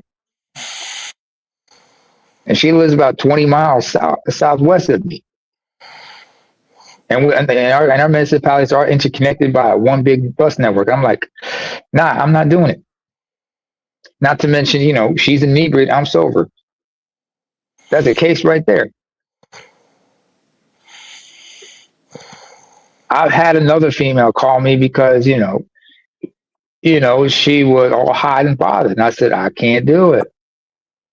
She texted me the next day and begged me to just she needed something, just to scratch that itch. And I couldn't do it. And this one was sober. So I'm like, all right, I got it. So eventually, because, she needed it bad, but I had to go. But, eventually I went over to check on her, and, we sorted that shit out. That's all I'm going to say about it. We'll talk about that on the off. I'll talk about more about that in the offline. But you have to understand certain situations you don't go into. I mean, Dante Nero talked about back in his stripping days, a situation where, because he's from Brooklyn, he's from Brooklyn, Crown Heights. When he was a stripper, there was a chick who liked him, right? She told him, "Why don't you come on over to Wyoming?" He said, "Where you live?" "In the Bronx, in the South, like not in Soundview, but not Soundview Project, but some other part in the South Bronx." I'm like, fortunately, he had his man with him, and this is like in the '90s when shit was wild. And when he went to a building, you had some knuckleheads, watching the door and asking, who you with?" and plus he light skinned. He had to thank his lot. He had to thank his lucky stars. He got out of there alive and unscathed because this was some hood shit. You know what I'm saying? And by the way, Lost. The area you stay at, it's a really safe area, right? Oh yeah, like I told Charles about it. Like it's a real like they don't play out here. Like It's a safe neighborhood you live at. Okay. yeah, The it's area like where she's staying at, where is it? What is it's it? Is it literally a rougher next part? door. It's literally next Is door. it? Uh-huh. But what's that like? You been there? Oh yeah, yeah, it's real safe. Like where I'm at, like so pretty much you stay out of west, south, and east. Like if Mm-hmm. you move up north from Atlanta, Uh-huh. like Uh-huh. those are generally like the safe areas outside of like outside, like the nearby Mm-hmm. cities outside of Atlanta. Mm-hmm. Okay. Because you gotta ask this question because the state play area she's staying at, that's like what, low income house? Is that safe area as well? Or is just like kind of I shady? don't even know. That's what I'm saying. Like Shorty said she was gonna drop the location, and I Mm-hmm. was like, okay. Like then I asked her like, what I need to know what I'm going into. So I don't even know what like how our housing is like. But generally, like the housing is like it's good. It's low price. It's a manageable price, and they're like generally all like most Affordable. like affordable. Like if they're affordable, like we don't really got no we don't really got no hoods out here. If you know what I'm No. saying. Yeah. Like Of course. the They're hoods are south. more like in the central or like that's what I'm saying. Like the west, south, and east. Like my people in Atlanta, like the natives, they told me like, hey man, like you better off just going up north. That's where you gonna be safe. You Cause, don't want to be on 85. You don't want to be in certain areas. cause like literally Was it like somebody? Mm-hmm. my first 4 years in Atlanta, I was in the West End, like off of Bankhead and Ooh. everything like that. Right. Coffee, what's that man? Dawson, what's his name? Narratives and Dialogues. He's from that. He's in Atlanta, isn't he? Oh yeah, well no, I think Coffee Nino. Coffee Nino. yeah, Zulu's in. Zulu's in Macon. Oh, he's in Macon. Oh man, shit. He going. He's up in Little Richard's hometown. Yeah, Okay. he in the country. Oh, okay. Shut up. Sorry, you can't go wrong with Little Richard. Can't go wrong with Little Richard. But then again, I've told you before, or lost. My peoples are down in Georgia, in and around Atlanta. Oh yeah, your people's they heavy in Mm-hmm. Sandy Springs. Mm-hmm. Mm-hmm. There's somebody who's like from Fayetteville, whatnot. That was a long time ago. So you got to know you got to know everybody. You got to know, this, that, and the third. You got to know who's Yeah, where and whatnot. So you yeah, have to ask where the location was, and like if you should have asked her to go to a neutral spot. In fact, you should have been like, how soon can you get to whatchamacall? yeah. If A she would neutral have like spot hit where me, you can get her. if she would have like hit me with like, oh, I live in East Point, I was like, that's a little drives away because that's like south. That's like southwest. Hence to what I said, the neutral spot. A neutral spot would have been someplace where both y'all could meet up. Like in an area, like I'll ask her, like, how soon can you get to this area here? I'll meet you there. Outside of her, like say, if she's from this area, you should say like, how soon can you get to this area? I'll meet you there. Yeah, that's why when she told me the area where she was at, I was like, okay, she's in a generally safe area and nearby, Mm. so it's like, okay, I humor you. And then once I heard like, oh, Mm. like I got hands put on me type shit, I was like, fuck. Did you call the cops? Did you call the cops? Anything like That's that? the thing, name, but I didn't even get to a point to ask these questions because I would have picked up. I would have literally Mm. hit him with all the questions you and Charles have been telling me. I would have hit her with like, "You fucking this nigga." Da da da da. Like, what's going on here? Man, I've had situations where I've had to call the cops, and one time was like, was it? We had a neighbor. This is when I was living with like four other cats. including my younger brother. So we shared an apartment, and there was a lady there was like this woman and a kid who lived across the side street from us. And then I remember one time she just came up to our place, and she said, "Listen, I need you to call the cops. My baby daddy's just acting a fool." And we had to look outside and make sure, there was no crazy shit going on. And the only thing we could do was have her sit in our living room. We offered her tea, whatnot. We called the cops, and the cops showed up and everything. Fortunately, there wasn't a shit else going on, and we didn't know what to think. There's a white woman with her kid coming into an apartment full of immigrants, and we have to call the cops. Now, we're a little scared about this because, how do we know the cops are going to start asking us questions, uncomfortable questions? And most of us couldn't speak the local language at the time. We were still learning it. So that was one situation I remember. And fortunately, things worked out. She was able to talk to explain to the cops what the situation was. And we didn't hear anything about that. But she was very grateful to us. Even though we didn't know what was really going on, we weren't sure if she had some issues or this actually happened. We don't know. You know what I'm saying? So the question you should have been asking was, did you call the cops? Where are you right now? Are you somewhere safe? What's going on? And if Shorty don't say she can call the cops, you immediately got to think, something's up. Because if she would have caught me clear minded and where I'm not coming out of sleep, then because the thing is, I'm kind of like the downer. I'm the nigga that's always asking questions. You got to where people don't even want to come to me at a certain point because they say he gonna be asking questions. Good move, because you don't know. That just lets them know that you ain't with the bullshit, especially if they on some bullshit. Because the thing is, there's no point of going into something if you don't got no plan to what we doing. If you don't have any information about the situation, what's really going on. Yeah, because I was I don't like I said, I don't know the terrain. I don't know what's going on. That's why I was you can't go in there blindly.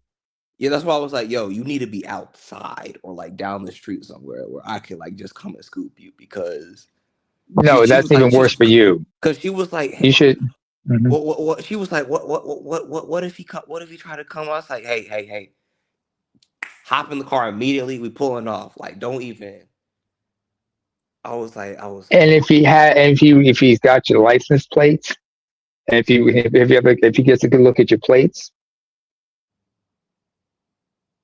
that's what you got to worry about. Because now he's gonna probably do what he's got to do to track you down.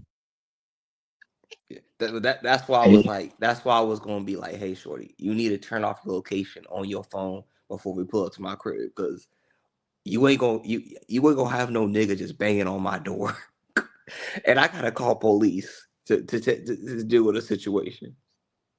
And you're 5'6". You're average height. You don't know how big this other motherfucker might be. Yeah, and shoot, even though you a little guy. I know you ain't. I was I'm not trying to fight nobody in the middle of the night. And we ain't even fucked yet.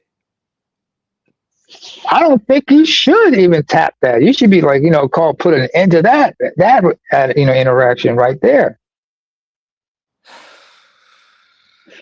I know it's enticing, isn't it? That forbidden fruit, because it's like that toxic shit, man. It's something dangerous. It's not the danger. It's just I was finally. Well, I was so. You ain't down with this shit. You ain't down with this bullshit. I was if Shorty try to contact me again, she gonna have to put everything on the table. I need the whole situation. Mm-hmm. If we gonna if any type of movement for any any type, even if it's on some casual shit, I was yo, I need to know what's going on. I don't want you what you got going on. Reason I get caught slipping in these streets. You don't want to get caught up in some bullshit, because I remember I know somebody close to me got caught up in some bullshit because of a female. This is back home in Eritrea. And he's not a very, he's not, all I'm gonna say is the dude was like, the other dude was like, was drunk and trying to do some stupid shit. Next thing you know, he got popped. He popped my man real bad. Kind of blindsided him, right? And he didn't know what the situation was because the homegirl ran up to him and said, "Yo, I need some help with this. What's going on? What's going on?" And he's not a confrontational kind of guy. And he got popped. He got hit in the face and everything, As far as Shorty goes, I look at her. I have no respect for her Like I because get I I get look. beef I get beefing over money. I get I Uh-huh. get certain types of things. But like over a woman, I was like, bro, there's so many just walking around like When I was young, I almost got into some shit about over a female, but it wasn't like that. It was just, I was checking Shorty, but the other dude was on some dumb shit with me. And this is another cat I knew, and I look at him like he might have been bigger than me, but I could hurt him because couldn't fight, but it was not worth it. There have been some times where I was caught in some dumb shit, but I learned afterwards. I live and learn. I'm all the better for it. yeah. ABM dropped off, but peace ABM, catch you later. Yeah, but he's got shit. Well, y'all got it's like 6 a.m. at where y'all at? Damn, it's 6 a.m. right? Yeah, about it's 6 a.m. 6 a.m. Yeah, it's high noon. It's almost high noon over here, and since last night, it finally snowed out here. We haven't had snow in the past few weeks. Oh, that's good. That's So good. Yeah, I was like, I'm glad we got snow out here finally. yeah. Well, Looks like a proper winter.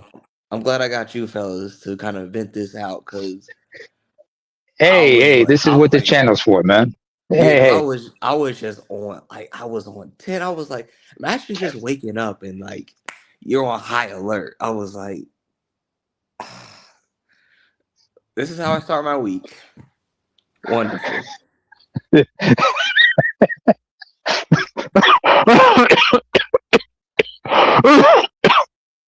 Hey, I'm Charles. These cigars are pretty strong. Oh, whew. It's a good thing I don't smoke. um, whew. Here's what I'm going to say about this, youngin. One, be glad you didn't get involved. You didn't get into shit, so you don't have to come out of shit. And on top of that, it's a good thing that I mean, who knows where she is?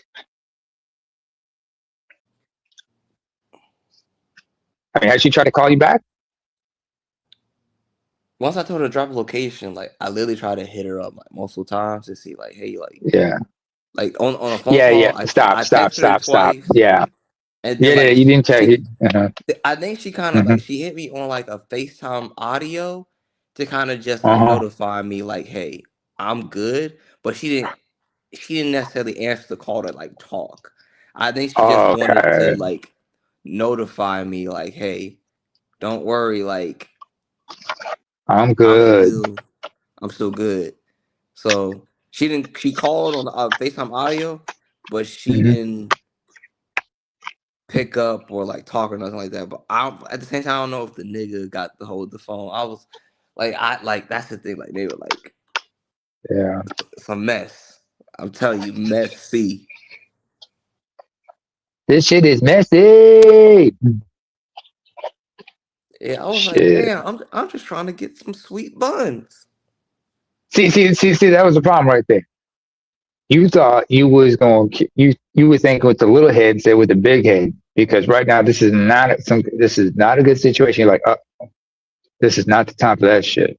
Like Shorty was showing me some play, like on the side of the crib, sometime I during this know. week. I get it. But this is not. You know what? This should be. We got to continue this conversation. Offline right now because it's too early in the morning for everybody. It's Monday. Everybody need to get the fuck. Everybody's probably waking up on the East Coast. They're like, it's I gotta get back to Monday. sleep so I can have the Yeah. energy for work. What time? Oh yeah. I'm gonna hit Yeah, you up on WhatsApp I in a don't little go bit, I and we'll don't go talk. into Continue there. I don't go into the afternoon, thankfully. Because Yeah. I would have been like, if I would have been like a 9 to 5, I'd be like, fuck.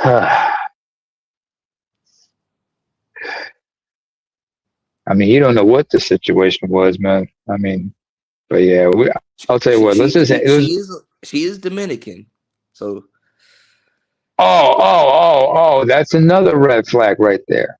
yeah. So Pops is Afro Dominican, Mom's is white for the first chick, and then the second chick, Pops is black, Mom is like Mexican but Blanco.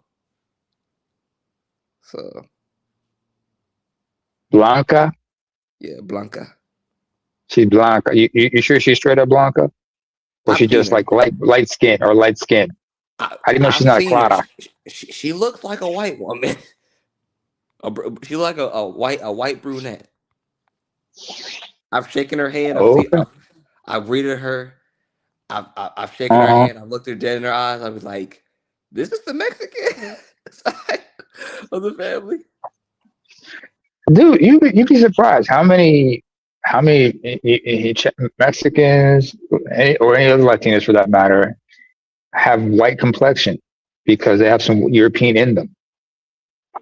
And the upper class ones, they're like straight up white on white on white. Oh yeah, and I heard about Brazil. Mhm. The white Brazilians. I was like, you would. I was like, damn, as tropical as it is. Mm. Especially if you head further south in the southern part, because like Argentina, Chile, Oh yeah, because it's Brazil. colder. No, the furthest with that, and the further south you go, the whiter it gets because most of them like are more recent immigrants. Their Isn't that where parents all came the like isn't that where all the Nazis went also? supposedly, yeah, that too.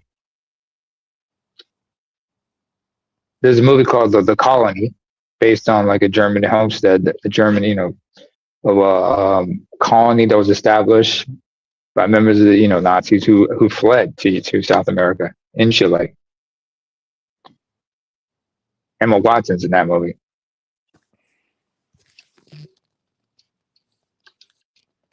But they talk about stuff like that, man. But what was I gonna say? But Sorry, I damn, gotta clear my throat. I'm gonna be real. Uh-huh. Kind of excited a little bit because I was like, damn, this is a first. So you got with a Clara. Wait a minute. No, she's not Clara. She's she is a kind of Clara because like I've mentioned this before. Regarding Latinos, with regarding the names, if she's light skinned, they will name the daughter Clara, which means light skin. In French, it's Claire. Also in English, it's called Claire. The name. Yeah. If she's like fair skin or pass for white, depending on the language, if she's Spanish, they'll call her Blanca. In Portuguese, Branca. And then if you ever notice, a lot of white people use the name Bianca, and Bianca is Italian for the color white, the feminine for white or white woman. But you will never hear somebody who has a dark-skinned child or black child name their daughter Negra in Spanish, Preta in Portuguese, or Nera in Italian. Crazy enough, certain Black Brazilians are starting to like go against that trend and name Mm-hmm. some of their children that, and sometimes the doctors will try Preta? to fight. They'll try to fight Yeah, them. The doctor will try to fight them on naming their child that, and be like, no, I want to name my child that. Like that's kind of the new. because That's of the kind of negative. Yeah. Hey, if you go back to the 70s, Gilberto Gil, he has a daughter. Although she's like somewhere between light skin and dark skin. She's medium brown or morena, as they say. He wanted to name her Preta, so he argued with the person at the clerk at the front office at the hospital. When he was getting their birth certificate, he wanted to name her Preta. He said, "Okay, let's compromise by naming her Preta Maria, which means Black Mary." And she's proud of her Afro-Brazilian heritage. But the funny thing is, her hair is naturally straight. She can't grow. Her hair doesn't curl out like everybody else's hair. Her name is Preta Maria. She's a well-known musician and artist in Brazil, just like her father, Gilberto Gil. So there's still that racism there because in Latin America you have something called Mejora la Raza, improving the race, which means lightening up, kind of with the whole passing stuff, like you have in the U.S. In Portuguese, it's called Melhorar a Raça in Brazil. And a lot of people do not understand, like, these cultures all these cultures still have these hangups about colorism and the slave mentality that was imposed on them because of the racial hierarchies. That's why you have the pastel noir and pastel blanc. yeah. That's why I don't get why chicks will complain about colorism in the U.S. And I was like, y'all don't know what real colorism is. You Like go to Africa, go there to is Africa, Latin colorism. America. Like that's real colorism. No, the colorism there is deep because you have to understand it's a different culture. Remember, colonialism is different in every country depending on who was the European power that colonized that area. Because I know about the Spanish hierarchy when it came to like they didn't have the same limitations with different racial groups mixing with each other. The But I one know drop, about like it's not a one drop rule like they have in the U.S. It's not a yeah, one drop rule in the Anglosphere. but they had like I've seen the chart about the pairing hierarchy Mm-hmm. with the lowest being Negro and Negra together, and then the Spaniard and the Spaniard on top. Yeah, the Spaniards straight from Europe, straight off the boat from Europe. That's the top tier. Second below him is a white person, white on white, descendants of migrants, but they were born in the country. Oh, so it's kind of like an African born in Africa and an African born outside of Africa. Yeah, Because something like that.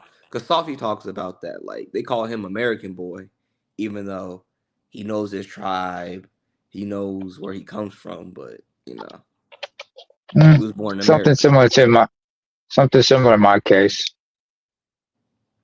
Growing up in Eritrea, because I was born outside. And I came home when I was like about 12.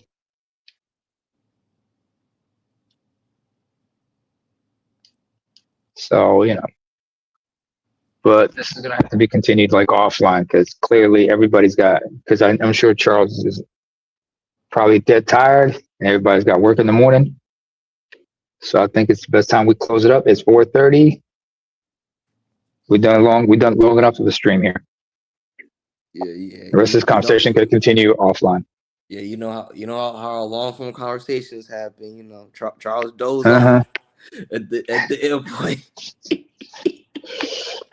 Well, fam, I remember one time, like I mentioned this before, we were like,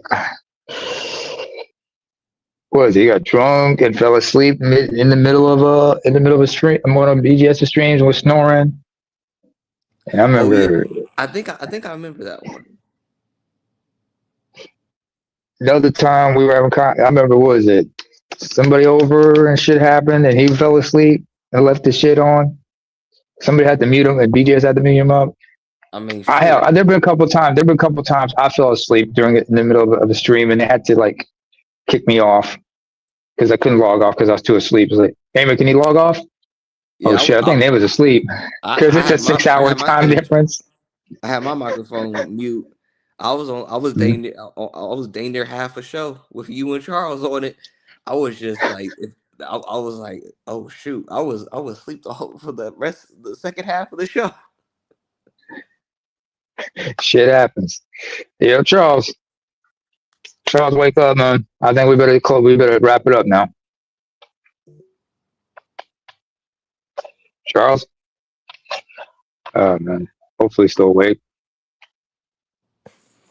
Oh yeah. Yeah. Yeah, I think we better wrap it up. You know, we've been on long enough. All right, folks. Later. Yeah. Thunder, I'll catch you on the phone. Thundercats. Whoa. Yeah. It's ho, but okay. We know a hoe. What a hose. Oh, this one. Hey, fortunately.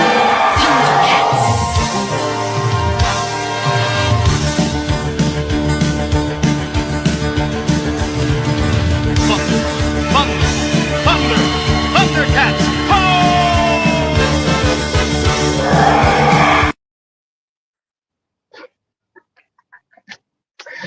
You Never know, gets old. I don't know about y'all, but I'm looking forward to the next for what day today? The 5th, right? Yeah. Yeah, it's the 5th.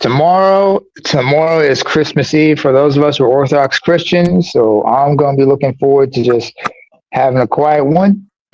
Really? Christmas Eve is the 6th. Christmas, and then January 7th is our Christmas for Orthodox Christians. You know. So why is Christmas in January for y'all? Has a lot to do with the fact that we're still on the Julian calendar instead of the Gregorian calendar. Oh, okay, because I know the reason why Christmas, because pagan with the pagan holiday, winter solstice, and everything like that. I know that's why we do Christmas. I was like, so Yeah. okay. Well, I learned something new. Well, you got to learn the difference between the Julian and the Gregorian calendars. Julian was named after Julius Caesar. Gregorian calendar was founded like sometime in the 6th and the 15th century under Pope Gregory the 10th, I think.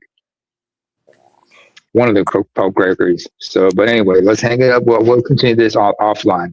I'm sure there's some people that got shit to do in the morning. Let's be considerate of everybody's time. So, thank y'all for your time. Appreciate y'all. Like, share, and subscribe. And y'all have a pleasant week.